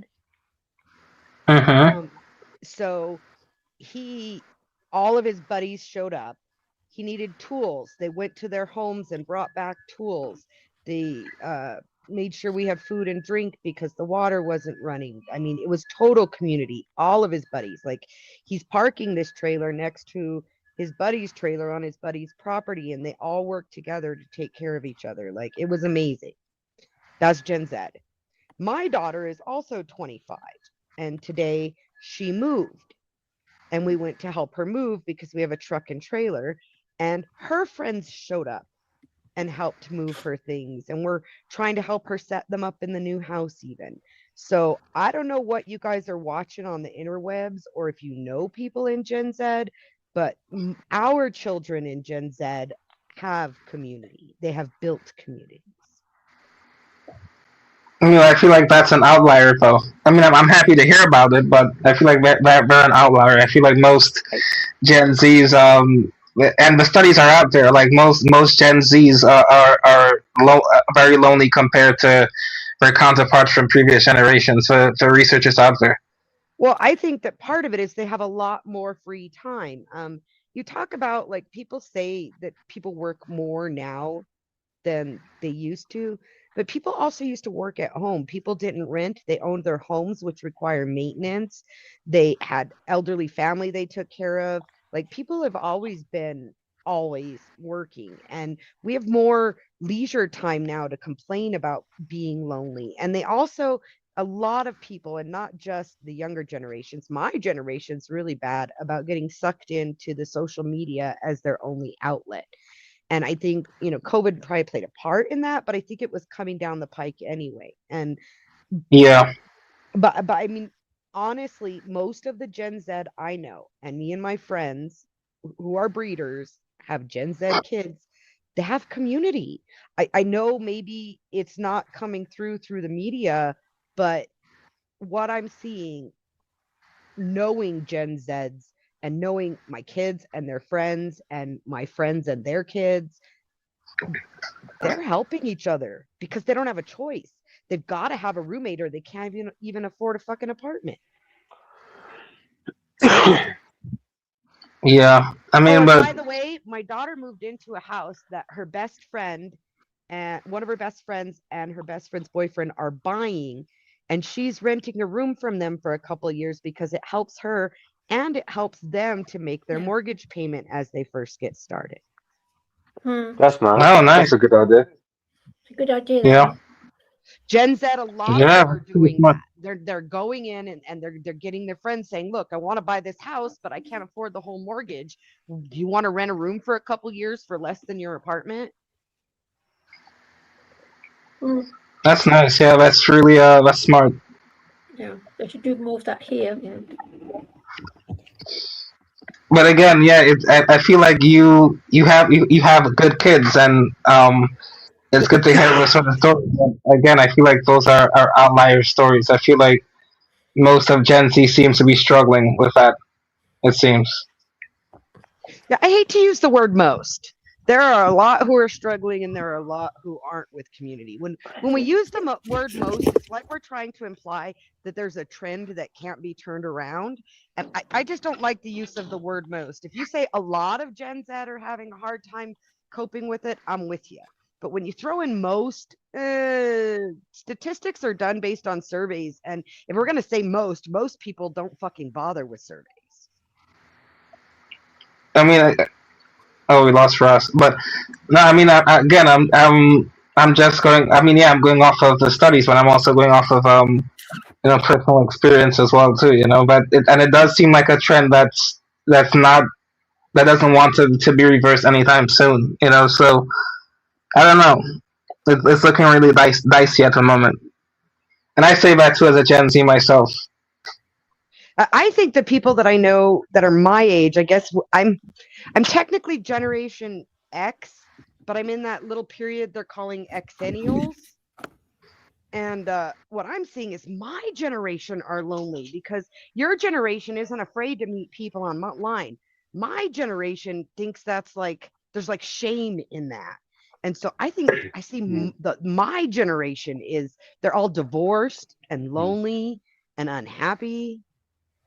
Interesting, because usually they tend to say that Gen Z is the loneliest generation, and that the younger generations before them aren't as lonely and have community and stuff. So it's interesting to hear that you say that you think your generation is actually lonelier than Gen Z. Well, that's just from my personal experience. I'm widowed twice. Most of my peers are divorced. My partner's divorced twice. Most of my peers that I went to school with are at least divorced once, if not more.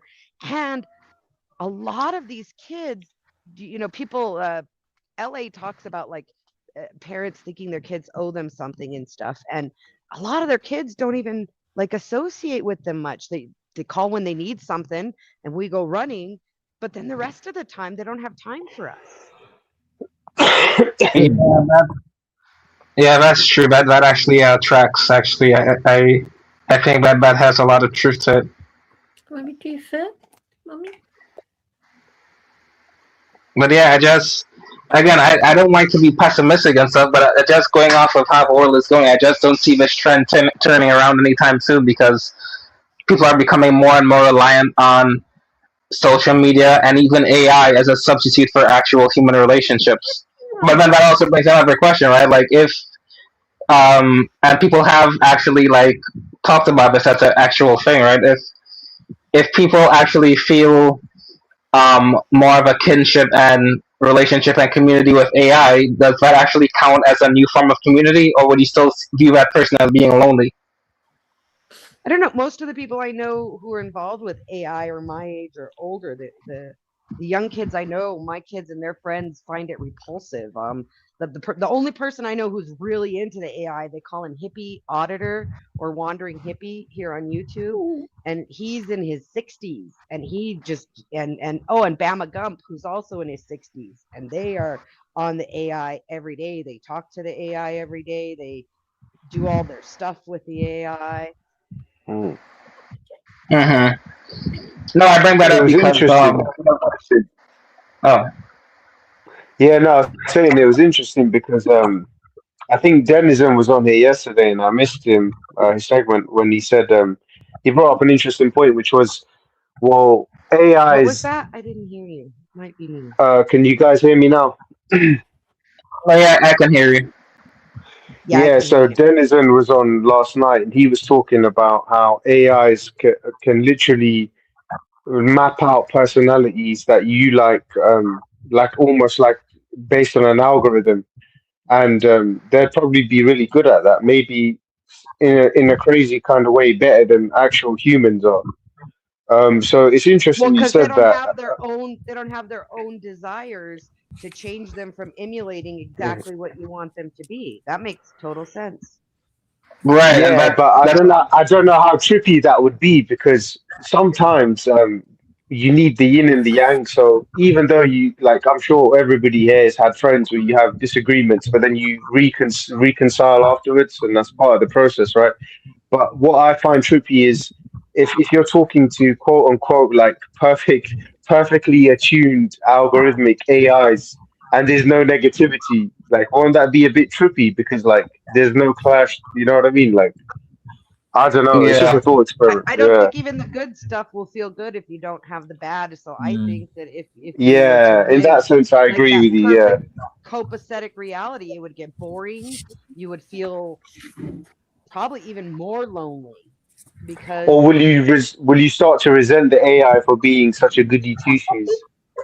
Well, it would just feel like hanging out with yourself all the time, which, Yeah. I mean, that's where loneliness lies the hardest, is when you're stuck hanging out just with yourself, right? Yeah. I mean, that's Hey, we've got some new guys here. Fatima, welcome back. Fatima, Pristine Son, welcome back. How are you doing? So, what we're discussing now? Guys, I just want to say tomorrow night, right, if I can do a stream tomorrow, I'm not sure, but the next stream, we are going to do one on off-grid living sometime later in the week, but the next stream we do, I think we need to go back to basics here on this channel sometimes, and that is, we need to talk about something that might matter, and it might be of immense importance, and that is life after death, near-death experiences, soul trap theory, reincarnation, soul trap, these kind of things. So we'll do a show on that, what you will do after you die if you wake up and in an alternative reality. It's just something to maybe talk about and think about in the meantime. Sorry, no, it's something to think about. As I said, we will do a stream on it. I hope, I like the sound of that. Yeah. Oh, Chick would love that, I'm sure. Yeah. Bit of change of pace. It's good. It's good. I like DMW. So, but what were we talking No, I was about? just the next we were stream talking might about be tomorrow. It depends on my schedule and what I can. Because okay. you know, it depends on when I get home and stuff. So if I can do it, I'll do it. All right. Yeah. No, we were talking about how like AI would affect community going forward, and I was just saying that I was just asking the question that if as the trend seems to be going, that a lot of people are actually like resorting to AI companions as a way to replace human companions, would you still consider those people to be lonely? Well, we were actually talking about this last night, right, DNW, about like AI robot, the girlfriends and as companions, right? We were talking about then how it can like, and how in the future, probably in 20 years, because look what AI is doing now, we can have like synthetic humans that feel real and act real, and like it'll be essentially like very, very interesting like time period, because we would have like these drones, right, that just do your every whim for a man, obviously, for a man who obviously like, I don't know, wants to feel like dominant now, and he'll just get that, right? But at the same time, like I see that as inevitable, because I see AI like power just inevitable. So like, because I do like, you know, sympathize with like you know, anti-tech stuff sometimes, but like the way that I see it, I'm also a very pragmatic person. So I'm like, well, time only goes one way, and that's forward. That's towards the future. You can't go back in time for anything. So we just have to be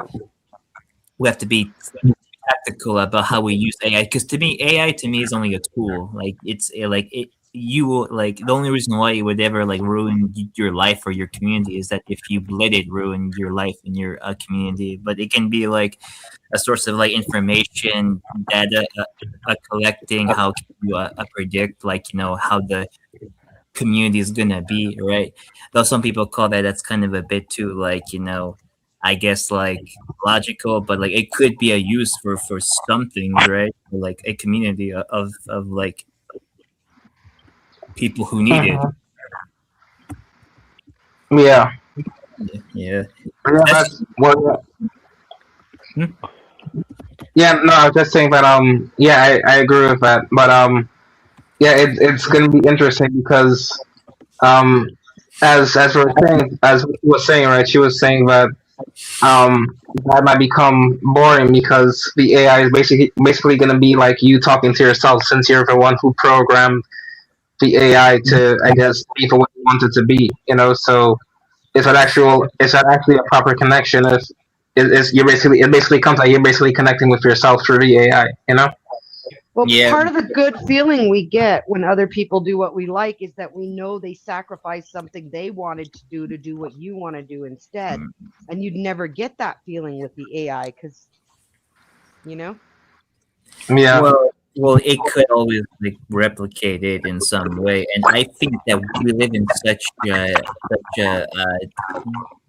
debased time period that I don't think that the majority of humans would care if it's fake or not. They just want something, right? They want something. It's the same way I view like religious belief, right? It could be fake for all they know, but they still follow it because they just need something to be stable. And I think AI is going to be akin to a religion because, sure, the interactions between you and the AI and robot and or android or human are going to be fake, but at least you have the illusion of something being there. That's why I see like religious matters, you know, in terms of organized religion, of course, like, you know, conventional religion. So that's how I kind of like interpret it, you know, from like an anthropological lens. Yeah.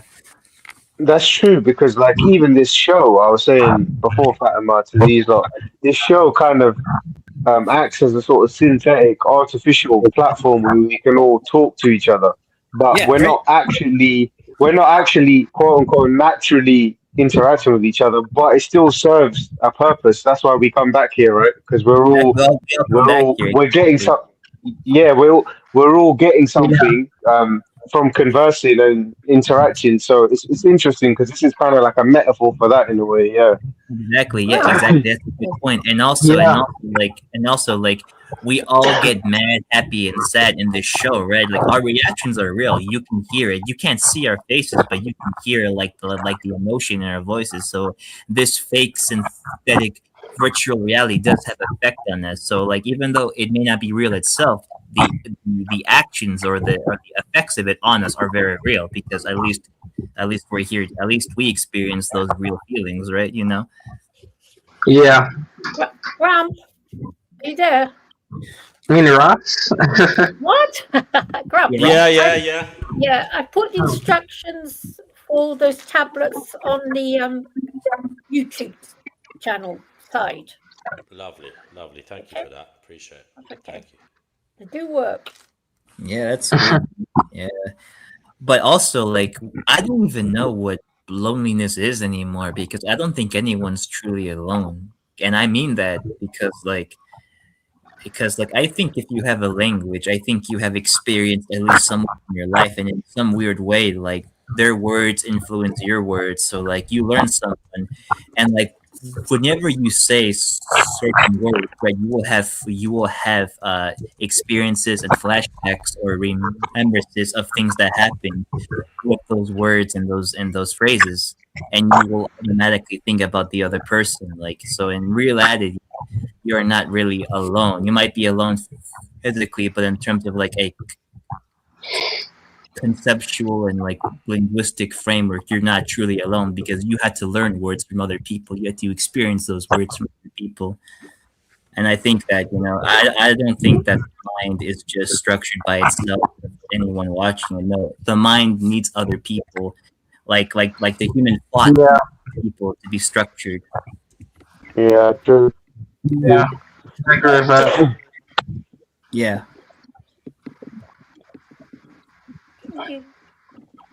But there is that saying, in it, born alone, not to sound like a humor, but yeah, of course, yeah. And I think the cat. Hey. Yay! Hello, Kitty. Kitty. Oh, it just gave a kiss, innit? 1 week means it's blowing a kiss. Yay! That's cat language, innit? Yeah. And I used to Yeah. have a dog. I used to have a dog named a buddy. Yeah, he was very old when he died. He was 14 years old when he died. 14. That's one. Yeah, man. He was a fighter. Unfortunately, we had to place him down because he was just too old and his heart got enlarged. Sorry to hear that, man. That's the sad thing about pets, man. I'm not gonna lie. These days, I feel like I shed more tears for pets. Oh, yeah. Hell yeah. No, I'm being honest, man. I'm being honest. Oh, it's good. Yeah. No. Yeah. Like I'm quite a stoic guy, but when it comes to pets and that, man, even like my friend's dog and shit, man, like when it passed away, I just broke up. What the fuck, bro?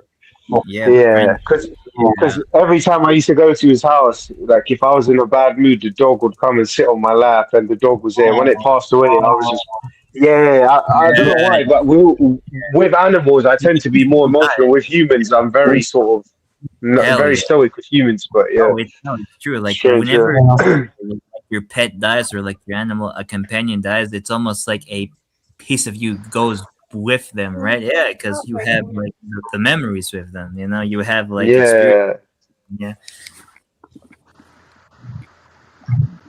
So it's real, very real. Yeah. Sure. Yeah. Yeah. So would you guys actually consider having an AI companion over an actual human in the future? No way. I wouldn't. Yeah, I would be open to the idea. No, I won't. Even Chick, you as well? I wouldn't know. Oh, you wouldn't?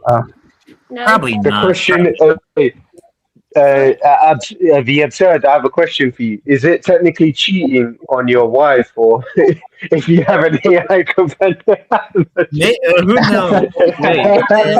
Yeah, that's a good question. Yeah, I don't know. Would you? Okay, let's ask a female. Witchy, can you, Witchy or Chippy? Answer that, please. It's literally programmed by a dude, so you'd be dating a dude.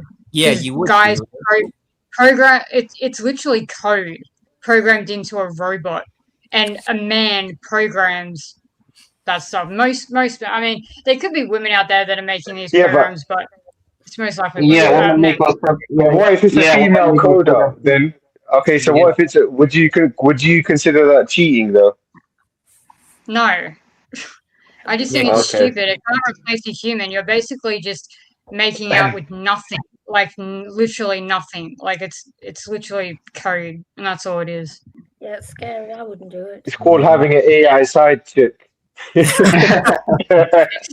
you worry about your No, but here's the thing. One of my biggest fears, though, is the fact that they will make AI robots just to make humans, repopulate the earth with artificial wombs, and these AIs they have the options to not feel pain anymore, so they can just breed out fucking kids every other 9 months, right? If the man wants to, with fucking artificial the womb implants, which is just fucking horrifying. That's true. That's a good point. Yeah. As an AN, I am an anti-natalist, and I can't believe I see other I see other trans women, right? Like myself, they advocate for fucking womb transplants. And I'm why would you want that? What the fuck? It doesn't make any sense to me why anyone wants to be a parent or a mom. That's just my opinion, though. It just doesn't make any sense. Transplant? What the fuck is that? What do you mean? An artificial womb transplant. They will place a synthetic womb inside your body. Yeah, so you can have kids. Yeah. What? To men? Men want a womb. Oh my god, that's Before fucking you move insane. on, can I answer the cheating question? Yeah, Witchy. Let's hear Witchy's perspective. So I've been widowed twice, and I'm in a long-term committed relationship. We'll have 9 years on Wednesday. Yes, April Fool's is our anniversary. So Happy anniversary. Thank you. We'll have 9 years on Happy Wednesday. anniversary. If he were spending all of his time and getting all of his good feels, even if it was from an AI, I would feel cheated. Wow. Okay. Like, it's Okay, the but same what thing if with it? porn. It's the same thing with porn. I think, if you watch porn together, if you're in a couple, that's fine. But if he's not Oh my God. interacting with her, or she's not interacting with him in order to watch porn, I think of that as cheating too, because the affections are being given elsewhere. I see what you mean. But what if the scales were tipped the other way? What if he was majority with you, but he just had an AI side chick, as I call it, just like a side piece, like Yeah. you Well, know. we're swingers, so I wouldn't have a problem with it if it was something that was all inclusive that we did together, or that wasn't taking away from what I need from my partner. Yeah, I see what you mean. Yeah, so you have to still stay as the main focus, and then it's all Well, I good. don't know about the main focus. I'm my main focus and he's his main focus. I need my needs met. Yeah. Yeah. No, Well. yeah. So he could still be doing that, but let's say he played around with the AI on the side, like just as like supplementary. You know what I I don't mean? think Would you have an it's issue with cheating. that? I don't think it's Supplementary. cheating Wow. unless you're cheating someone out of something. Like, the idea to cheat someone is to take something away from them. So I don't think Okay. anything is cheating unless it takes away from the other person. I think we need more women like you in the world. Yeah. Yeah. I like that perspective. Yeah. Yeah. Because some women out there, they consider, if you look at a woman with admiration, then you've cheated with your eyes. There's different spectrums for different people, and it gets a bit crazy. Yeah, It's because some that women weird can be. Western thing that we have trained our generations, the last several generations, in this weird Western idea of one person is your everything and one person is going to only love you. That's not how the fucking world works. Yeah. No, not really. The world is very messed up. I don't know. For me, it's easy to just love one person. Like, why? How would you even have the time to love anyone else? Like, where's the time for that? And why would you even want to? Like, for me, it's quite easy. It's not hard You'll at be all. surprised. Yeah. When you fall in love with someone, you immediately lose interest for everyone else. I mean, that should be basic. Like, if you haven't experienced that, then you probably have not been in love. I would say. Yeah, but love is not permanent, so it fades away. I don't know how long you've been in a relationship for. Yeah. Nothing is truly the permanent in life. Yeah, like Yeah, because yeah, go ahead, Fatma. like no, like for example, like I can tell you like a personal anecdote of like my own grandfather and my father. Like my grandfather, like we all know the story. Like, oh, it was love at first sight, and like he got married like 5 times, and he had like 9 kids with like 5 different women. Yeah, like so they. Yeah, the person well, who men said are that different. I'm not talking about men. The person who said you've never experienced true love if you don't feel that way. How long have you been with your partner? Well, you're talking to me. I'm not with anyone. I'm just saying that, like, I've experienced. How many long-term relationships have you had? I'm not interested in men, so I'm not talking about men. I'm talking about like women because I like women. Women or men. I'm just talking about. I'm not talking about like being in relationships. I'm just talking about when you're interested in someone, when you have feelings for someone. I find, for me personally, I lose interest in everyone else. I have no interest in other people. Only that one person, and it's very easy for me. I'm not talking about being in a relationship. You don't have friends or family that meet some of your needs rather than your partner? No. So you focus on just that one person, and now they bear the full responsibility of all of your needs. D&W, what the hell is going on? They don't. I think it's the end of the show. Is that the end of the show? Is this the end of the show, DW? They don't have to meet your needs. Like, I'm just talking about literally liking someone and like being attracted to them and having feelings for them. They don't even have to be in a relationship with you. Most of the women I've been attracted to are not attracted to me. So I'm not talking about being in a relationship. I'm just talking about liking someone and being attracted to someone. They don't have to do anything for me. I can still love them even if they hate me. It doesn't matter. Like it's about liking who someone is, and like I find that like you lose interest in other people. That sounds Personally. more obsessive than in love. Like that sounds like codependency. Love is and obsessive obsession. A lot of behavior people are isn't love. a lot of people in relationships are obsessed with each other. A lot of people in relationships are obsessed with each other. I think that obsession is dangerous. I think that codependency is dangerous. And I think that love has nothing to do with that feeling of wanting to own something. That's not about owning. It's just about not being interested in other people naturally. Naturally, you shouldn't be interested in other people. It's not about that. It's just like it's easy not to cheat, is what I'm saying. It's you're basically saying you're promoting that it's easy. You're a man. It's not relevant. I'm not interested in men. You're basically promoting that it's okay to be interested in other people while you're in a relationship. I mean, that's what you're saying. And you're a straight man.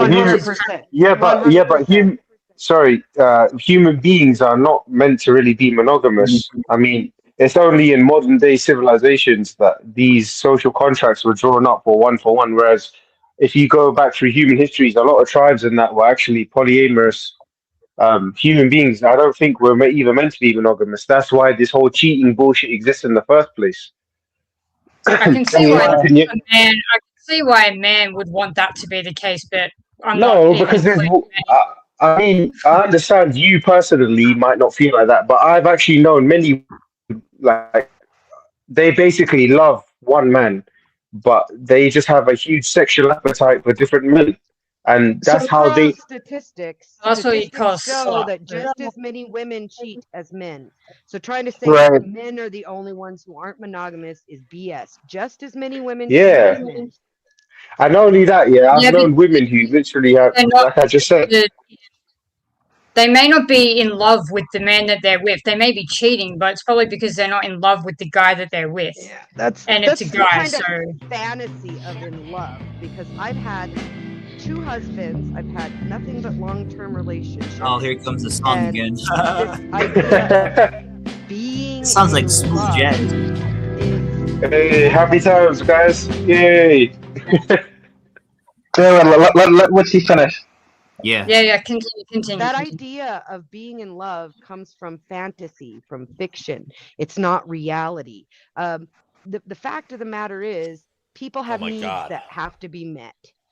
Every human being has needs that have to be met. And if we try to expect one human being to meet all of our social needs, you are going to burn them out. Yeah, I agree with that. I mean, and also, Pristine Son, do you really think love lasts forever? It's an infatuation. It fades away like anything else. I never said it lasts forever. I'm just saying that, like, I just don't have interest in other people when I think I like someone. Like, it's really simple. It's not hard. I just don't have interest in other people. I find it very easy to just be interested in one person. And if I was in a relationship with that person, I definitely wouldn't have the time for anyone else, and I wouldn't give a shit about anyone else. Like, of course you have friends and family, of course. I'm not saying isolate yourself and don't have friends and family. That's not what I'm saying at all. And don't get your needs met from other people. I'm just saying that, like, I don't, like, have interest in other people. Like, I'm not going to go out and cheat. I'm not going to go out and try and get with someone else. If I have someone, then I don't need anyone else sexually. Like, if you're already getting your needs met by one person, then why the hell would you need to go out and try and find that from someone else and then hurt them in the process? You know, that's just kind of seems like just fucking retarded. It's like, if you've already got someone, you're going to put that at risk. You're going to put that relationship at risk. You don't understand human nature, I would say, to a certain degree, because Well, so I do understand nature. That is my nature. Because so how long have you? Can I ask? How long have you been in a relationship for? Like, what's the maximum amount of time? Truth be told, can really anyone like understand like human nature truly? I don't think anyone can like. Not ultimately, but I mean in this sense, because I was basically saying that human beings, meant to be monogamous, because that's what this whole cheating epidemic bullshit is about. People have drawn up artificial social contracts, like, oh, you have to love and like be fully attracted to one person for the rest of your life. But like, I don't know if Witchy agrees with me, but it's not really natural, and that's I what I'm think trying to it say. is Like, natural because, okay, let me ask you this. If you're like, have you ever been in a situation, right, where you're interested in a woman and then have you ever been jealous? Like, has a guy come into the picture and how have you felt naturally? Like, what is your natural response to a man coming into the picture? Because you're just talking about fucking other women. You're not talking, excuse me, sorry. But yeah, you're not talking about, like, what if she was doing that to you? What if she was sleeping around with men? Like, how would that make you feel? Or you're totally fine with it, even if you're not included, even if she doesn't want to include you, or she was sleeping with other women. How would that make you feel?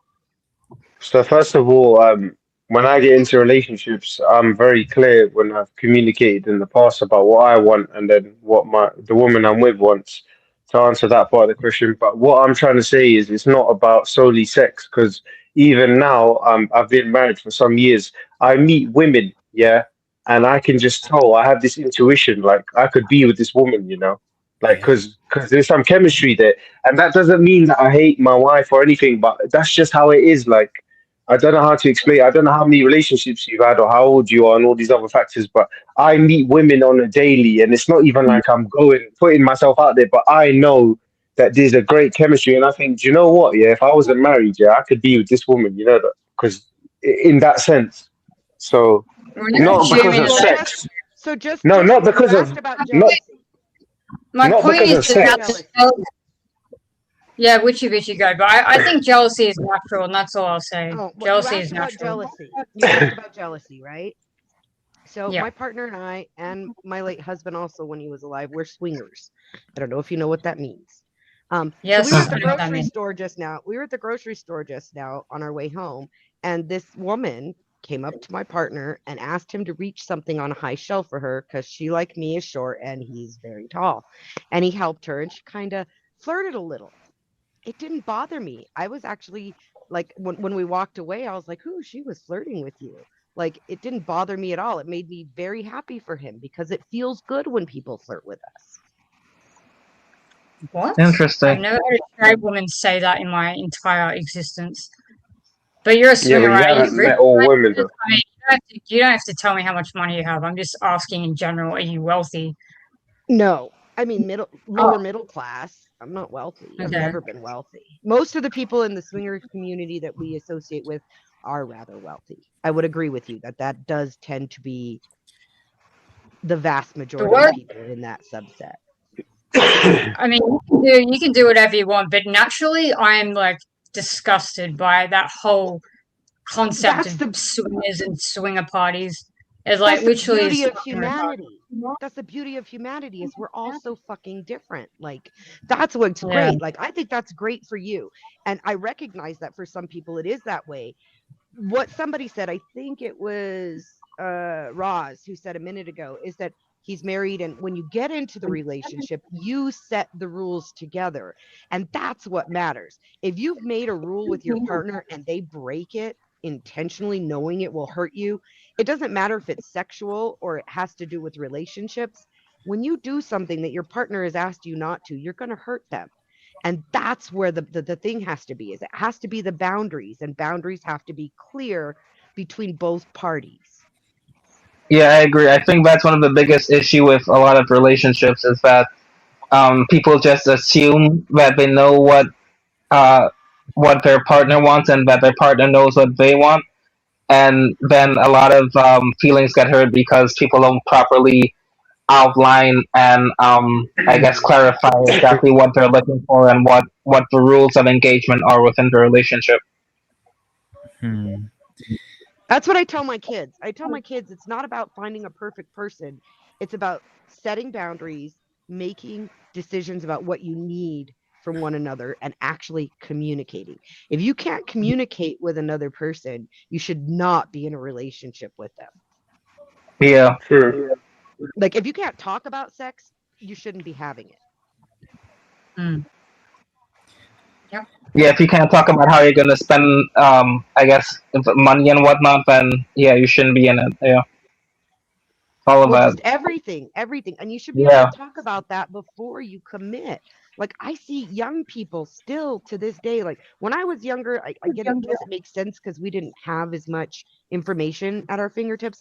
But I see young people today jump into relationships really quickly and they don't even know each other. And then when you ask, well, is that your boyfriend? Well, I don't know. Well, you don't know.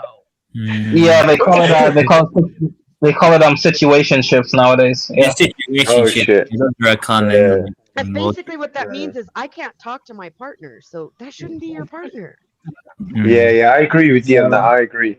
Well, Yeah. I personally don't know how to fit in this conversation because, believe it or not, I actually have never been inside a relationship or like dating ever before, and like I don't feel ashamed of that because, like, in my life, I've always had to like prioritize like survival and trying to figure out if I can actually, if I know who I am, you know, like I'm always like, because like I had a pretty like rough time with like a lot of like institutions, like the mental health industry. I've had a lot of issues with that, and like I guess what I'm trying to say is that I was always distracted with like suffering from like those things and like trying to gain like a knowledge of who I am first before I can even go outside and like go outside of like my comfort zone and try to find someone else that I could be with. But me being an anti-natalist, reproduction's off the table. I will never be with someone that wants to reproduce.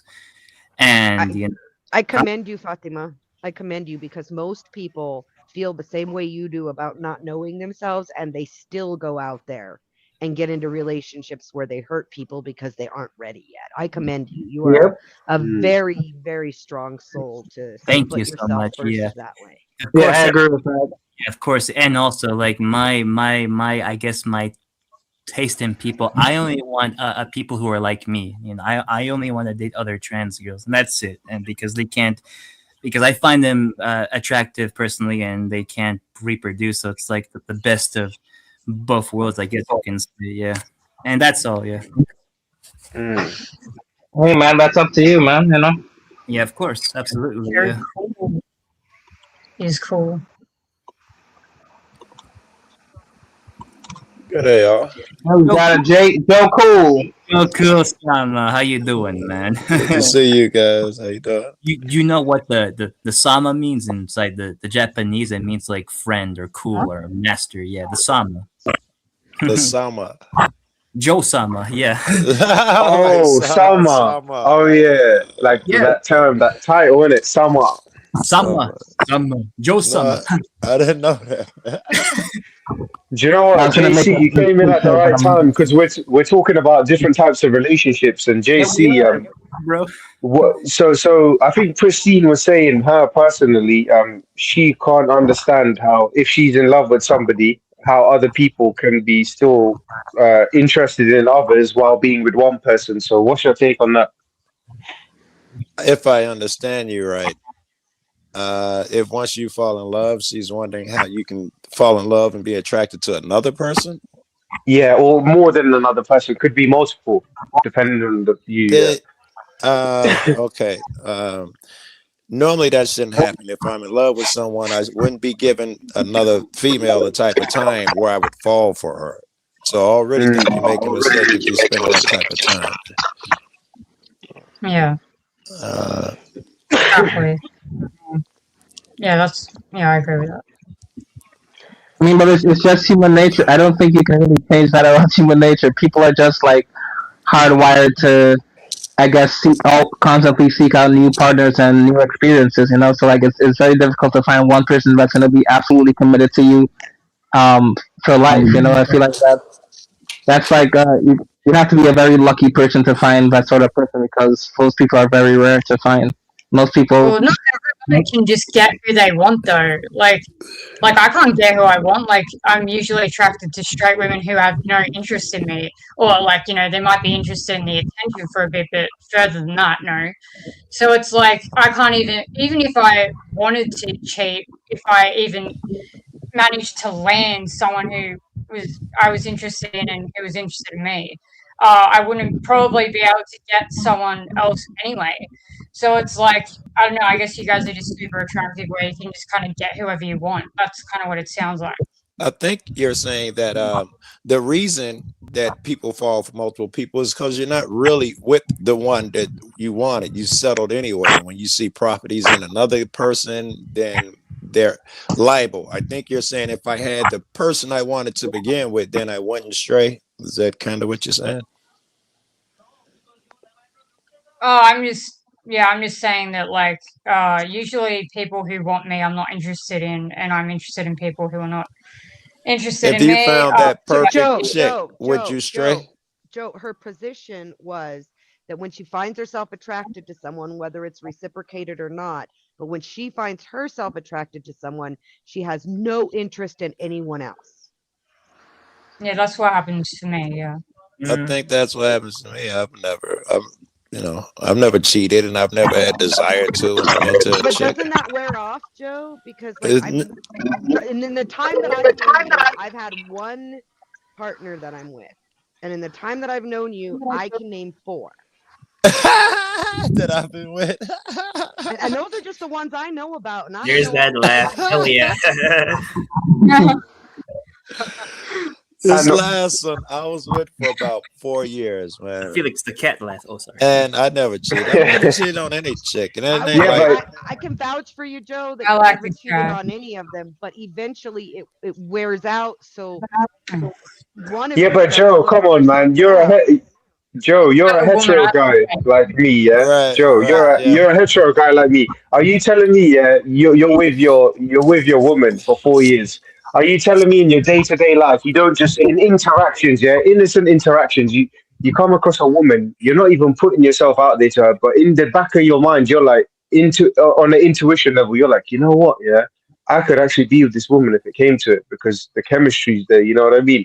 It's not like you want to get laid for the night, but it's like you telling me as a hetero man you've never had those experiences? Because I'll be shocked if you haven't.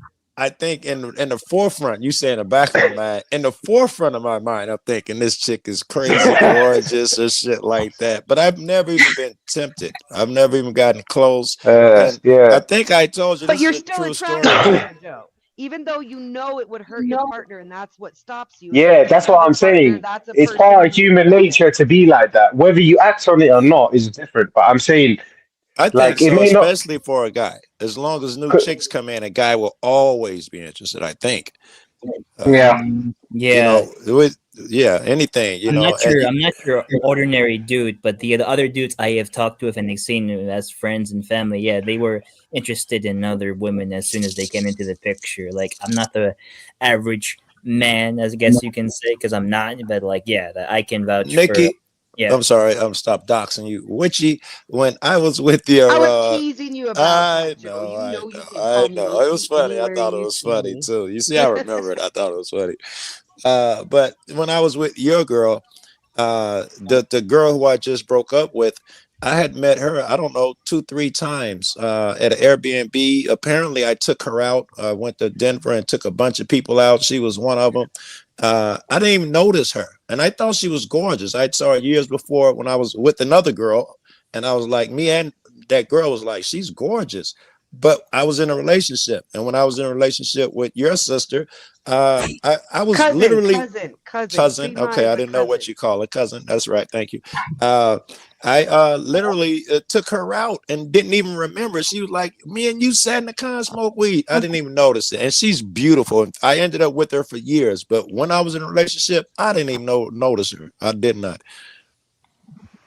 Interesting. Well, I was actually going to bring that up, I was You was actually going to what? bring that up because you've mentioned it before, and I was going to bring up, well, I know you still see other beautiful women, but I know you All the through time. experience that your most recent ex was someone you had seen multiple times, but you weren't available, so you didn't even look at her that way. Yes, and I think she's gorgeous. When I first saw her, she was gorgeous. I still think And she's gorgeous.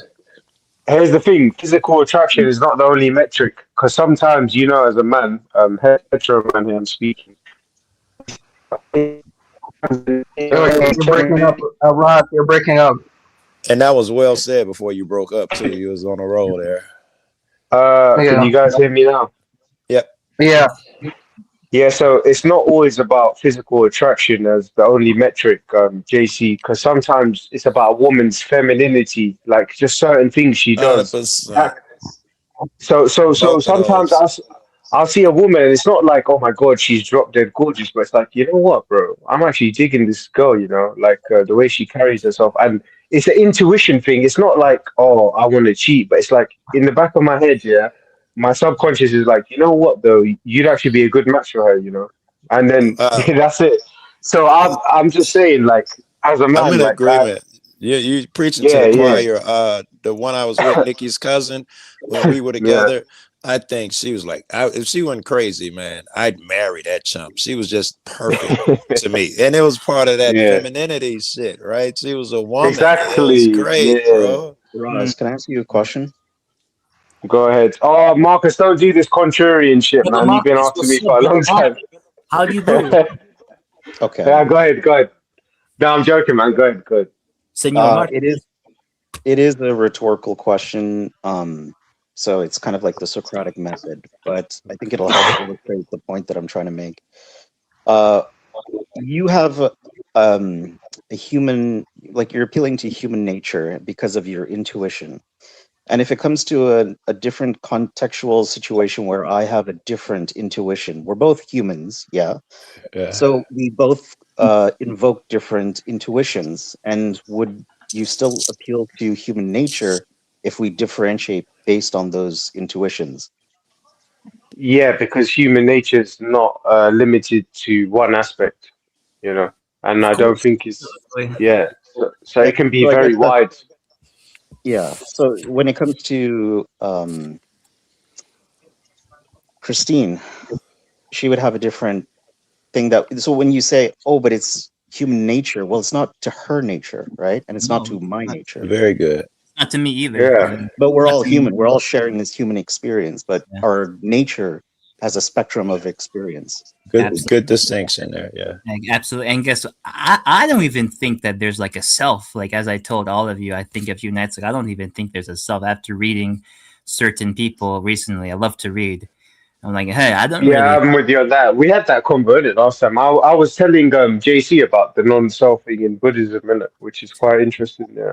Yeah, it's found in a lot of like global intellectual traditions. Like, I think brother Marcus appreciate that I'm reading David Hume right now, and David Hume says that there is no self. It's just a collection of experiences, sensations. It's just a bundle of senses in self.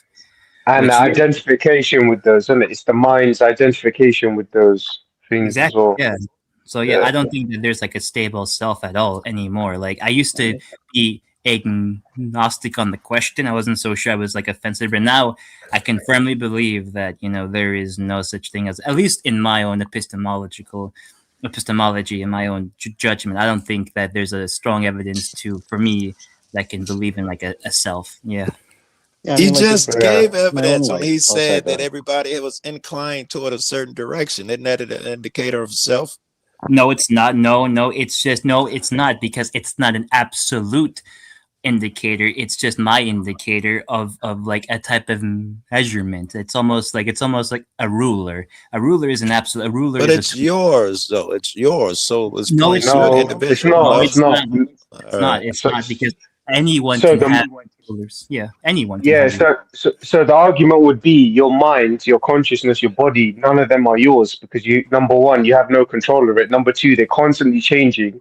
And well, I would there's disagree. there's Clearly have control over it because I intentionally change it. I intentionally mold myself as I grow older in the direction I want So to can go.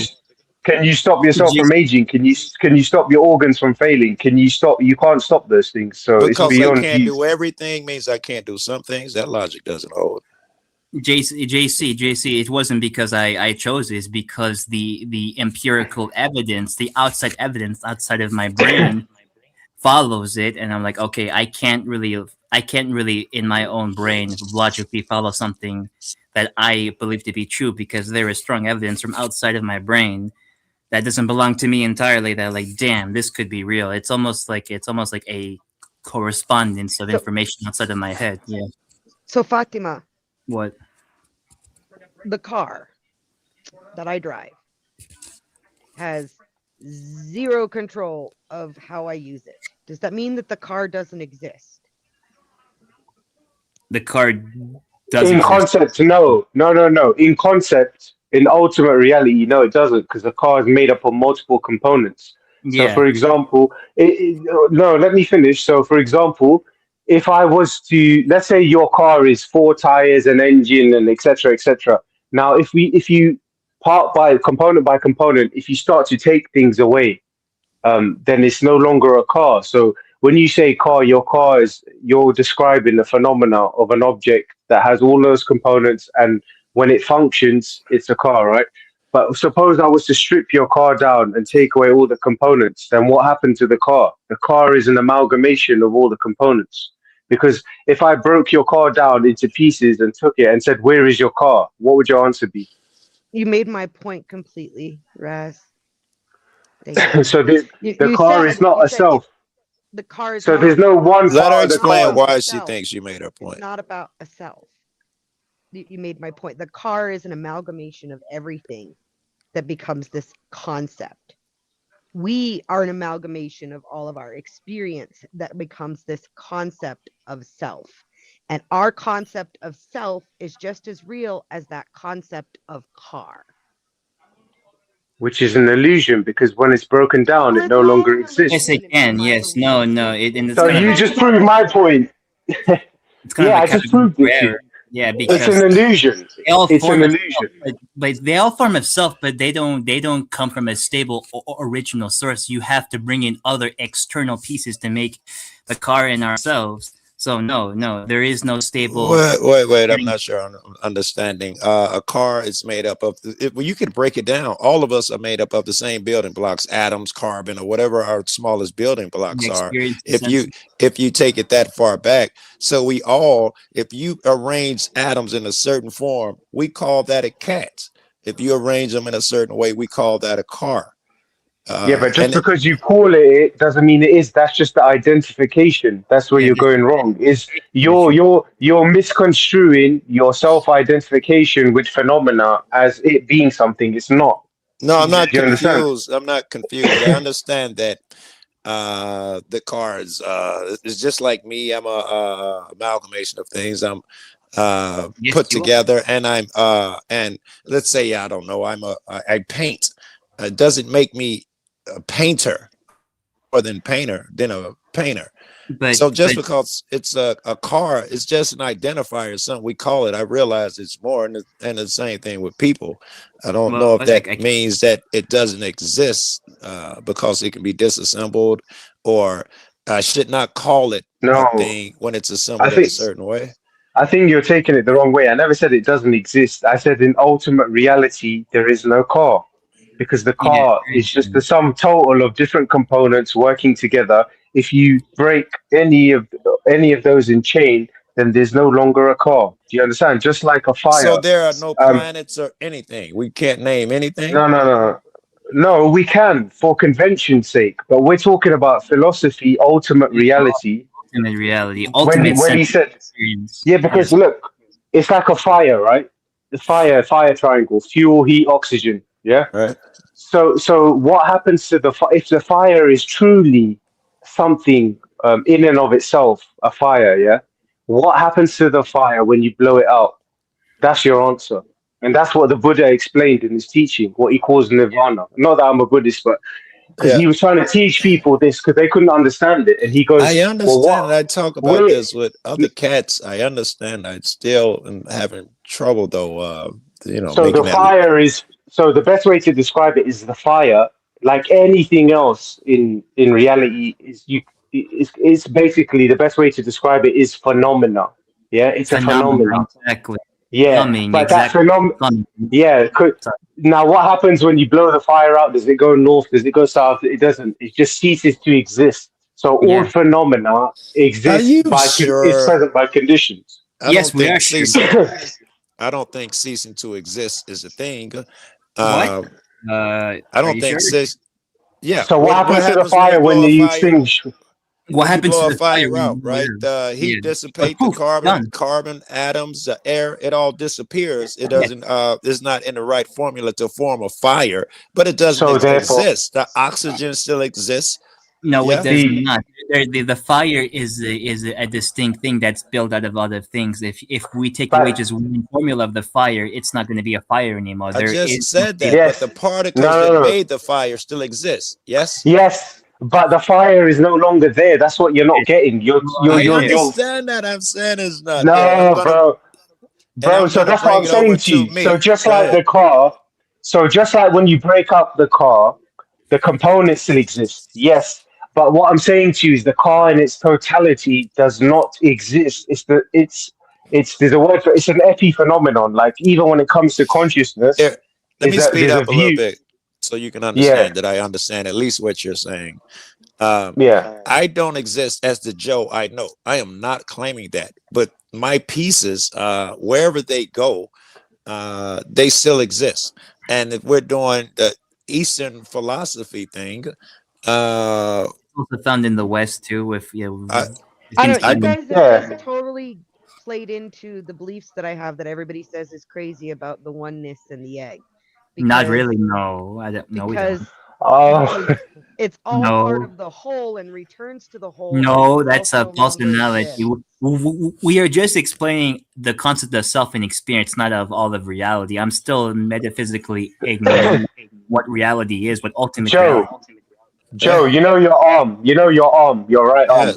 Yes. Suppose a predator came, bit it off. I know it's a bit visceral example. Suppose you say to me, "This is my arm. This is Joe Cool's arm." Yeah. So so you would say this belongs to myself. Now, suppose a predator comes, a carnivore, grabs hold of your arm, snaps it off, eats it. What happened to your arm? It's gone. It's in the predator's belly. No, but go on. Go. You know the scientific thing. So no, but you said it belongs to you. It's yours. So that's just proof that it doesn't belong to you. I'm telling you that. So once your arm is in the predator's mouth, it's no longer your arm because now it's going to be digested as proteins and then it becomes part of the predator. So are you now? So what I'm trying to say to you is, your problem is you're self-identifying with things that You're are not you. identifying me like that. I am not. I am saying that Joe Cool is just a name, a phenomenon, you call it or whatever. It existed before any of this. I inhabit a meat bag. Don't mean I'm the meat bag. I'm aware of that. Yeah. I never said you are the meat bag. But I'm saying, so if I lose an arm, if I die, if this body is destroyed, I'm not going to think Joe Cool never existed. Whatever I am is apparently endless, timeless, and bigger than that. Nobody said you never existed. I thought you believed that I tied myself to my arm or my body, and I thought that's what I am. No, I'm giving you an example. Okay. So things are more phenomenological. They don't really have a core there's no core essence, like people who talk about souls and stuff. Well, from my point of view, I don't agree with the soul thing because I agree with the not self, because if these things only exist because the mind self-identifies with them. But if you were to look in ultimate reality, it's just phenomena rising and passing away. That's what the Buddha said. And Does I the agree mind with that part of his exist? teachings. Does the mind only Yes. only when you're alive? It's only an amalgamation of sense and experiences. Only when you're alive. It I don't exists. see how y'all could be so sure of that. I'm thinking right now about a blue apple. Where Okay. does that exist? In The- my the- head? In my heart? Where does it exist? We can find the color blue outside of your head. No. The vision that I have in my head, as far as I know, I don't think it is no blue apples. But where does this blue apple that I see in my head, where does it exist? It does exist. I'm telling you, I'm envisioning it now. But where does it exist? Where did you just made it? It can exist anywhere. That's your mental projection, though. That's part of your conscious awareness. That's a mental projection. Your mental project can have the same thing too, and you're just using words such as blue.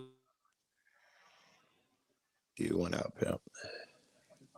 Yeah, can you hear me? I can hear you. Whoever was talking just went out. Fatima. Mark. Yeah. Oh, Fatima.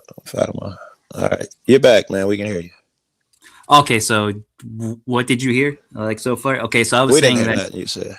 Okay, so Joe Cool, like blue apple, the words blue and apple don't belong to anyone. They Agreed. belong to everyone. So you're using words that you learn from other people We agree, but that's how we communicate. Are you taking points from me because I'm using words to communicate? No, but I am describing descriptively that your words do not belong to you. They belong to everyone. The language belongs to I everyone. wouldn't argue that, but the blue apple that I am envisioning, a dragon, call it what you will, it's a word from someone else. Physically, is it real? Does it have a location? Even if it's just a thought in my head, does it have a physical location?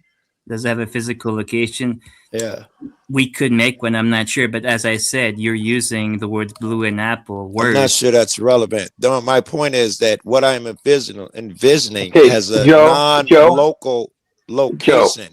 It Joe. exists somewhere outside of these physical things, leading to things do exist when these things pass away. To me, only the words exist because blue and apple can be used for anything. The meaning of a word, it's not in its essence. It's in its use. You can use the word blue and apple. Yeah, so it exists purely for utility, but blue and apple are complete nonsense in ultimate reality. They're just language that we've agreed upon, but in ultimate reality, they have no ultimate meaning. Yeah, you understand? for the games, yeah. It's like if you went up to a non-English speaker and said blue apple, he would look at you like you're retarded. Well, I You understand the what that means. words fail. We just need a certain word to communicate a thing to others. No, It doesn't mean I'm saying but the words blue apple only have any meaning to English speakers or those who understand it. Exactly. Just like if I went up to my cat right now and said blue apple, if I went up to my cat and said blue apple, he wouldn't react. No, because Joe, I understand that. However, if there's a blue apple on the table, is it there? No matter if we have a language barrier or not, it's there, correct? But here's the thing, Joe. Is it there before you move on, guys? Is it there on that table? Yes, but here's the thing. In what sense, though? In what sense? I am talking about physically. There's a blue apple on my table. I am talking to my cat and someone who speaks Farsi. We have no communication skills together. He is saying ram meow. The other guy is saying hitu fasu, and I am saying blue apple. We are just using different words, but the apple itself is on the table. Here's the thing. So to answer your question, the blue apple is not there, but there is a phenomena there. Do you understand? Because this is my point. Yes. No. So no, but that's what I'm saying. So there's phenomenon there. So that phenomenon is not permanent. Yeah, it's subject to change. So when you say that there's a blue apple on the table, if somebody was to come and eat half of it, would it then, or if it was to start decaying and rotting, and then in a month's time it turned into some liquid thing? What happened to the blue apple, Joe? Because it never really existed. It was an illusion. That it wasn't there. I was just trying to get you guys to understand that I must use a word to communicate. I get the part that it's once it. Okay, Joe. Go ahead. But Joe, can I say one thing? Wait. So in this philosophy, we use So there's two types of things in when it comes to Theravada Buddhism. There's ultimate reality, which means that none of these things exist. But in conventional reality, like for example, if I say to you, Joe, meet me in New York at 10:05 tomorrow, conventionally those things are absolute and true in terms of convention, but in ultimate reality, they're not. Do you understand what I'm trying to say? We agree so far. Yeah, you're telling yourself already agree on that part. So far, yes. Look, for example, the United States. Can I say one more thing? The United States of America. That is a convention agreed upon to all the inhabitants, such as yourself, Americans. But I'm sure the Native Americans and the people before that would have called it something else. Same thing where I live, Great Britain. The Romans call it Britannorum. Yeah. Yes. Before that, Queen Boudica and the Celtics, they called it something else. So the word Great Britain is true in a conventional reality, but in ultimate reality is false because many people have called it different things. Please give me a break here. Please. You've explained the same thing to me 9 Okay. times. I Okay, I'm understand. just making sure. I'm making sure. That's it. Yeah. Yeah, because it just seems to me that you don't really grasp it. Like it's kind of, I don't know how to explain to you that I understand what you're saying. That the United States is a word made by other people. It's just a landmass. Other people would have called it thing. That's obvious. That's 101. You wouldn't have to convince me on that. I understand that. All right. I was trying to use these terms to say that the United States, since that's what we're using, it hasn't always been there. Right. At some point, it was part of Pangea. At some point, it was part of a lava or a rock or something like that. I was trying to take it there with me. Even if you remove America, is just a word, the rock and all of that shit, it looks like me, whatever I am in actual reality, I think you called it, still exists. And I can take on, in this case, the physical flesh of so and so and control my thoughts. But at some point, Joe may be okay, let me ask you a question. I think I know the answer, but I'll ask anyway.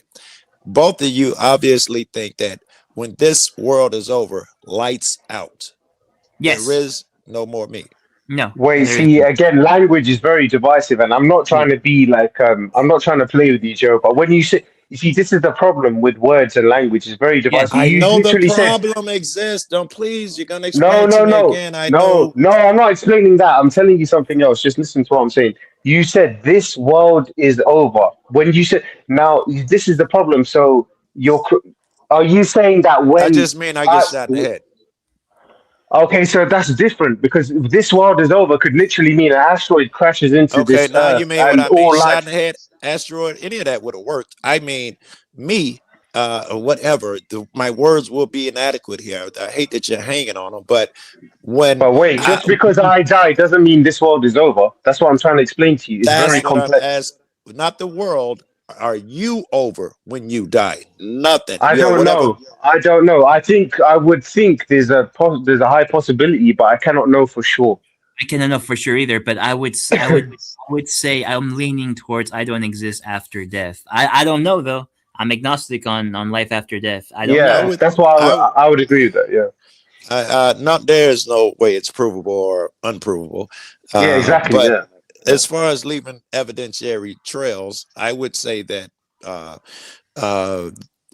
the ability for some people to learn, and that word isn't the proper word, but to learn like heart or some things like that, it seems like they're more advanced than others. You could be the same two cats in the same location, brothers in the ghetto or some same friends and everything, and one guy will have a desire, a heart, and all of these things where he just wants to do better, help people, and all of these things. It seems like what they call he's an old soul. He's been around. He's learned a bunch of lessons. Some of them have carried on into this lifetime, which is why he seems to be an advanced pupil when it comes to peace, understanding, discernment, and those things, because he's been around. I think that's a small amount of evidence. I also think that non-locale shit is part of evidence, that your thoughts and all of that shit have no physical location. I think that's evidence that a different location exists. What is his name? Did you give Grant her medicine? Hold on, that's my kid texting me. Give me a minute. No, it's all right. By the way, I'm not an atheist, so I am open to some things. But I'm not either. The cynical part of my mind does tend to think as I get older that maybe there is nothing. But again, I'm not an atheist, so I'm open I'm not to an it. atheist either. Yeah, That's why I want to drink the shaman's elixir, to find out. Yeah, like I neither affirm or deny the existence of God, because I don't even know what God means. Oh no! The God thing, yeah, fuck that guy. If he exists, he's a villain. Fuck that guy. But in terms of afterlife and does consciousness reanimate somewhere else, I'm open to that, but not the God thing. Hell no. If he exists, he's the biggest, vilest character in all of fucking fiction, man. Yeah, Creating this shit. yeah. There's strong evidence leaning towards that. If there is a certain type of God, that it would be very cruel or just to be done for making a world. What did Epicurus say? I love what Epicurus said about that. Actually, he says He says that is God all knowing, but he can't stop evil, something like that. Yeah. Yeah, I love that. I love that. That's how I feel. That's And how I also, feel. Yeah. and also one of the weakest like arguments to affirm God is the argument from fucking like a design. What type of dude? This world is so fucked. This world is fucked. Like, there's animals that have to eat each other. There's fucking parasites in our bodies that we can get. There's cannibalism out there in the world. We're literally ruled by. Sorry, I'm not laughing as a psychopath, but I'm just laughing at dismay. I'm not being yeah. I know, of course, and you have because it's so absurd to say that like a intelligent creator architect made this fucking planet, and of course made this species as like his highest creation. Like, that makes zero sense to me. Zero sense. Exactly. It's like a cosmic joke in and of itself, isn't it? Yeah, so the argument for like a design is like one of the weakest arguments from God for God, like to affirm. But like, the argument of a demiurge is interesting because now we're talking about a being who may not be all omniscient and all powerful. Yeah, but maybe he has some skills, but he's a bit of a cunt. So then that could be. Yeah, exactly. Like I swear, the only God I could believe in is like an evil one, because that's the world we live in, bro. That's the type of world we live in. I mean, literally. Do you remember, Fatima, on one of the other streams? Yeah, I used a bit of strong language about the child grapers and all that shit, and people got like really they got like really animated, and I was like, well, isn't that just a testament as to how bad the thing would be if you were to witness it? I just use language as a descriptor, and people get irate. So imagine like if you were to witness all the kids who went through that shit, well, your head would just fucking explode on the spot. You'd be like done. You know what I mean? Yeah, of course you would be done. Yeah. Like I don't know. Like it's just crazy. Like, there are things that do exist. I mean, no. Like, the words exist for our own use. What the fuck? That's racist. That was the gollywog. Who? What's that? Oh, I just saw like some troll came on called Sarah, and they changed their picture to something. It doesn't matter. Oh shit! D&W, are you okay, bro? You sound like you went to another dimension, bro. Where the fuck are you? Yes, D&W. I just the trolls. It's just relentless. Yeah, it's annoying. Like D&W he's been doing some astral projection and shit, bro. I think I have, yeah. Remote viewing of Kenny's living room. What's going on there? Wait, guys, I have a question. That's what I was about to say. Are we sure that that's not Kenny doing that? We don't know. We don't know. Guys, I have a question. What were you talking about? We don't know. We don't care. That's So we actually explored the topic of why is there disproportionate crime in the black community, but we did it from a sociological. Me and D&W were talking about it, and then Kenny came on, and obviously he did his normal shit. He started playing Ben Shapiro, fucking right-wing propaganda. Yeah, you know how it is. Dude, he cited Ben Shapiro as like a legitimate source. That is sad. He is sad. Yeah. Like, I hate him, but I also feel bad for him because he's just so dumb. Like, honestly. You know what the funny thing is? Yeah, he always hyperfixates on like just specific topics, and it's like, bro, we're here to find Gnosis. Like, why do you talk about such a low vibration shit? I don't understand what's wrong with that. Subhuman like garbage. Like, why would you talk about? Yeah, it's the gong to say we've gone on too long, really. I think. Okay. But I mean, it was an interesting one. Yeah, it was an interesting one. I don't know. Yeah. Does anybody want to say some closing remarks? Will we go around? Yeah, let's go around. Absurd, you are the first one, and we're going clockwise. So, would you like to give your closing remarks? I just want to say thanks again for providing this platform for us to share our thoughts, and I hope everyone has a good night. Okay. Thank you, man. You're always appreciated here, brother. Always come back, man. Yeah, we got a bit of JE in the house. Ross, do you want to go next, mate? Yeah, I just want to say, man, it's been a wonderful night once again. on the Finding Gnosis show. We always urge people in the chat, come on, don't be shy. Just say what you feel. Nobody's going to judge you. And guys, everybody on the panel, it's been an absolute pleasure. So have a good night, man. See you tomorrow if you're on tomorrow. Yeah, nice one. Brother Marcus, next. Do you want to give your By the way, guys, you're welcome to stay backstage and chat. It's no problem. Brother Marcus, do you want to say something in closing? Yeah, thank you for providing this space and for the community that you've fostered. I appreciate it all. So thank you, Brother yeah, Marcus, and thank you for being obviously integral part of it as well. One of the granddaddies here. You know, it's great that you're helping us with your book smart knowledge and takes on matters. We appreciate you. Joe School, do you want to give your closing remarks, mate? Is he there? Hello? No, he's muted. Cool. I don't think he's there. I think he's muted himself. Yeah. He did say he had to pop out somewhere. So we got Timo. Totally, do you want to go? Oh, sorry. Go ahead, Joe. Cool. He's back. Yeah. I was gonna say I totally forgot about you guys. I gave my mom a medication and was hanging out watching the Columbo or something. I totally forgot I was on the panel. Wow, I haven't. That brings me back. Fucking hell, Columbo. Jesus Christ. Yeah, Caesar. What could I tell you? Yeah. What's his catchphrase again when he's shaking his guitar and he's looking at someone?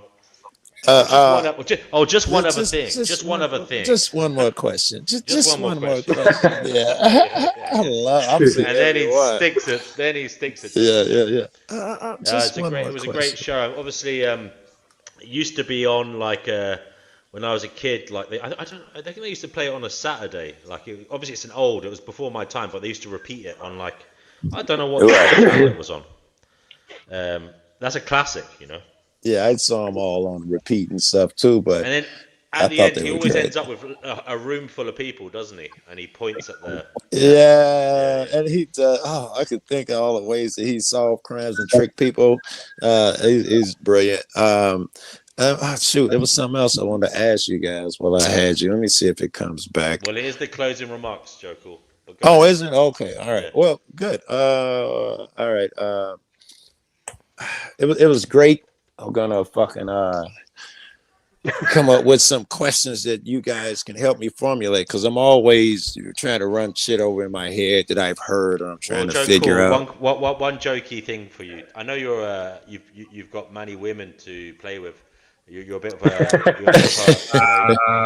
but when you're having a wank tonight, you can ask yourself, is it really my hand? Wait. As long as we're doing this, I'll ask. Yeah. Could it possibly be someone else's hand? I'll do that. Spice it up. Yeah. Well, if you sit on it, you won't know either way. You won't feel like it'll go numb. So. Plot twist: he's had his wank already. Maybe he had a wank. Right, I might have did already. That's what he was doing. Okay. That's what it's so long. Yeah. I'll use the left hand. It'll feel like a stranger is helping out. I'll use my left hand. All right, you guys, I'll catch you tomorrow, man. Take care, Joe. Yeah, great to have you here, as always, brother. See you later, man. I love you, man. Take care, bro. Pristine, are you there, darling? You're muted at the moment. I don't know if she's there. Oh, yeah, sorry. Yes, I'm here. Do you want to give your closing remarks for tonight? Yeah, have a good night, everyone. That's about it. I don't have anything else to say. So. Okay. Thank you, Pristine. Witchy Bishy, it's down to you now, darling. Well, as the resident meat-eating breeder who is apparently, I found out, never been in love, thanks for having me. Okay, Witchy. There still is time to go vegan, Witchy. We haven't given up, Yeah. But yeah, thanks to everybody who joined in, and thanks to everybody who can support the show and did so. The link is below the video if you want to help out. But yeah, appreciate you. We'll be back soon. Put your thinking cap on, because we're doing one for Chickpea. She loves the soul trap stuff. I didn't get a closing remark. So we're gonna. Oh, sorry, Fatima. Go ahead. Okay, thank you, everyone. I love this show. I love the audience. And buenas noches. That means good night in Spanish. Yep. Buenas noches. Okay. Take care to Sea Lust in the chat. And she says she loves Joe Cool's laugh. We all do. Take care, Mike Dunnigan, J.E. Cougar Duma, Nibbles, all of you in the chat. Fatty, nice to have you here. My God, Kenny Given, Mr. Controversial Troll himself. Yeah, he made it what it is, I suppose, in many ways. He's part of the onward journey, helps us to sharpen our rhetoric. We need to do it out there in this world, crazy world of ours. Yes, we do. Fatty says, night, guys. She says, really enjoy listening to you all. So that's nice. All right, guys. Okay. We'll leave it there, and we'll be back tomorrow talking about, or tomorrow, I think it will be tomorrow. Fingers crossed if I get back on time. Talking about perhaps soul trap, reincarnation, near-death experiences, out-of-body experiences, that kind of thing. Asking what you'd do if there is another realm and you get a choice to walk towards the light, that kind of thing. Going back to basics. Woo-woo, weirdy spirituality, anything goes. Bring your thoughts, your perspectives, and your experiences of psychosis. DW, just a quick one. Just a future topic. Can we do one about the nature of God? Is he a villain or is he a hero? Just a suggestion. Oh my goodness me. Oh my goodness. That would be fireworks. We have a lot of... I'll tell you what, we'll even do it this week. We'll even do it this week. You know. By the way, guys, maybe I should make the stream ready for tomorrow. The title, get it ready. We're all set on that one. And as I've got it ready, maybe share it somewhere before we go live, so we get some people who might come. If you know any groups or anything to share it in, do that. Yeah. Okay, everybody, take care. Bye. Bye. Take care. Good night. Take what you need, leave the rest. Keep what landed in your chest. Stay well, stay sharp, stay aware of what is going on to the best of your ability. Breathe in deep and close your eyes. There's something moving everywhere. No big answers handed down, no fixed truth to pass around, but something shifted, something did, something opened, something lived. Not a path that's set in stone, not a voice that speaks alone, just a space where thoughts can meet, just a place to take a seat. Take what you need, leave the rest. Keep what landed in your chest. Stay well, stay sharp, stay aware of what is going on to the best of your ability.